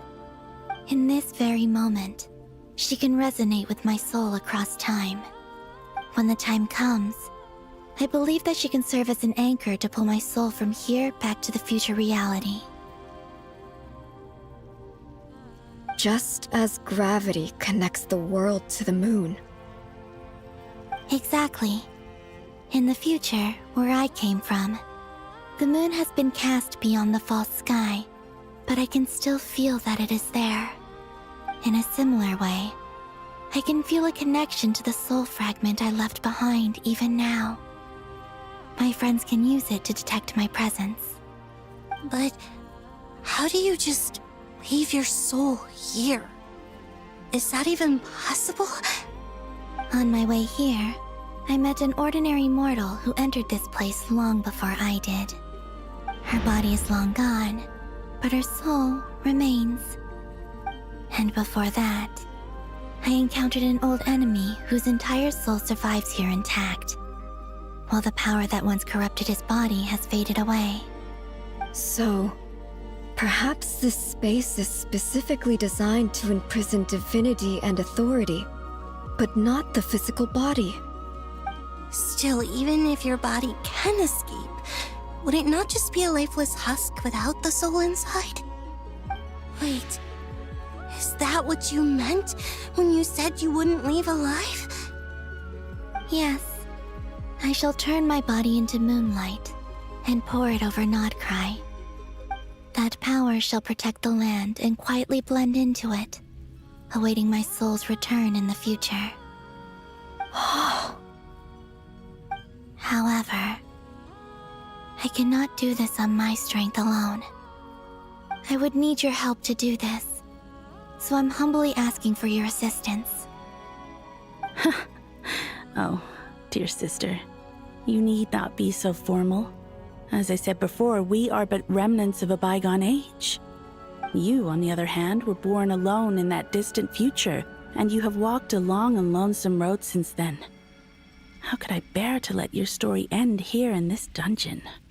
Don't forget, we are your sisters, your family.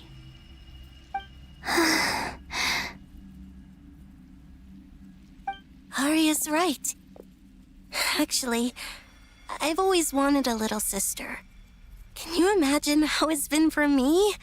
Getting nagged by two older sisters all the time. Now, I finally get to be the big sis. And not just that, but I get to help you return to your world, too. How could I say no to that? Sonnet. Canon?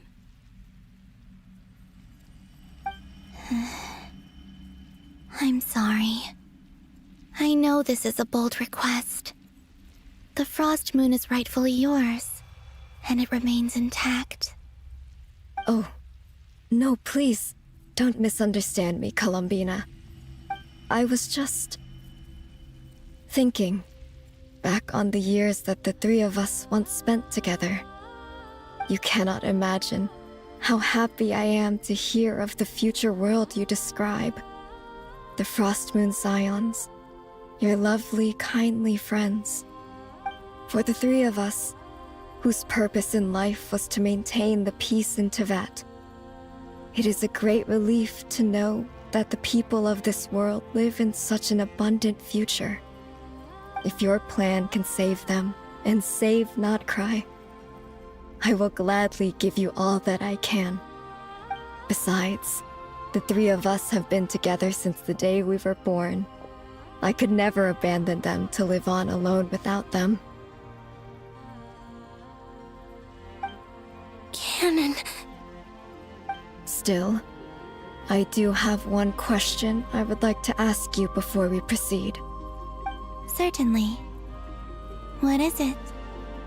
Why do you cover your eyes?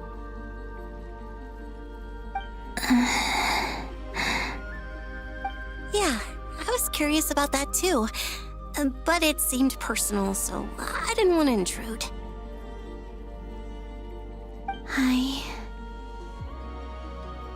There was a time when I refused to look upon the world. I believed it was full of nothing but lies and falsehoods. I wished to hide my feelings, seal my heart, until I could return to my true home. I see. Perhaps that decision saved you from ever having to see the false sky again. But at the same time, you likely missed out on many true and precious things, like the smiles on your friends' faces. Promise me this, Columbina. When you return to the future, open your eyes, take a look at the world around you, and see your friends. I'm sure that you know this already, given that you long to return, but that is your true home. Give me your hand, Columbina. Arya, Sonnet, you too. Okay. All right.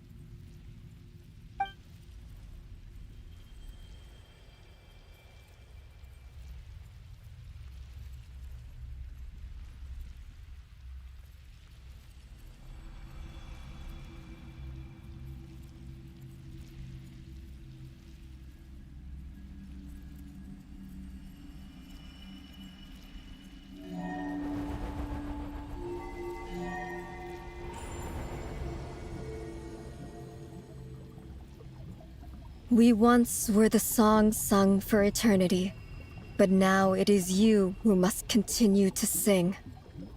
We once were the tides in the great river of time, but now we subside, and you arise. We were the messengers of madness and inspiration. But now, the lies have faded, and your truth must endure. We are souls awaiting the sun. You must return to be with those who smile when they see your face.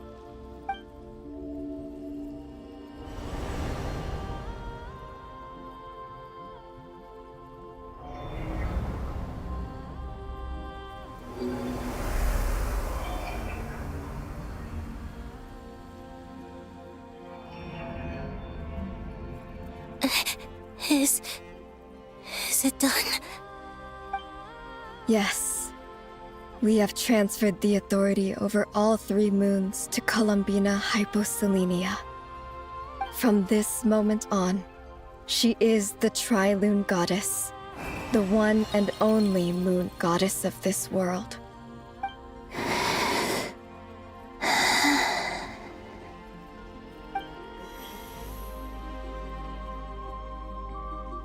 Thank you. Thank you, my sisters. Now go, and do what you believe is right, Columbina Hyposelenia. Be aware that we cannot grant you the power of the 3 moons beyond these prison walls. The conflict that arose over their remains following our disappearance will still take place. I understand. Sisters, oh, my body. It feels... Now that we have given up our power and authority, our bodies are merely mortal shells. This prison is dissolving them as we speak.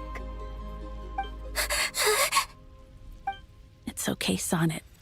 The end must come for every god, just as it does for every human. That's all this is. The final destination of our lives.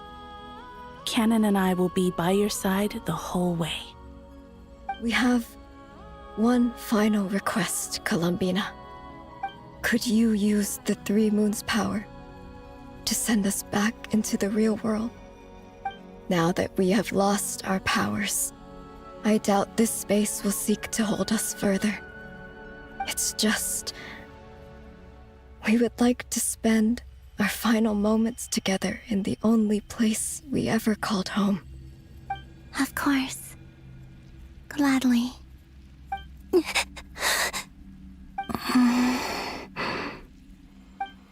want it? Yes. Don't... I wish I could tell her not to give in to the abyss. Not to be afraid. But is this really what I should say at this moment? Don't forget.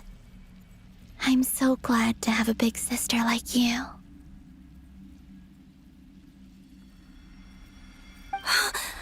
No, Hypo. Thank you. I'm okay. I'm not afraid. As long as my sisters are with me, I won't be afraid.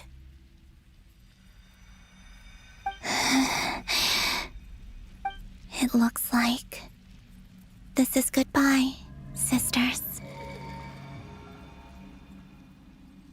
Goodbye, Columbina. Take care of this world in our stead. I will.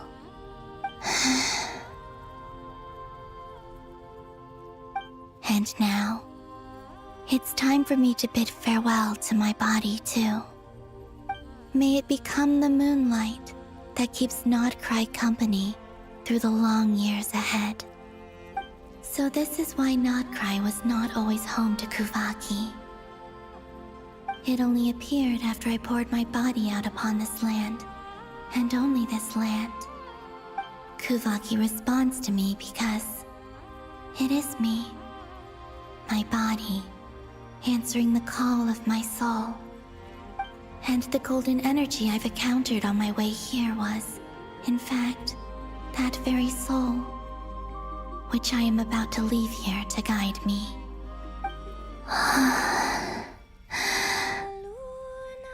O power Trilune, eternal moonlight. I, Columbina Hyposelenia, lay aside my body. Let it be cast into the dark night to illuminate the future. May it be a companion to all who dwell beneath the moon.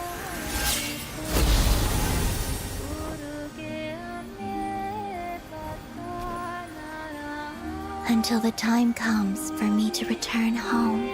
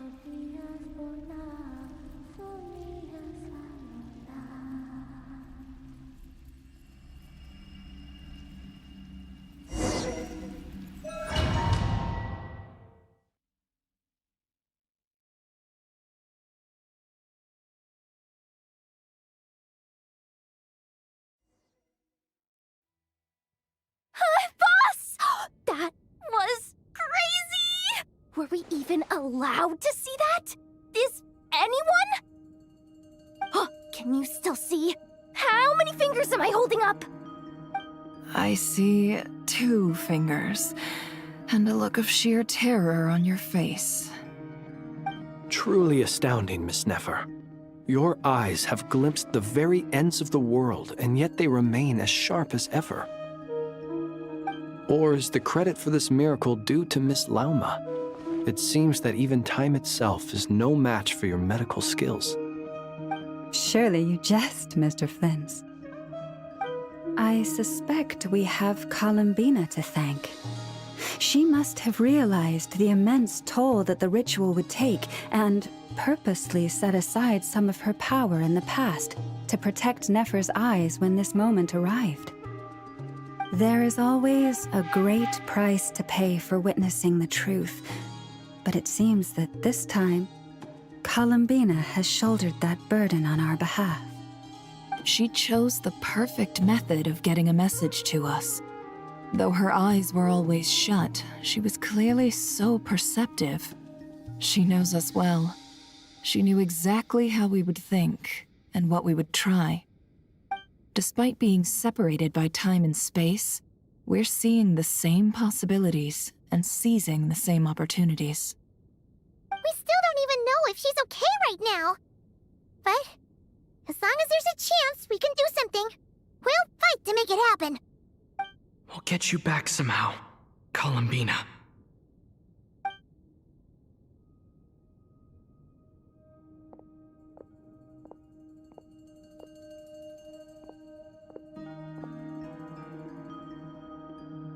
Well, based on the information we now have, let's figure out our next moves. Thanks to these gentlemen, we have a much clearer picture of the situation with Dottore. The civilian population has been moved to safety, so we no longer need to hold back. Miss Androne, how are the calculations going? So far, so good. I'll keep seeing how far I can push the system, though. Can't have Hatman being powered down for nothing. There's still a long road ahead. Where should we begin?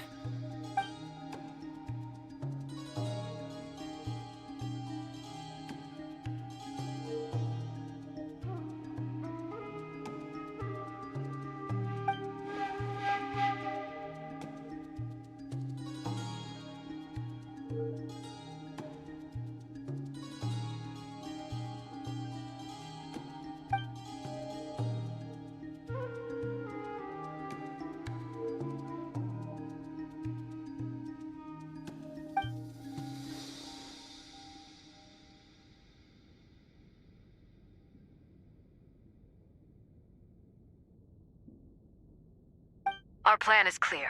Time is short, so let's get moving. There's just never enough time, is there? Time is the bane of my existence. Ugh. Anyway, I'm gonna get back to work.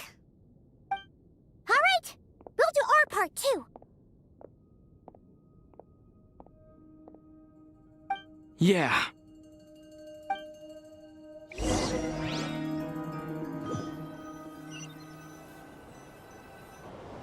Albedo's theory says that elemental energy can dilute the Light Realm's power. But I'm no expert in building elemental defenses. Sounds like something out of the Advanced Elemental Theory section of the library. Whew.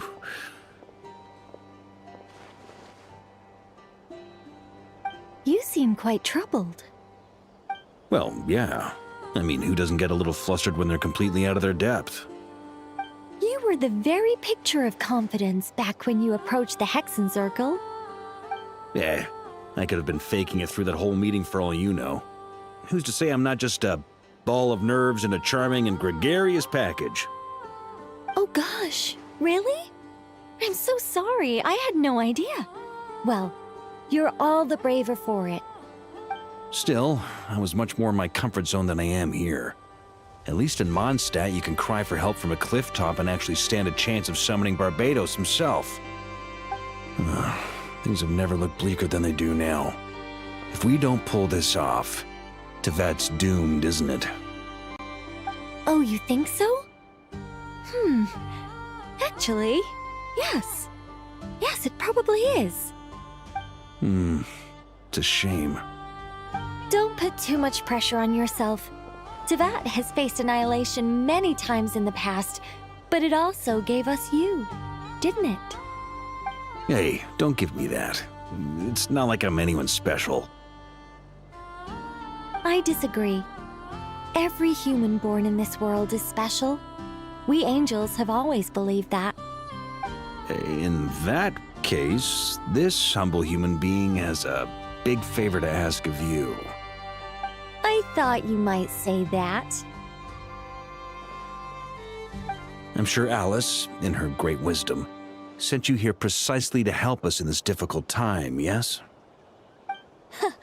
Well, that has less to do with her wisdom, and more to do with my power. Of course, of course.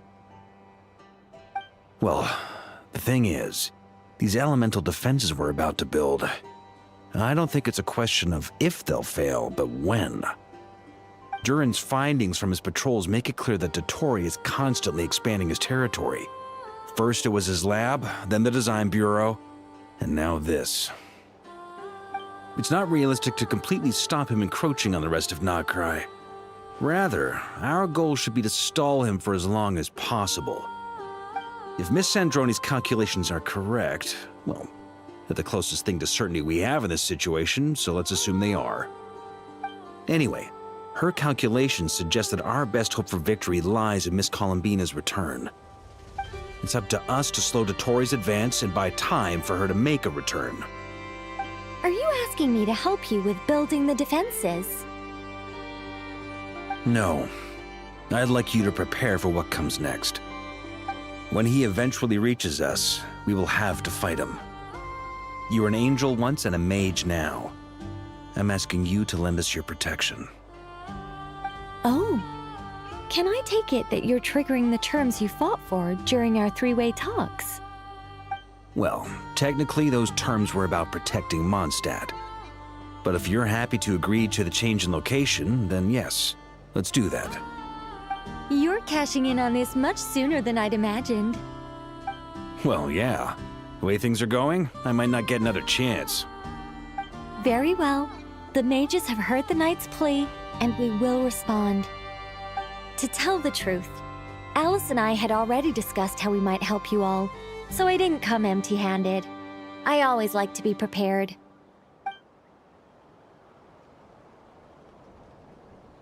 This is... wow. Yeah. This is great. Seriously, thank you. It's been many long years since I had a chance to dazzle humanity with a little divine intervention. To humbly serve as a reliable and responsible guide. Anyway, Knight of Boreas, please accept this gift in recognition of your great virtue. Go now. May the angel's blessing deliver you safely to your destination.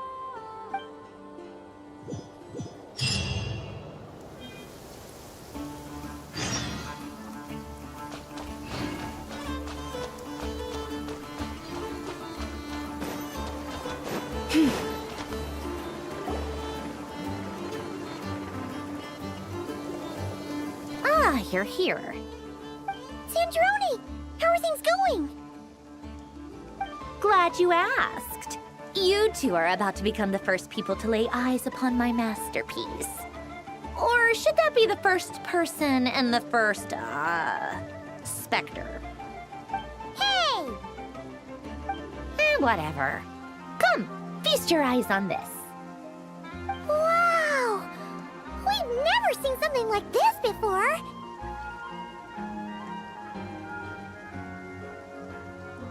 This meter displays the progress of my formula. Currently, it's still making the most important connections. Once it's finished running, I'll deliver it right to your side. And then, we can finally bring Columbina back. What do you mean, deliver it? Can't you just tell us over the Dodo communication device? It'll just be some numbers, right? Ugh, you're such a greenhorn. This isn't the kind of formula you solve in math class. It's a highly complex algorithm capable of constructing a framework of rules. Ugh, whatever. We'll be here all day if I start trying to explain it. All you need to know is the formula must be completed before we can bring Columbina back. I'll share the data with you. Nicole's agreed to let me use her information channel, so we just need to use the Dodo communication device like so, and... there. Now you can check in on my progress. Wow! Look at that! You're amazing, Sandroni! About time you recognized my genius. Took you long enough. Anyway, that's all for me. You should check on the others if you have time. Make sure we don't have any weak links in the chain. That might sound harsh to you, but close supervision is a common practice in a Fatui. not looking to catch anyone out. I just care about everything going smoothly. That's all. I'm kinda stuck here while the formula's running, so I need you to be my second pair of eyes in the meantime.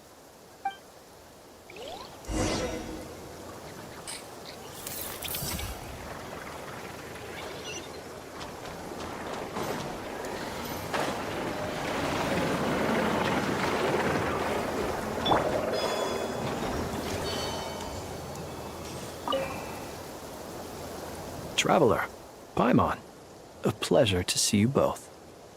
Twins! How's everything coming along? Fairly well, if I do say so myself. Personally, I am ready to confront Dottore head-on. Ooh, you sound much more serious than usual. To be honest, I am not usually fond of exercising my full strength. For one thing, it's hardly conducive to maintaining a low profile. Besides, I believe one should have the right to choose when to show their hand. I am conserving my strength until the moment of battle is upon us. Anything to boost our chances of victory. Seeing you get into the zone like this really puts Paimon at ease. Huh, Traveler? I consider it an honor to have your trust. Rest well. I look forward to seeing you both in your element during the battle.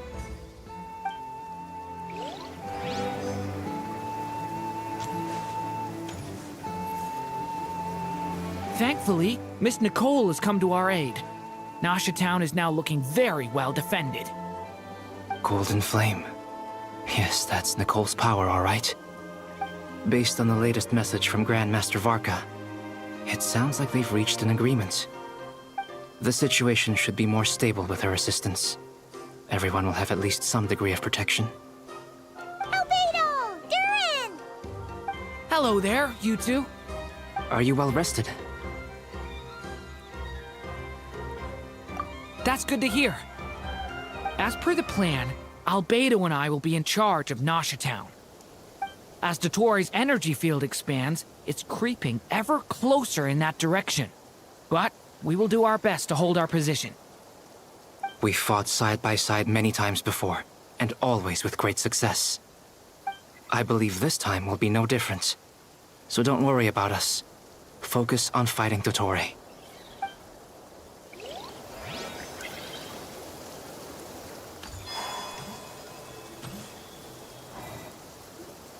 Yes, Miss Moonchanter? What are you staring at? You always address me in the strangest ways. Lady Moonchanter one minute, Miss Moonchanter the next. Yes, and? Are either of those incorrect? Not as such. It's just that I simply call you Nefer nowadays. Uh-huh. That's my name. What's your point? The point is I don't add any honorifics or titles. Meaning what? That maybe we're on friendlier terms now than we used to be.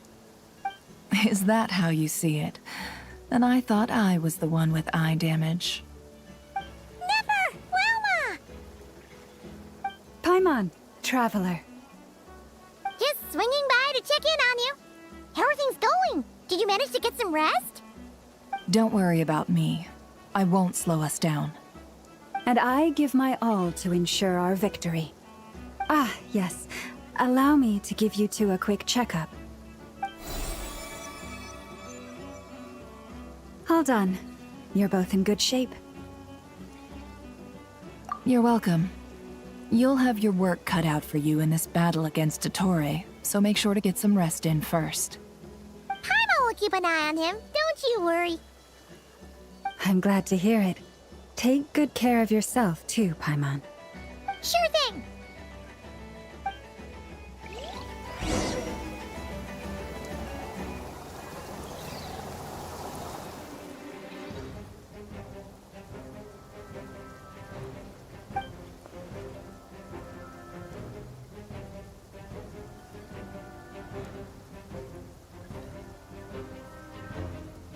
Here they come.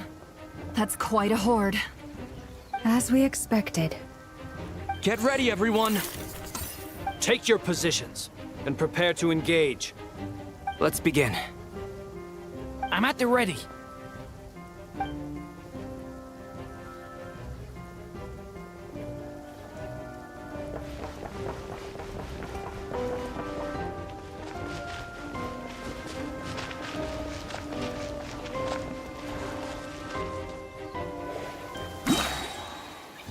What a waste of time!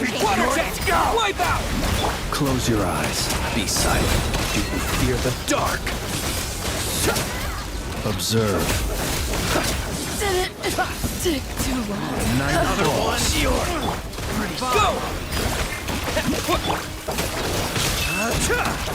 Be silent. Observe.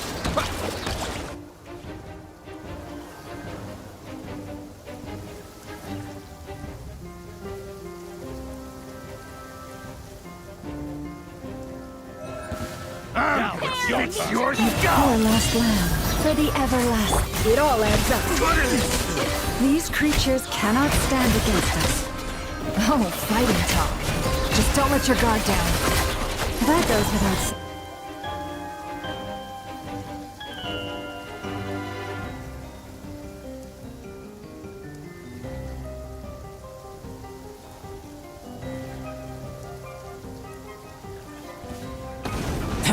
Coming to be! Devouring claw! Stay away from me! Feel this ancient power. Huh. Burst forth. That was easier than I thought. Naturally. What do you mean? Is it because as created beings go, we're of a higher level than them?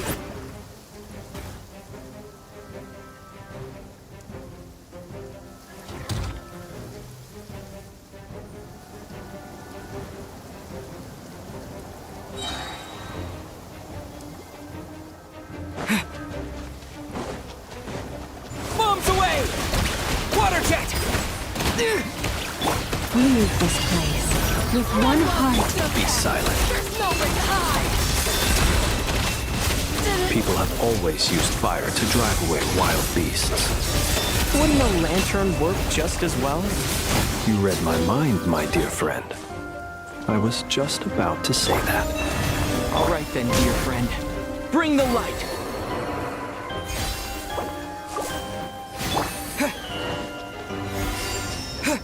Water jet! Let's see your data.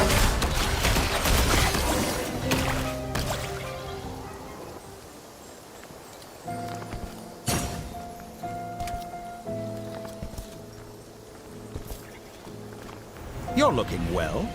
I trust you've had a good couple of days. Dottore.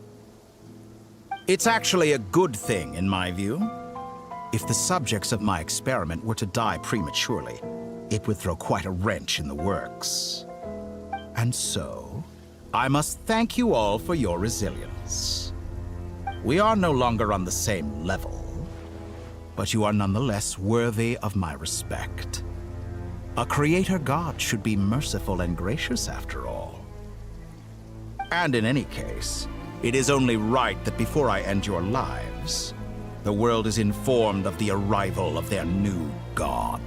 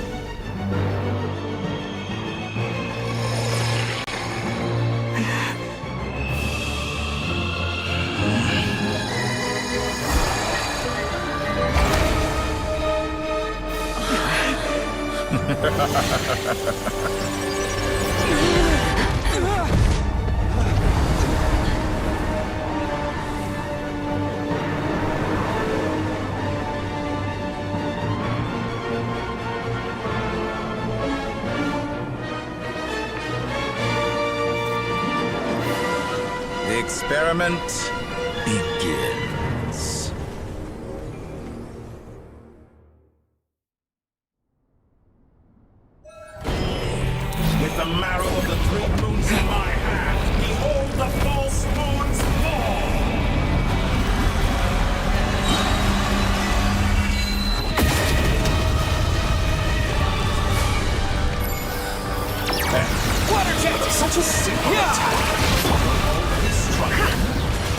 Did you honestly think that would hit me? Leave this place for the everlasting. Seek within. It all adds up. Go! Close your eyes. Fear the dark. Go! Wipe out! Enter.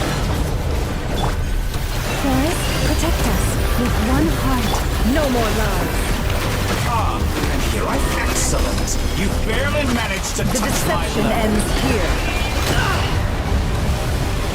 Can't hide the truth. Locked on. Go! Be silent. Close your eyes. Fear the dark. Good. Keep No it more up. lies. I'm still stuck like an ant in my palm. Oh, I've been moved inside another space, and it's sealed off.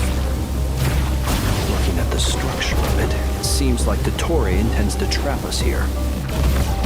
There's no exit. Our endurance is about to be put to the test.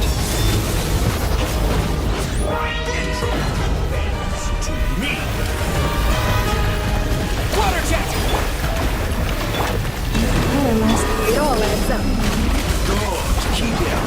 I'm still It all falls into place. pathetic. Excellent. You get Water jet! By the frost moon face me. Foul. Shameless. Can't hide the truth. Good. Water jet! Keep it up. I'm still collecting the marrow of the three moons in my hand.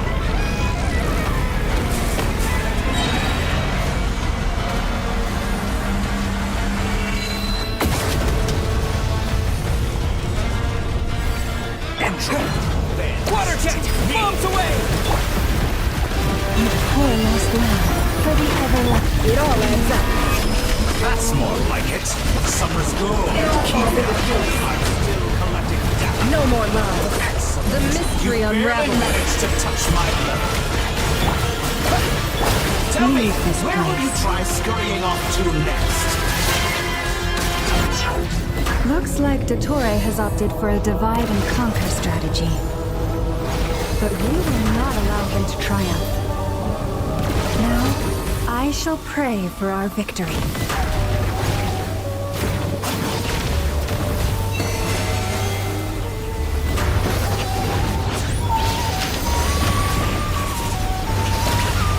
Can't hide the truth. It all adds up. Did you honestly think that would hit me? The deception ends here. Go! No more lies. Keep it up.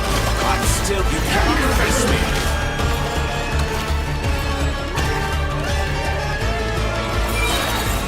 Moon's remnants. That's more like Wipe it. out. Some results Can't hide the truth. Let's see what you're made of.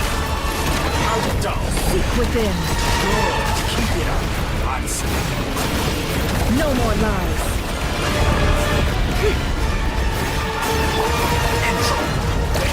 It all adds up. Let's see what you're made of. Can't hide the truth. Excellent. You barely managed to touch my left. Did you honestly think that would hit me? No more lies. It all falls into place. You cannot face me.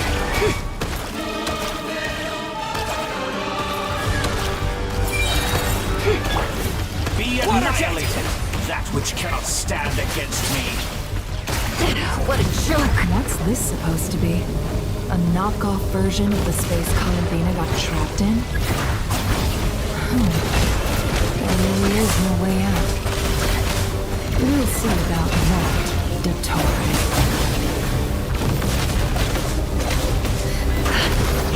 Go! My apologies. I had not intended to take your teammates from you. But you have a choice. Obey, and I can release them. An excellent deal, if you ask me. Won't you consider it?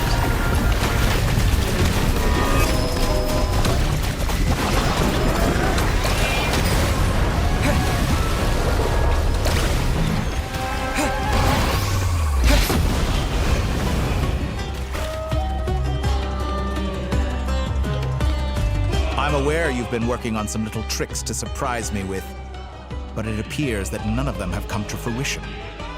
My guess would be that you're trying to bring Columbina back. But then, where is Sandrone? Or are you trying to buy time for her? I always found their friendship to be a curious phenomenon. Two highly incongruent personalities, and yet they share a deep connection.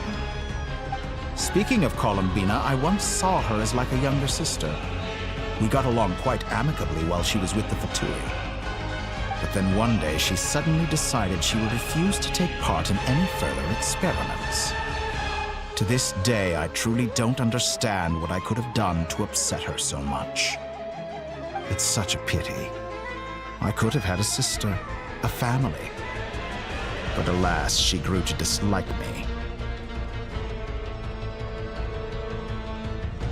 You're not fit to be family to her. That I can't deny. So many people, all obsessed with playing out the same tired old dramas.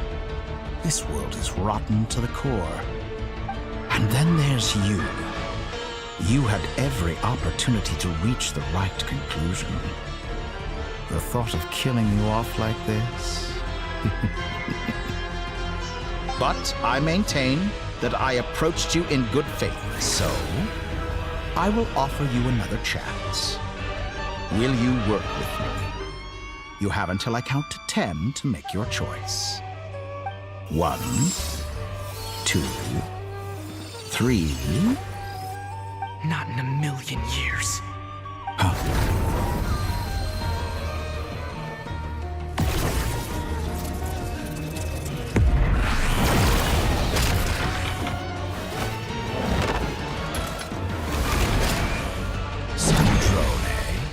What a pleasant surprise.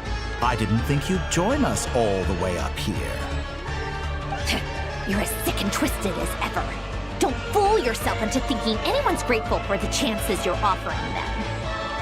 Sandrone, but the formula hasn't finished running yet. Funnily enough, I was just discussing a collaboration opportunity with the Traveler, and then I see you, who I must say is a good example of an opportunity gone to waste.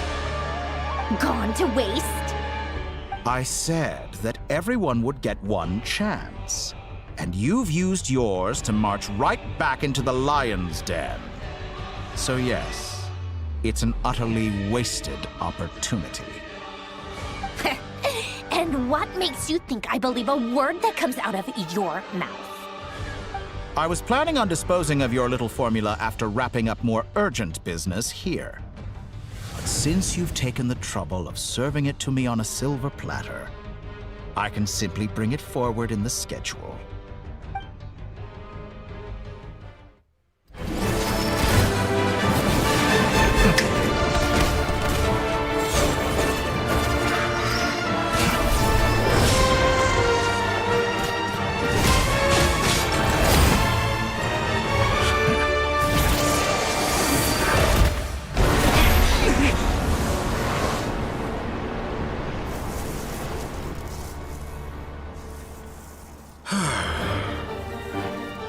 Is this your life's work?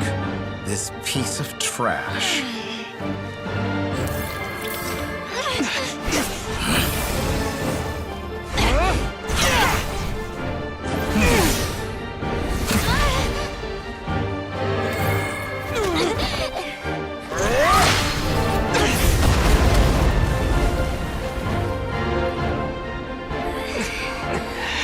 Your formula runs too slowly, Sandrone.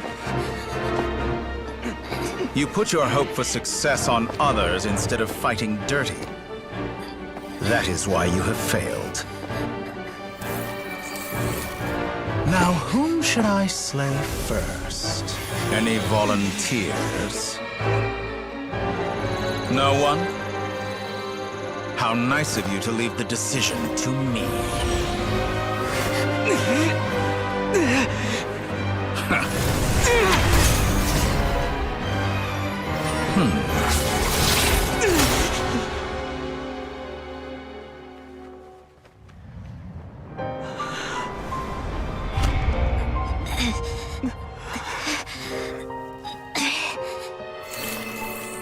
Oh, how unexpected.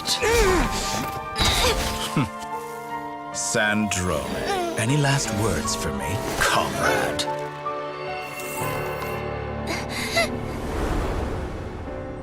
Is there anything you wish for? Not really. But I've always known what I don't want. Go to hell, Dottore.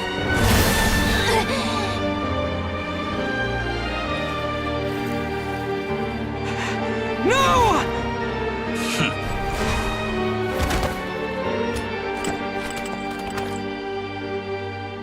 And now, you have failed.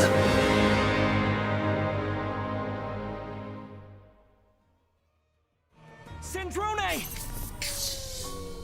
Now you see how fragile mechanical contraptions are. Just a gentle tap, and they fall to pieces. However keen of an inventor Sandrone may have been, her death spells the end of the formula that was running inside her body. Of course, I have to commend her for making it this far. As her colleague, I have to admire her stubborn tenacity. Now, it is time for you to take your place by my side. My count was interrupted, but the second chance I extended to you still stands. Once again, you are welcome to join me.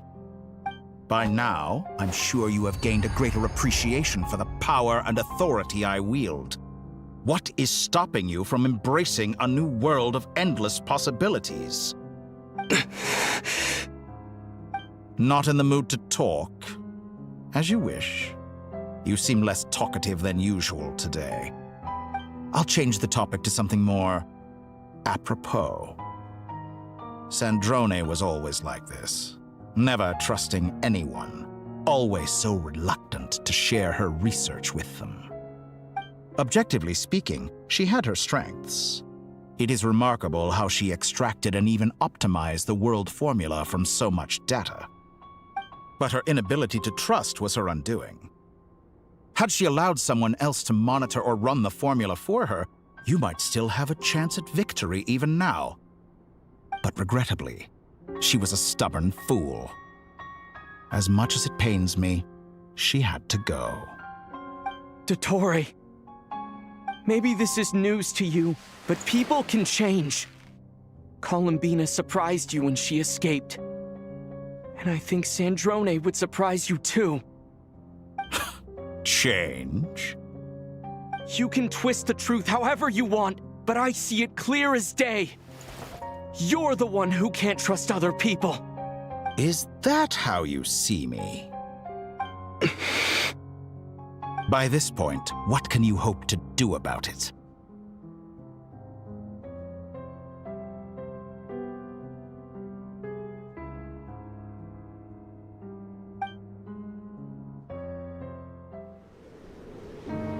It is pointless to fight on. You've already lost.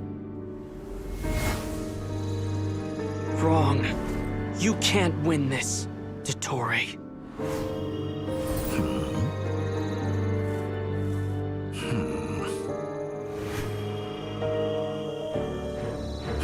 What?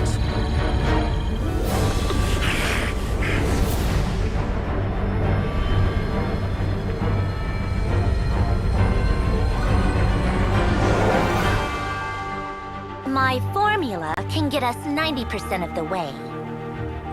It will connect you to Columbina. Then, I will bring the formula's output to the Traveler's side. For the last 10%, do whatever it takes. Just bring the moon down.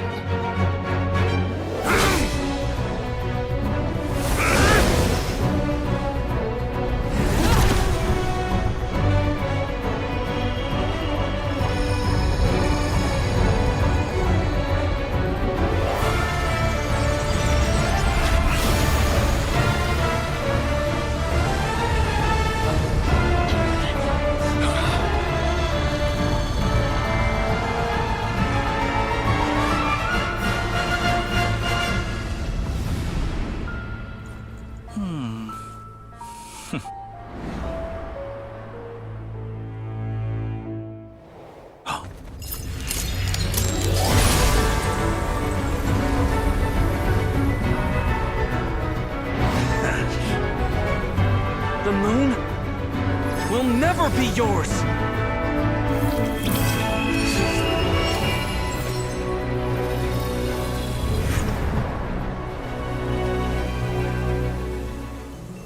I turn my body into moonlight and pour it over Nodcry.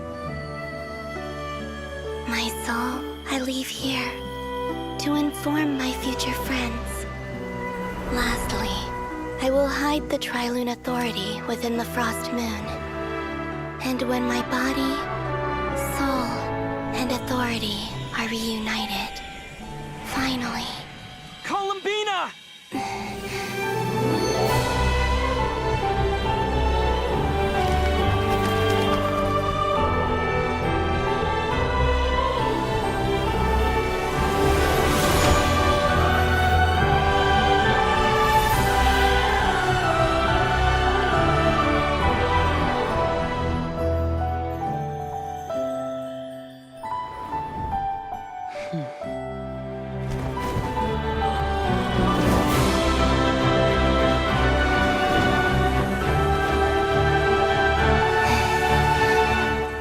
It's been too long.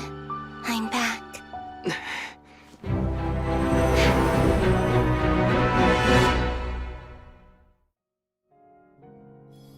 Stay focused on the battle, Traveler. What a touching reunion. Though I personally find myself repulsed by the sight of weaklings huddled together for war. Now, quite finished patting yourselves on the back. Show me how long you can struggle. Or you drown! Watch out, Columbina! He can manipulate space itself! I know. Wait for the right moment. We'll strike together. Moon's remnants fall!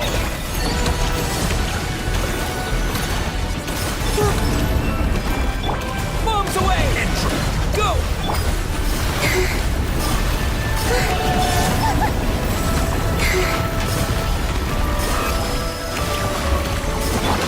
Go!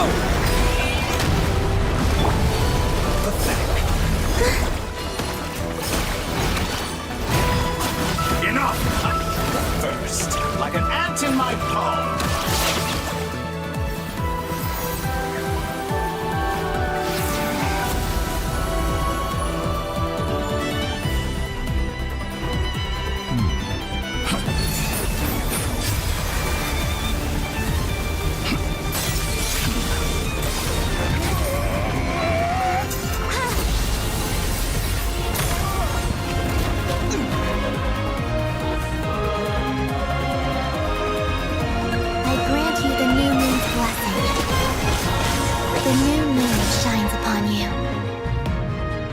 Growing weary of your stubborn resistance. It's over, Satori!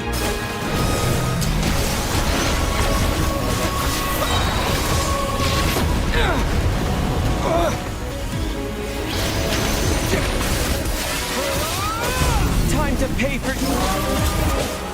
No longer must the world cower in the cold night. I'm so close to the new world. Our future. Let the moonlight dispel the darkness. This rotten, decaying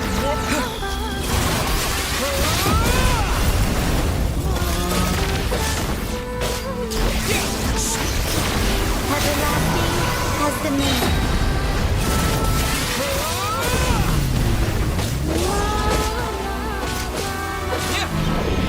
Only I could shape the new world. Only I.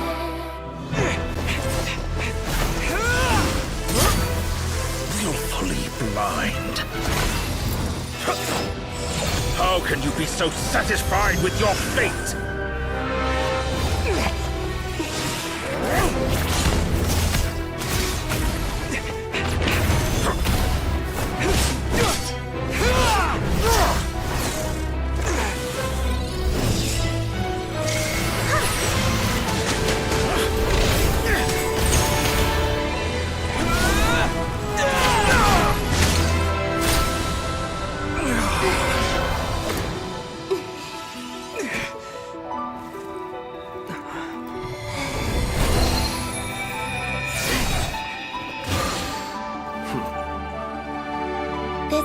was never about fate.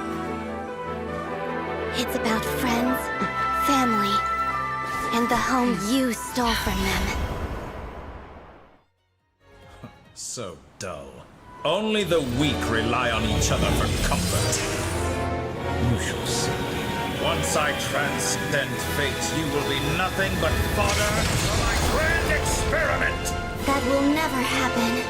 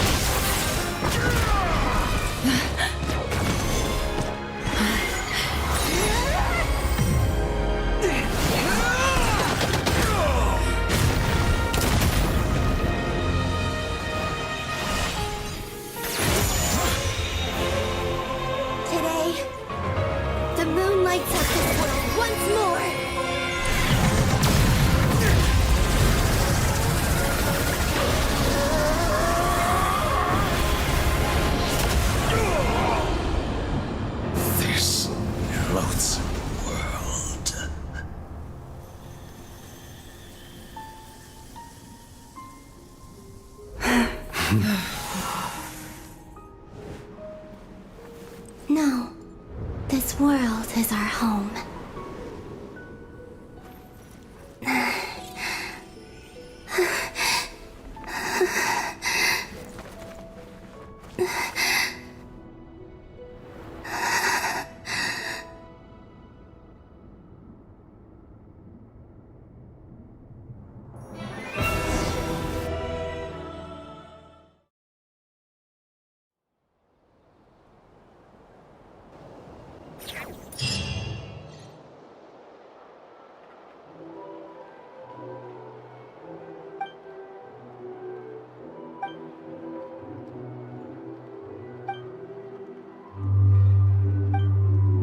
No, you're doing it wrong.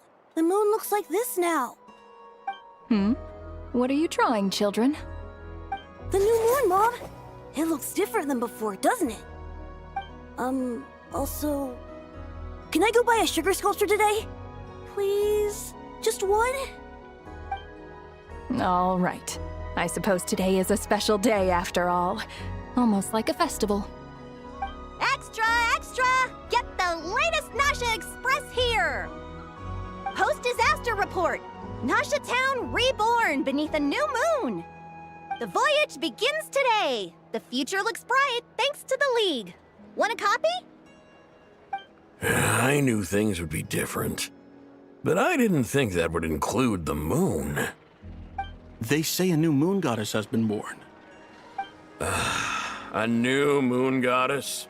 Who's saying that? The Frost Moon Scions? I guess so. I'm not too clued up on the details. As far as I'm concerned, the moon's still in the sky and it's business as usual. Hey, since we've come all this way, shall we grab ourselves a free meal while we're here? Are you a convert now? Or are you just here for the free lunch? Oh, come on. What does it matter? After everything we've all just been through? That smells good. All right, that's it. I'm hungry. Time to eat. Come on! We gotta get there early, or there won't be any good spots left! Shh, keep it down. This is a residential area. What if people are still sleeping?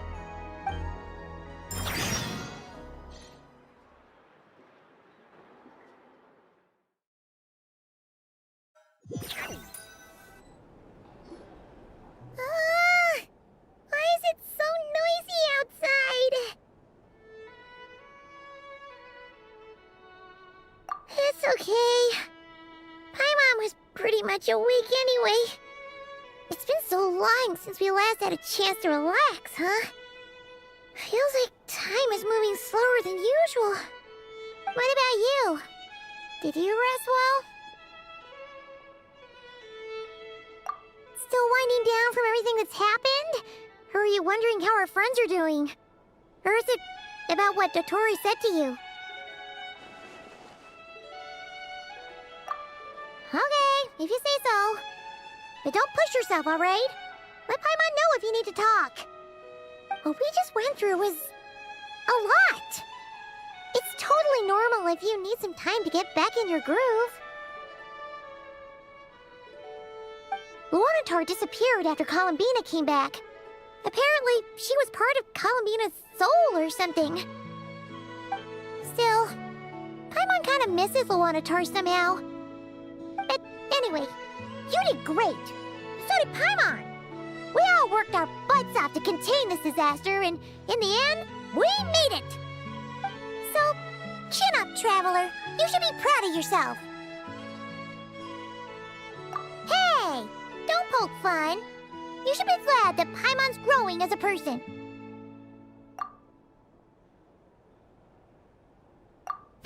Paimon didn't think you'd mention it. You have no idea how anxious Paimon was. She was worried sick about you. Well, if you really want to show Paimon you're sorry, you're gonna need to make it up to her. You better be ready to splash out on a lavish meal.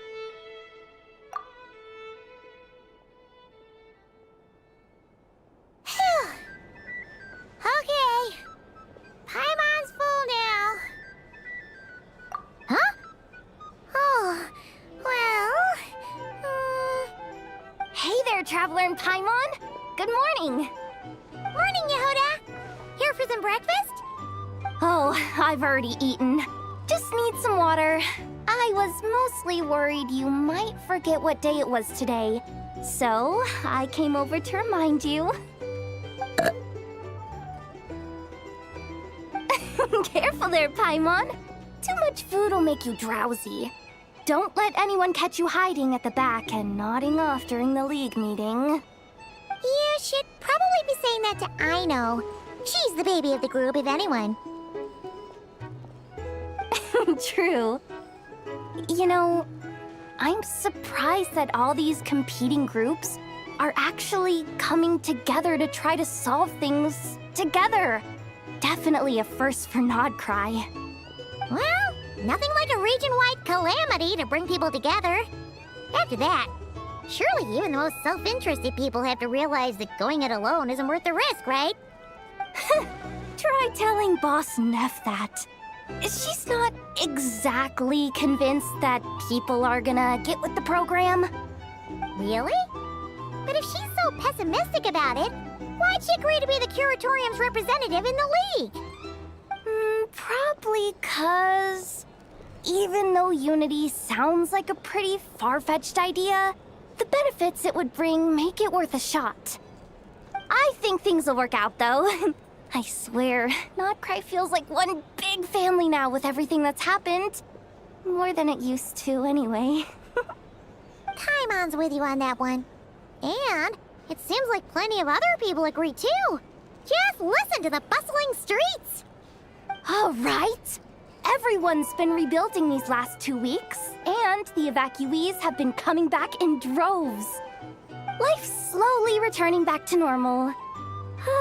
Which means my workload's probably gonna shoot back up. Were you about to head out? There's still some time before the ceremony begins, you know. Yeah, we were gonna take a stroll around the square and say hi to some friends first. Sounds good. See you later then.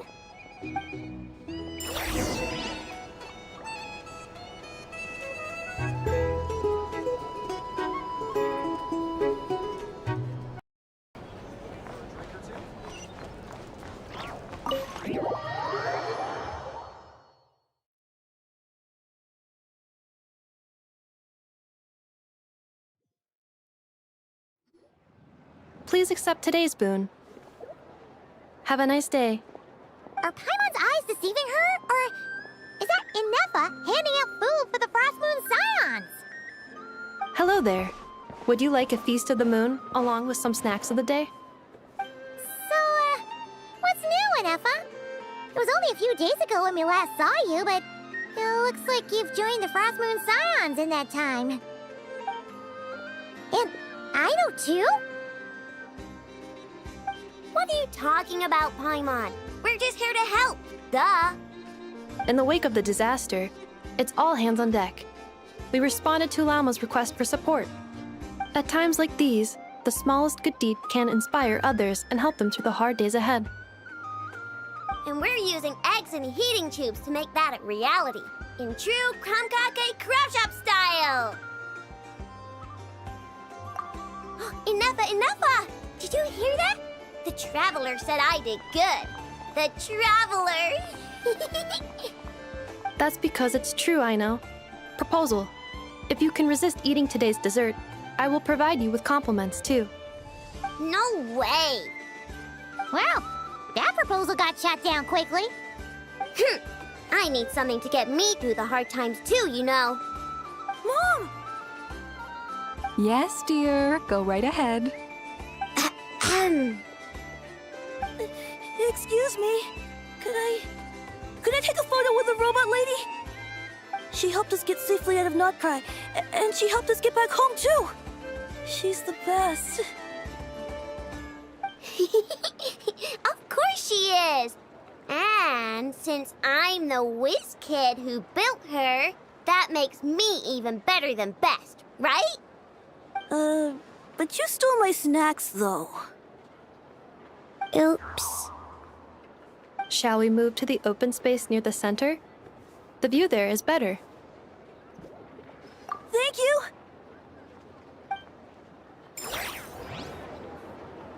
Aren't you the better pick for this job, Flint? You underestimate yourself yet again, Master Ilua. Not at all. I rarely come by Nasha Town. I don't know any of the big shots here. All in good time. Socializing is a step-by-step journey. But you're much further ahead on that road, aren't you? You're not seeing the full picture.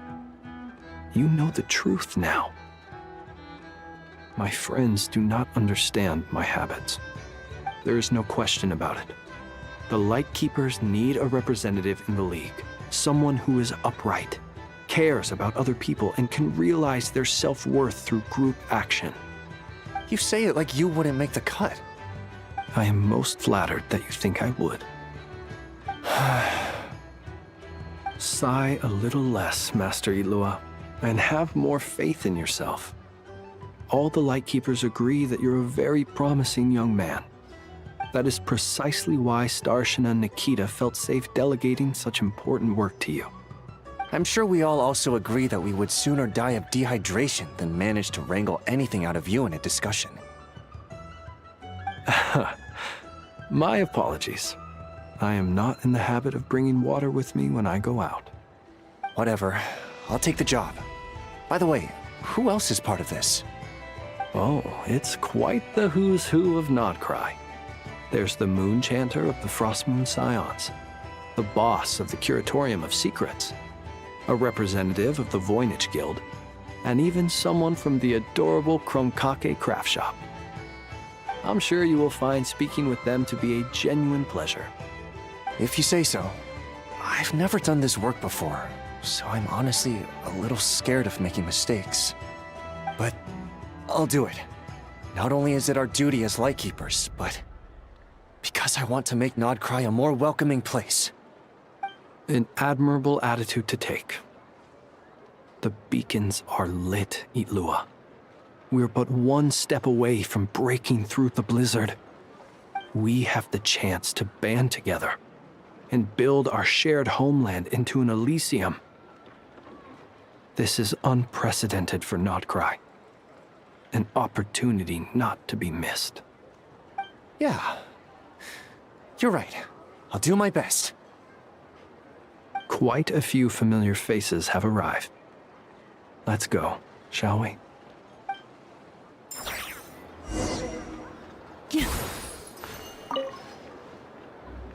You look so cool when you fly, Miss Robot, and when you use your spear, too!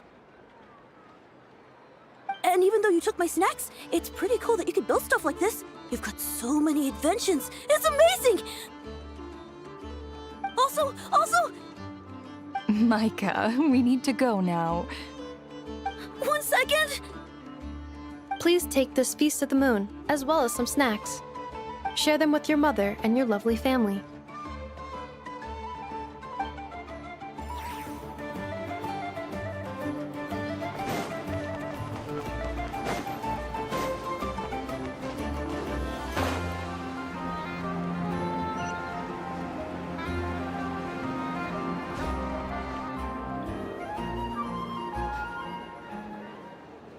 Wow! Everyone's here!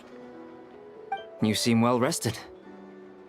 I know no one's asked, but I'm sure you all want to know, so let me just say, we're doing great. Thanks. Well, great, but not perfect. Starting to lose my mind from boredom. Can't drink a drop of alcohol while I'm waiting for my wounds to heal. I'm sure you had a sneaky swig or two. Wait, how'd you find out? I'm sure you must be missing Mondstadt after all these years away, Grandmaster. Yeah, you could say that again. Every time I get news from Mondstadt, it makes me want to go back and see the place for myself. Honestly, once things are wrapped up here, I think it'll be time to head back home. Hey, looks like someone's taking the stage. Can everyone see okay? Anyone need a boost?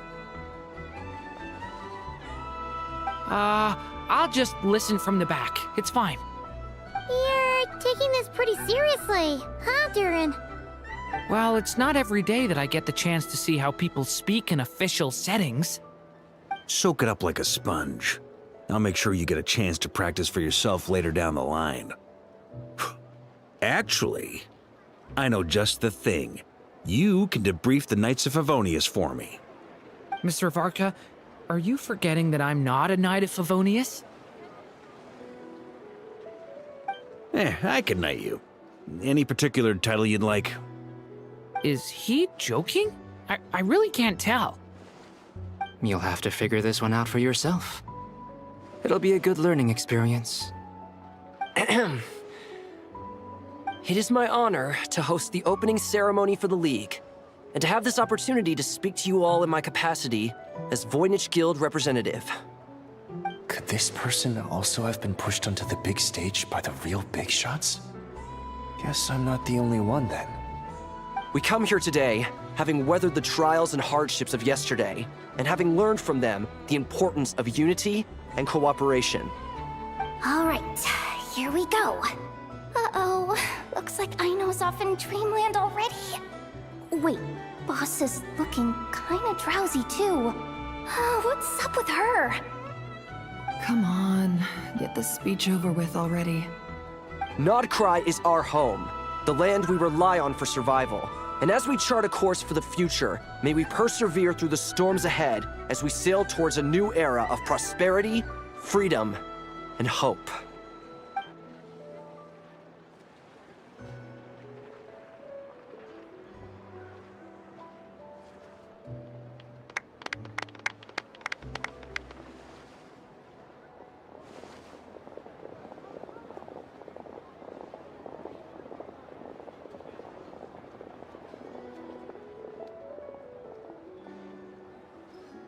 Looks like we'll have more opportunities to travel in the future. I'm sure you'll cope, Lady Moonchanter, given how fleet of foot you are. Unfortunately, I suspect I'll be too busy at the Curatorium to act as your host. We have a busy schedule, not to mention an international network of contacts to manage. It'll be all right. I'll just check your schedule with Yehoda well in advance. And if she's not available, I can simply ask Ashru. So giving my employees extra workload isn't enough for you? You're really going to drag my cat into this too? I thought you'd approve. Aren't you forever increasing your employees' workloads? That's a bold statement. Are all the Frostmoon Scions feeling more audacious now that your moon goddess has returned? Columbina's return has brought joy to all who care about her. That includes both you and me. As for the Frost Moon Scions, we are learning how to thrive independently, without relying on the Moon Goddess. It is up to us to make our home a more livable place. Joining the League is one of the steps we are trying towards that end. I like the word try. It's nice and non-committal. You can opt out at any time and still say you tried. You don't see a bright future for the Frost Moon Scions? Or did you mean the League? I'm just not as optimistic as you. The Frost Moon Scions should count themselves lucky that they have a leader as stubborn and enterprising as you. But Nodcry's a big place, with all kinds of people. Most of them don't enjoy answering to a leader, or even listening to reason. Well, that's where you and your methods come in. Unless the Curatorium of Secrets is only here for appearances. For now, yes. And that won't change until this venture becomes worth my while. What would make it worth your while? Getting out more than I put in. Right now, I'd barely break even, but I'll grant that it's a good start for Nodcry. Then maybe it's worth a try. All right, you can stop now. Or do I have to join the Frost Moon Scions before you'll get off my back? You'd be very welcome to join us. Hey, you two! Congrats on all your hard work! What are you chatting about? Nefer was trying to dissuade me from adding to her employees' workload. Also, she's considering joining the Frost Moon Scions. Sorry, what? Your conversations are always the most interesting. Would you two care to join me for some tea before heading to your next destination?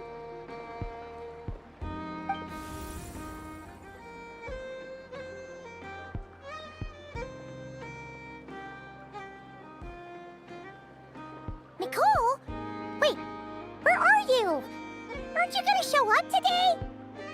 Sadly not. I'm otherwise occupied right now. I'm sorry, Paimon.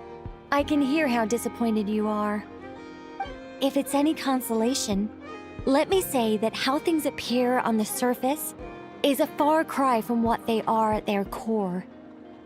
Perhaps you'll feel better if you focus on the fact you have a special line of communication with the great mage herself. Okay? Has something happened? No, or not yet, anyway. Well, that's not ominous at all.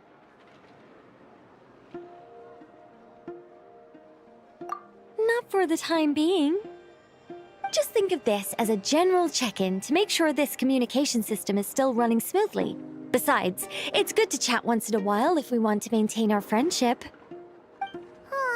You could have just said so. Paimon got all worked up for nothing. Still, the best friendships are built through face-to-face interaction, you know. It's never gonna stop being weird having tea with you when you're not there and just talking to thin air. All right, fair point. I'll bear that in mind for next time.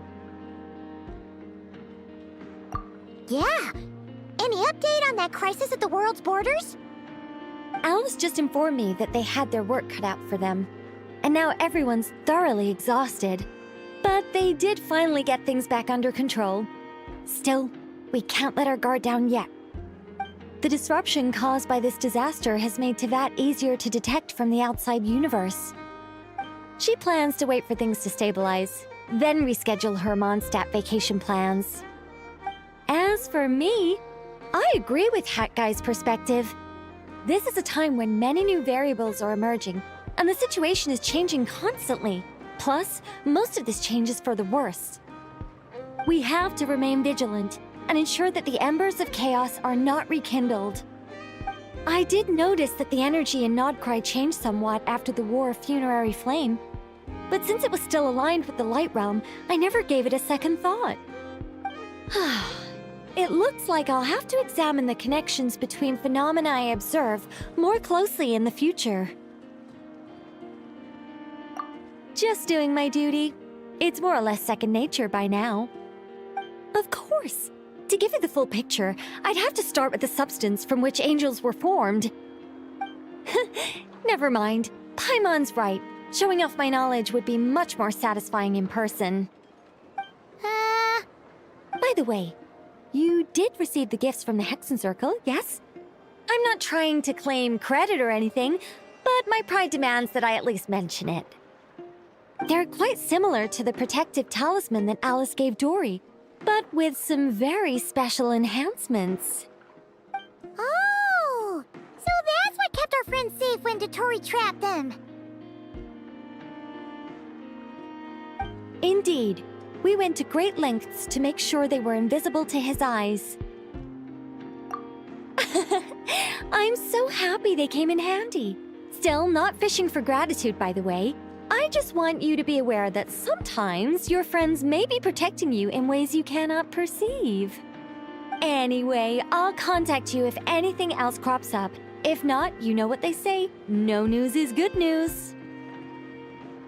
Oh, my angelic instincts are tingling. They say... You should head to the docks next. Your friends are about to board their ship home.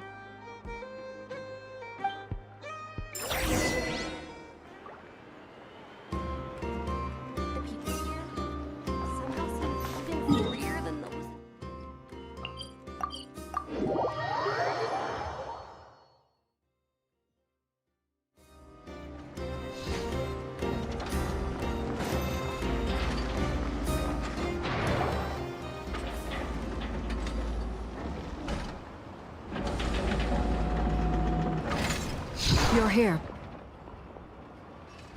You're here too, Hat Guy. Are you heading back together? No. I'm bound for Sumeru, and she for Fontaine. We just happened to cross paths at the harbor. Everything seems fine. Sandrone may have an abominable temper, but she's always been very responsible with important calculations, and things entrusted to her by valued friends. You always speak as if you know us inside out, Mr. Hat Guy. Maybe I'm just a good judge of character. I certainly hope that's all there is to it. Regardless, you have been a significant help in this matter. For that, you have my gratitude. I didn't do anything special. Sandrone's the one who completed a seemingly impossible formula and turned the tide of the entire battle, even giving her life in the process. She's the one we should be thanking. Even we were unaware that Sandrone had hidden the real formula inside Polonia's body. She managed to fool Dottore into thinking the formula was running in her system by installing an identical-looking decoy within her. She probably realized that she didn't have the strength to stop Dottore. But this way, she could at least get him to lower his guard. She always worked like that. Always had a backup plan. Well, that's why I'm traveling to Fontaine. She made a request of me long ago, and the time has come to fulfill it. Think of it as her will. She said that should she ever fail in a mission, she'd like me to deliver her core and Polonia's to the Fontaine Research Institute. She also mentioned that she had made arrangements for people there to set her affairs in order. Some of her personal effects, such as her notes, were left to me. I've decided to take them back to the House of the Hearth, for safekeeping primarily, but also as mementos, I suppose. However, there is one book among them that I'd like to leave in your care. I'll have someone deliver it to your residence at the flagship at a later date. No, I was specifically warned not to tell her. This is her last wish, and I will abide by it. I can only hope so, but none of us here can know for certain. I bade farewell to Columbina earlier today. As promised, she turned the iridescent moon's marrow over to me. She spent a long time with Sandrone's body, saying her goodbyes. Oh, is she alright? Sandrone's passing has left a great wound in all of our hearts. It will take time to heal, but Columbina surprised me. She offered me some words of comfort before I departed. Despite being grief-stricken herself, she showed an awareness of the feelings of others around her. She never used to act like this. Clearly, she has grown. And I suspect that we have you to thank for much of the change we are seeing in her. Huh. After these recent events, the Tsaritsa has revoked the Pale Star Edict. Snezhnaya now realizes that the arrest warrant for Columbina was just a ploy by Dottore, who coveted her powers. I shall return to Nodcry to see her as soon as I find the time. I hope that from now on, she too will explore more of the world. Columbina Hyposelenia's journey is only beginning. My ship is here. Traveler, Paimon, we shall meet again. You too, Hat Guy. What are you still bumming around for? Isn't Columbina waiting for you? I thought today was the day you'd agreed with her to go find out the truth about your sibling. You're afraid you won't like the truth when you see it. Well, this is new. I was starting to think that nothing could scare you. Don't say that! Wouldn't you be if you were in this situation? Fair point. But I'd say I have more experience facing up to unpleasant truths than the Traveler. They say blood's thicker than water. I know how much you need your family back. More than you need any of your friends. And I'm sure that all your real friends understand that too. No matter what the truth turns out to be, they will stick by you and support you, whatever decision you make. Finding the truth is important. But more important still is what you choose to do once you've found it. At least, that's the life lesson I've learned from my experience, grappling with the truth. What? Now that Dottore's dead and gone? A little, I guess. But it hasn't solved everything. Maybe I regret not getting to end his life with my own hands. Or maybe it's something else. But for whatever reason, I still feel like I have a chip on my shoulder. Either way, I'm going back to Sumeru. Lesser Lord Kusanali is gonna need help dealing with all the chaos Dottore left in his wake. Not just from this incident, but everything he did in the past, too. You should continue with your journey, as you've always done. Who knows? Maybe we'll meet again someplace else. So, what should we do now? If you want to explore a bit more to steady those nerves, Paimon's game! After all, when Columbina said she knew where your ship was hidden, Paimon promised to give you two some alone time with the truth. It hasn't been all that long since we were last apart, sure, but with Columbina there, Paimon's sure things will be just dandy. Ain't no biggie. Paimon might be all about that food and fun, but she knows how to do right by people. Paimon's sure you'd prefer to digest the news about your sister in peace. But, no matter what you see, just know you can share it with Paimon. Of course, as long as it's not super private. If you can't make sense of something, let's give it some thought together. And even if we both can't figure it out, Paimon can at least treat you to a nice meal. Glad to hear it. Feel better now? Alrighty. Next up, time to meet with Columbina.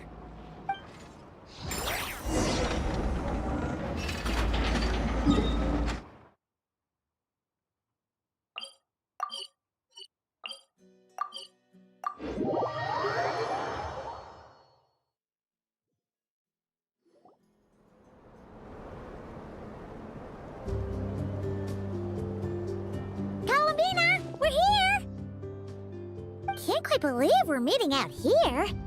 We've gotten used to walking over to Silver Moon Hall whenever we go see you. Well, you're still welcome to go there whenever you want to see me. It's just, now that it's all over, I've decided to make some changes. Try and fit in with the Frost Moon Scions, like Llama suggested. The older generation are still timid around me. They don't dare get too close, and they bow their heads when I walk by. But things are much better with the children. I see more curiosity in their eyes. Hopefully, by the time the next Moon Prayer Night comes around, I can enjoy the festival with them as myself, without having to pretend that I'm only dressed up as the Moon Goddess. You'll do fine, Columbina. Paimon's sure they'll realize you're super nice once they get to know you better. You really think so? When we first met, you thought I was a little up in the clouds. We were just starting out then, come on! So Llama told you, huh? I'm only teasing. I know that I have you to thank for pulling me back down to solid ground. It feels good to finally stand firm on the earth where I was born. Oh, that's great!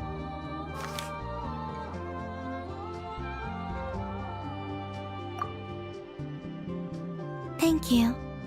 I'll make sure not to lose it this time. Well then, are you ready? Lumine, what happened to our spaceship back then? Why did you leave? It's time to learn the truth at last. Ready as I'll ever be. Good. Then let me open the way for you.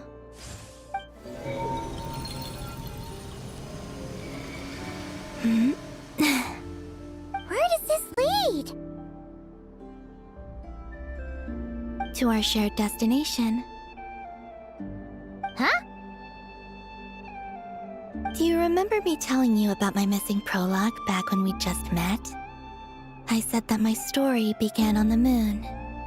But while I was inside the moon's reflection, I realized that my prologue was really hidden in the future. I just had yet to discover it at that point. The story of the time before I was born was in fact the story of my distant future. It's truly fascinating.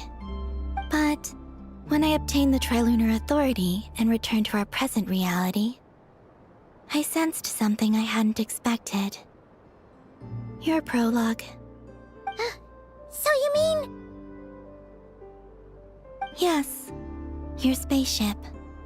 All this time, it has been hidden on the Frost Moon, which lay beyond the sky. The great ruler of the firmament. The heavenly principles. Wait, them? Why would they do that? I don't know. Perhaps your ship contains something that is incompatible with Teyvat. Or something that cannot be known. Oh, did I pick a bad time to say this? I know it must have been hard to work up the courage to do this. Maybe I should have waited until you were on the moon, with no chance to back out. That would have been kind of mean, you know.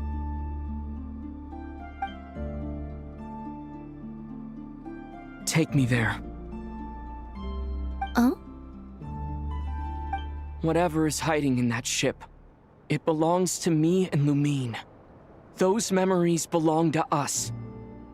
No one else has the right to decide whether I should or shouldn't know about it. Not even the heavenly principles. Very well. Then let's go. You two take care, alright? And don't forget to come back soon! Rest assured, Paimon. We will. Traveler, after you. Thinking about the story that we'll find hidden on the moon? Yes. And hoping that it has a happy ending. Stories like that don't exist, you know? You don't believe in happy endings? I don't believe in endings.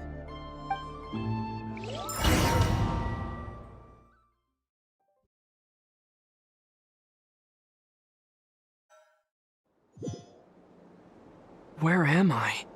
This is the pathway I built between Teyvat and the Frost Moon. The moon is very far away from us, so it could be a long journey.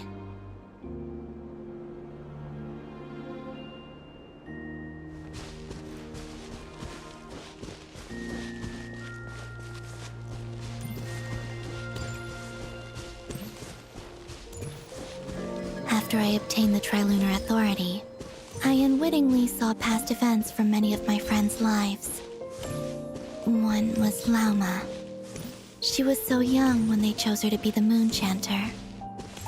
From then on, the Frost Moon Scions looked to her to bring messages from their goddess. But, for better or worse, I had left Hisi Island before she was ever born.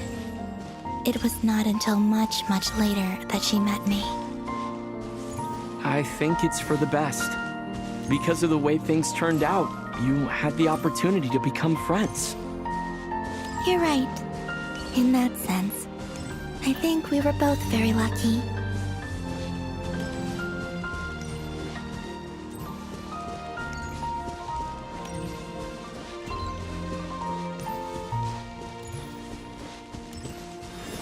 Oh, and about that mage, Nicole. I only recently learned that she has lived in Teyvat since the time of the Three Moon Sisters. The Moon Goddesses always had a good relationship with the angels. I suppose our friendship continues that tradition.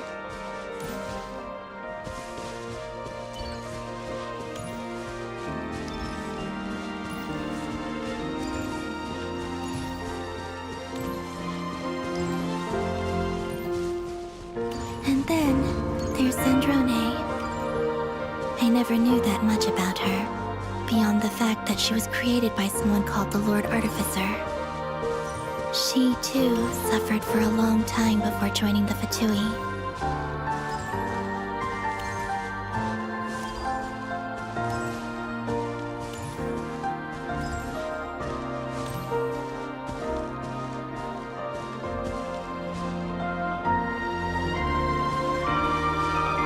How I wish I could talk to her again, even if only to hear her say nasty things to me.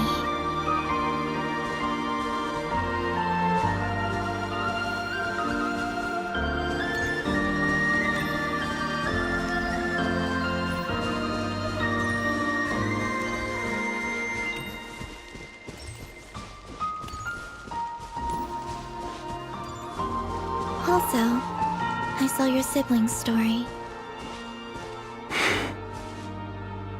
I'm afraid I didn't see much.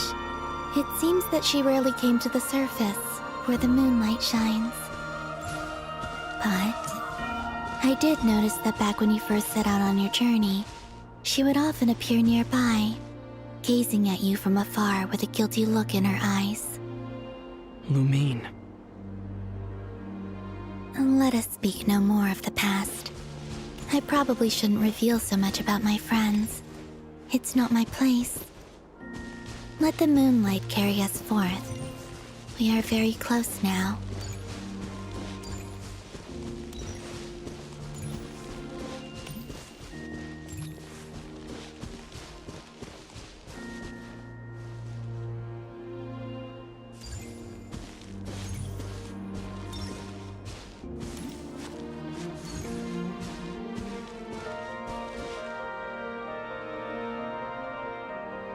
After this, I'd like to bring some kuhenki to the moon as well. If they're willing, of course. What about your other friends? Will you bring them to visit too? Certainly. But I'll need to tidy the place up first. This home hasn't received any guests in a long, long time.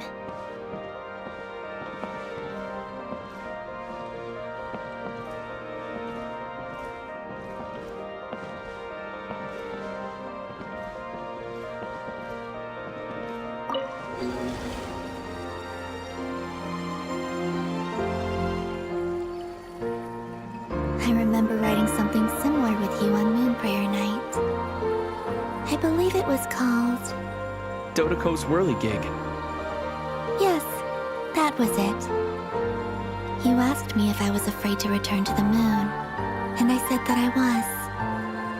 The idea that I had gained something precious, only to lose it so quickly.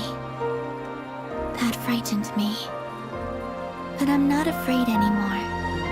Besides, this time, we're traveling together.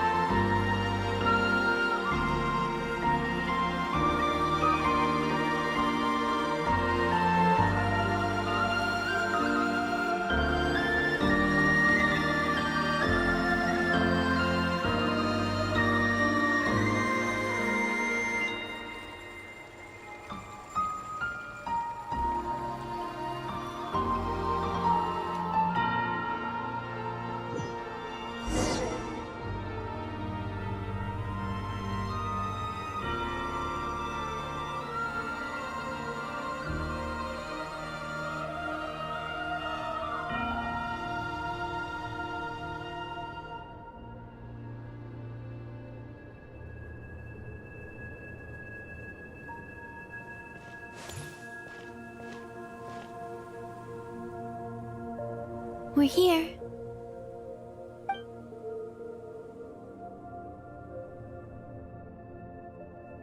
Over there.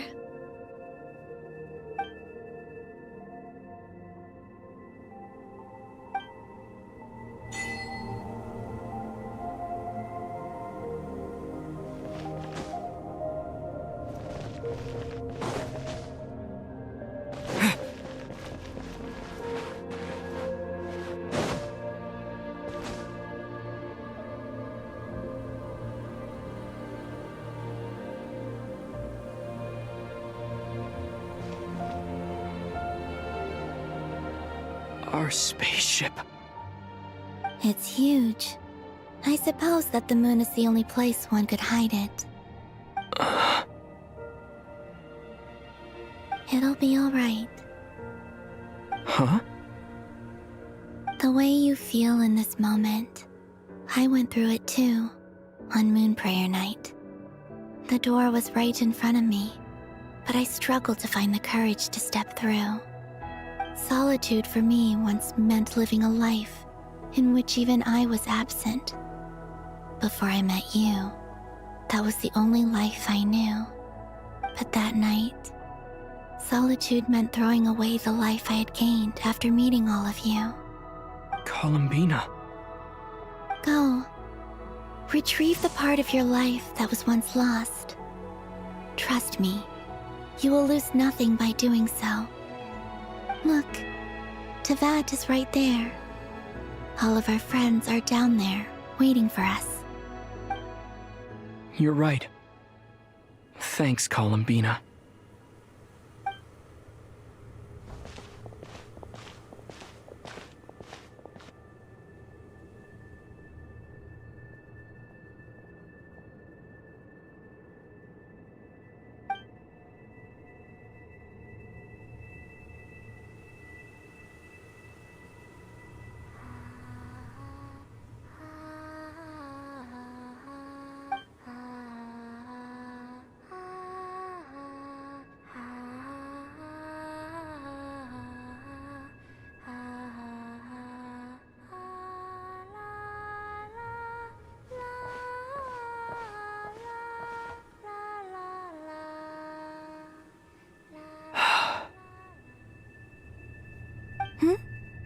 Finished? Yeah. Why did you take your eye mask off? Well, since my return, I've decided to take more opportunities to see the world with my own eyes. Besides, I've always wondered how Teyvat looks from the moon. And what do you think? It's beautiful. I could spend a whole day here just gazing at it. What about you? What do you think of the truth you found? I haven't looked at another person's expression in a long time, but I think yours is saying it was neither good nor bad. Keep this up, and it won't be long before you give Nephra a run for her money. Oh, I I don't think that's going to happen. I'm much more used to sensing what's going on around me with Kuvaki.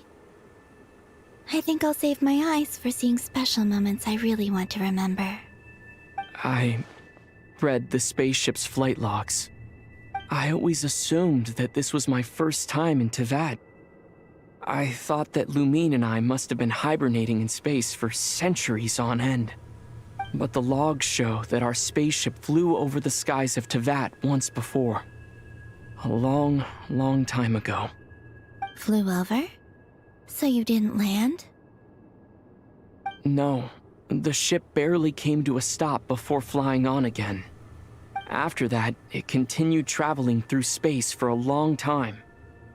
Some of the data is corrupted, but I suspect that it kept flying for thousands of years. It was only after that that the ship made a forced landing in Nodcry. When Lumine found me, she came from outside the ship. Could this mean that she left the ship long before I did? Maybe even during our first pass over Teyvat. Are you alright? Yes, I can feel that the truth is coming together, one small piece at a time. I remember Lumine telling me that when she first arrived in Conria, she could not recall the past. So this might be something that even she doesn't know.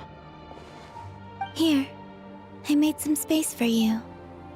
Your mind must be racing, and this seems like the perfect place to relax and clear your head. Oh, wait, there's one more thing. What is it? Wait here a moment.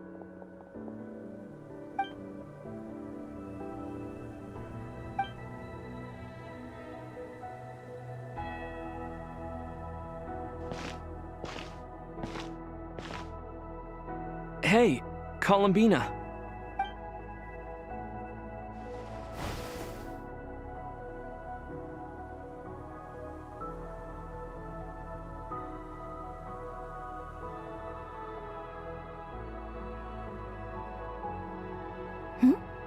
Is that a new outfit? An old one, technically. It's been in a cabinet inside the ship this whole time. It's a matching pair with Lumine's. She always liked this set more. Huh. I don't think there's a huge difference. Really? Yes, it's still the same you. You're the same person, no matter what clothes you wear. Only Columbina would make an observation like that. Traveler, do you consider Teyvat your home? Home is wherever Lumine is. But then after all the time I've spent here, and everything I've been through, yes, I'd say it's my home. Would you change your answer if Teyvat changed appearance? I mean, if the truth about Teyvat turned out to be different than what you thought. I don't know, but I don't think so. The truth is not what matters most to me about Teyvat. When I was first born, I longed for a home. And when you get something before you're mature enough to understand the world, you just take it at face value. I thought that a home was a transaction. You give me what I want, and I'll do the same for you. But you and your friends taught me what a true home should look like. You never asked for anything, yet you gave so generously to me. That's because your friendship matters to us. It was worth it. In the past, I thought that my birth in Nodcry must have been a mistake. But after journeying to the distant past where the story began, I realized that it was I who chose Nodcry to be my future home. Now, I am glad that I made that choice. I'm sure your friends are just as glad. In fact, I intend to make the same choice today as I did back then. What do you mean? Well, I've given the Eternal Moon's marrow to Lauma, and the Iridescent Moon's marrow to Arlecchino. And now, I shall return my Kuvaki to Nodcry again, that it may continue to protect my chosen home. Wait, but what about your body? Hmm? Oh, are you worried that I'll disappear again? I won't. Not this time. The Frost Moon has now entered the fall sky, and I am the Trilune Goddess. I am only returning to Nodcry the part of me that it needs. I am giving what I can, because my home is worth it. Oh, and I have something for you, too. For me? Yes. Come closer.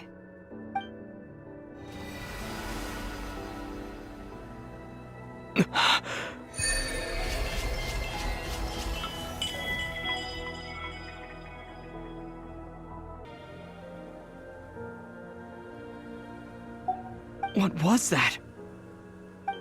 I lifted some of the restrictions this world placed on you. I trust this will help in your future adventures. My power. It feels like it's grown. I can use the elements more freely now. Thank you. This will be a great help. You're welcome. I see you as family, and after everything you've done for me,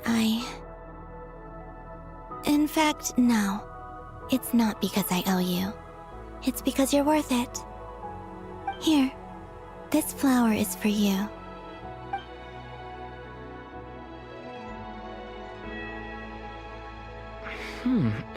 Isn't this a moon prayer blossom? Yes. Don't worry. You will never see these flowers lose their color again. I'm finally discovering the joy of giving. How I wish I'd learned this sooner. Hey, better late than never. What are you thinking about now? Why don't you take a guess? You get 1 shot. I don't think I'll get it in one guess. But I'm sure it's a happy thought.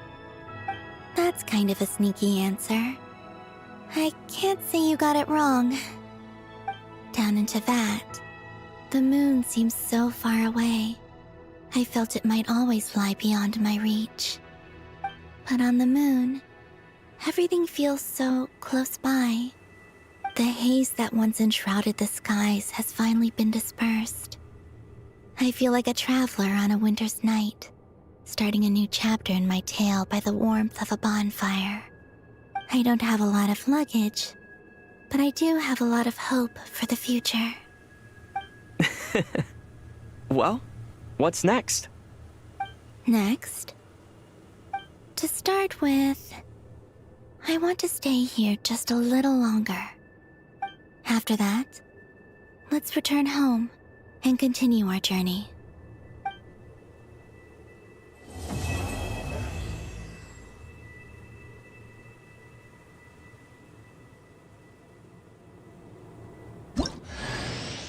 These clothes bring back so many memories.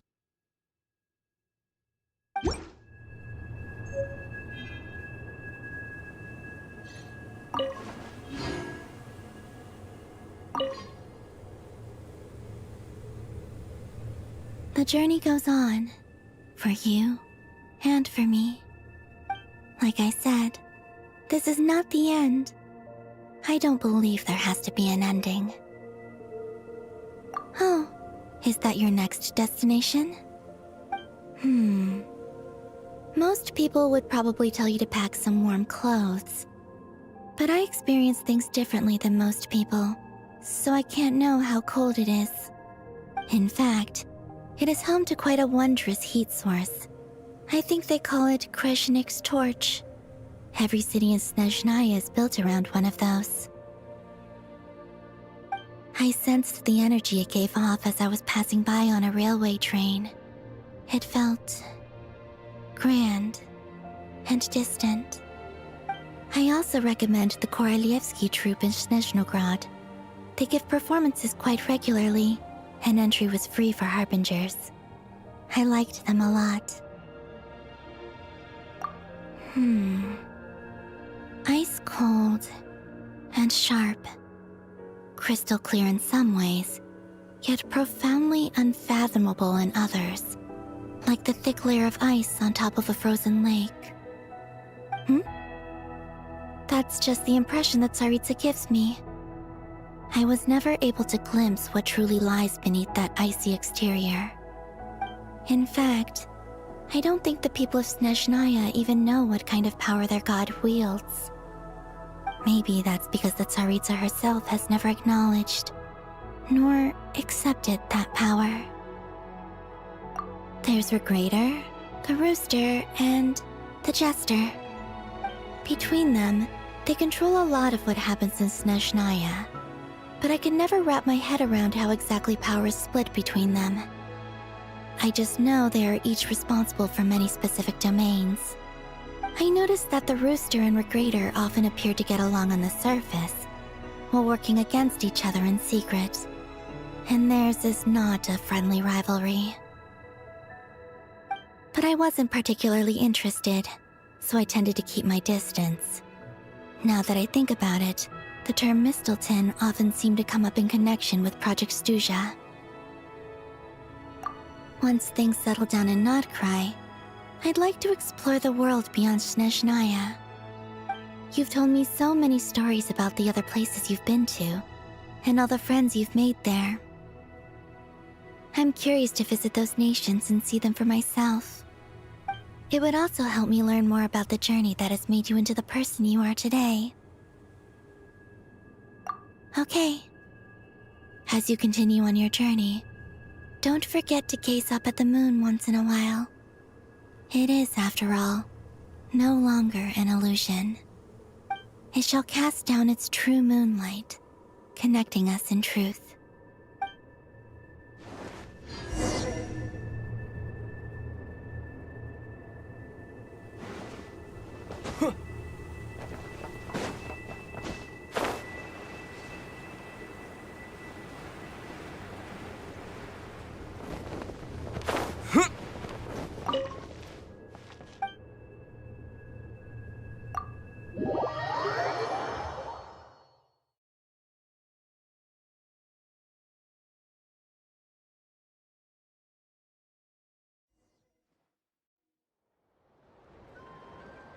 To Jean, acting Grand Master of the Knights of Favonius.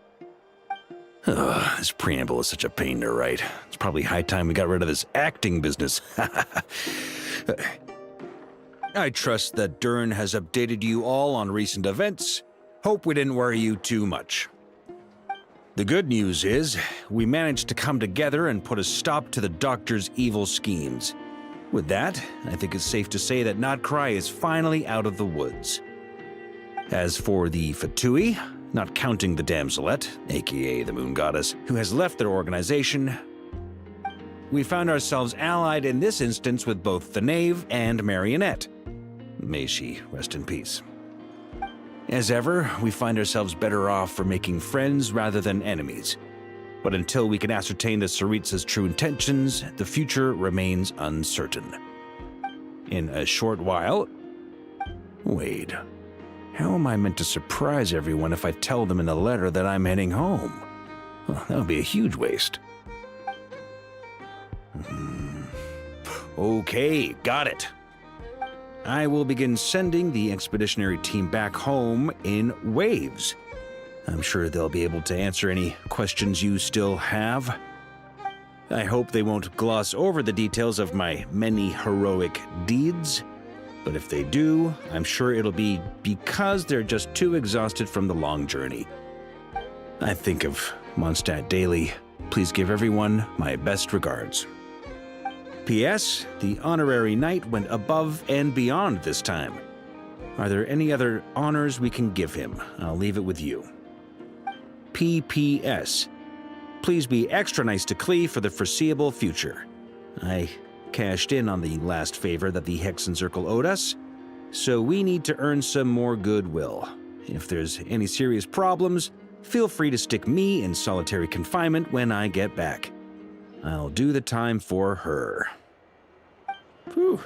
And that, as they say, is all she wrote. Huh. End of an era. And with the moon shining down brighter than ever, I think everyone is going to sleep well tonight.